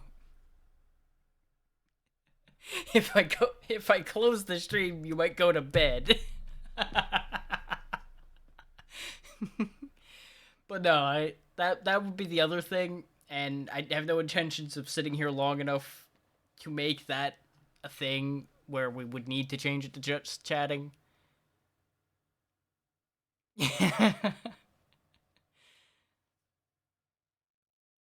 Uh huh. That's right up there with how you said you were going to go to bed about a half hour ago. So yes.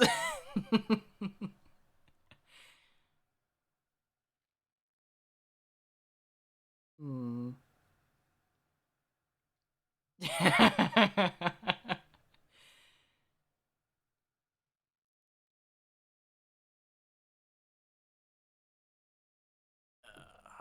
Let's see.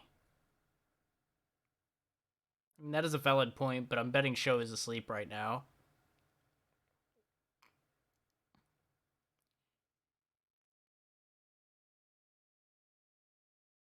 That is fair.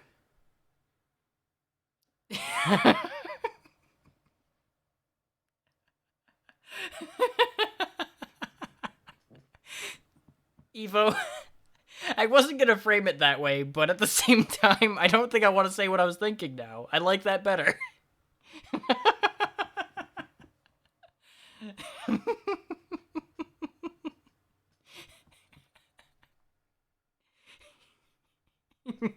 God damn it, Shifu.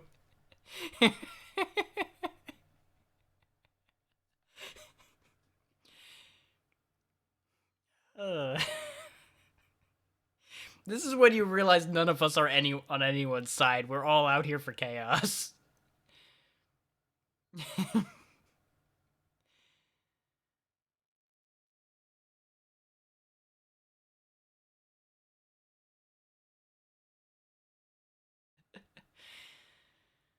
uh, this is also not a surprise. Talk to a dragon, things burn. This is how it works.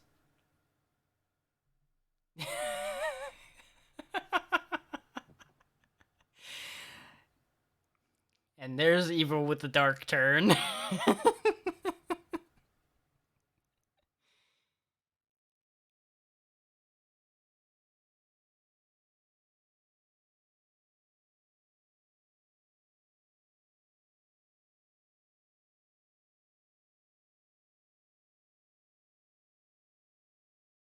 Do I need to do the bit where I smash people's hopes and dreams? Is that a thing I need to do right now? Where I just hold up the little statue that's people's hopes and dreams and just go and just turns into dust.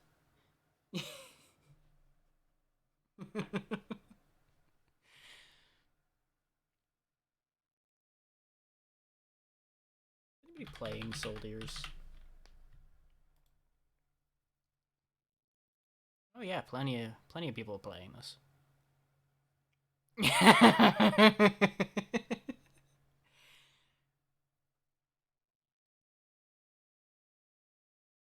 I don't even know how to feel about that statement, Evo. I don't even know what to do with that.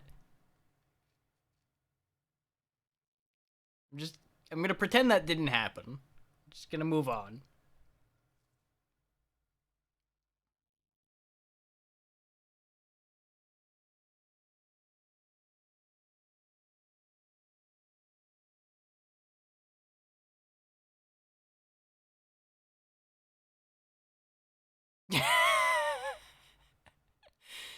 Now you're just encouraging me to press S the button to end this now.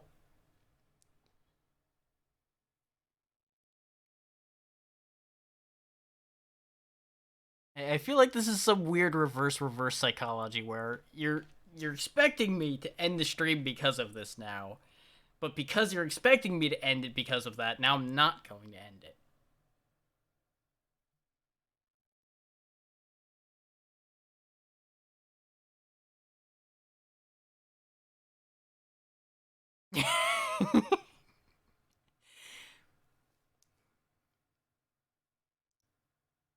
Well, welcome to just the pure level we've reached where we've all just lost what little hold we had left. You really are too tired, Zeno. You are really just way too overtired. See, I would accept the food and tea. Everything else you were mentioning just sounds a little weird.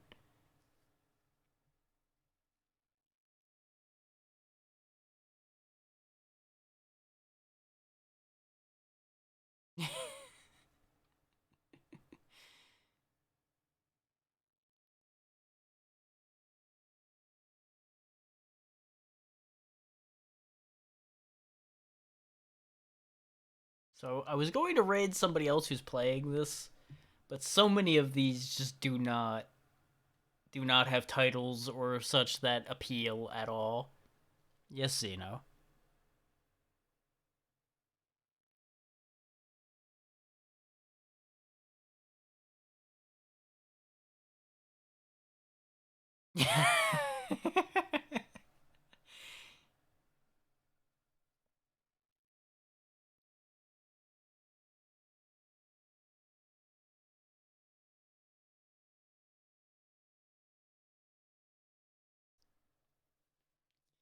This...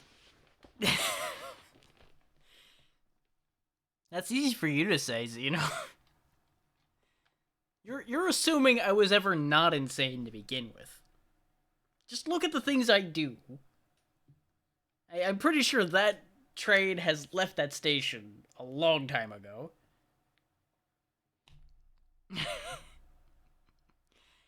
That is also fair.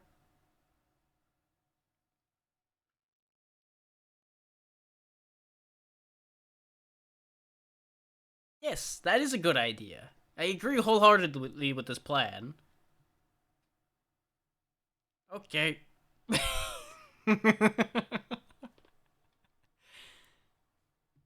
Before I just see like 6 pings before I even know what happened.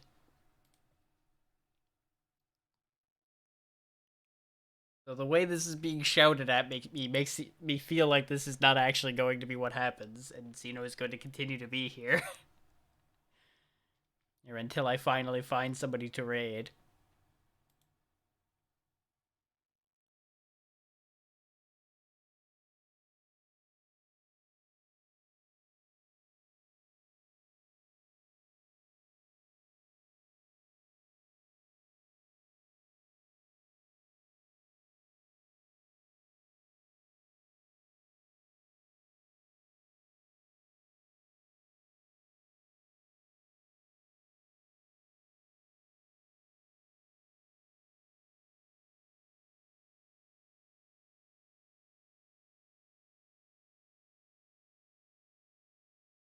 Okay, fine. I'll just flip a coin with the two options I've got and call it good.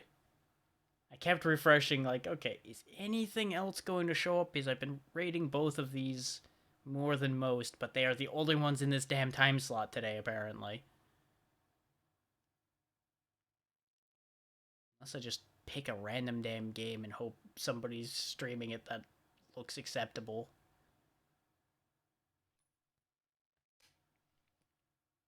Okay, fair enough. The coin has spoken. I'm gonna go ahead and raid over into Jukebox, even though I have questions about what he's doing, but we'll find out when we get there.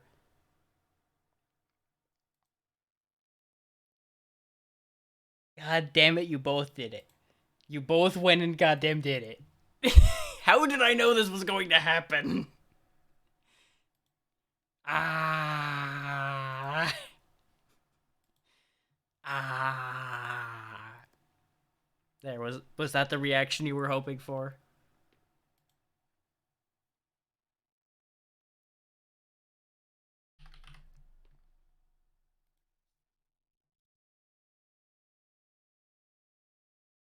Okay, he is actually playing Overwatch. Okay.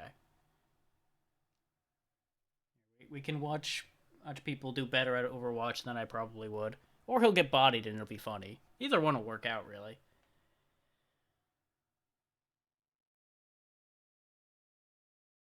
Now go now.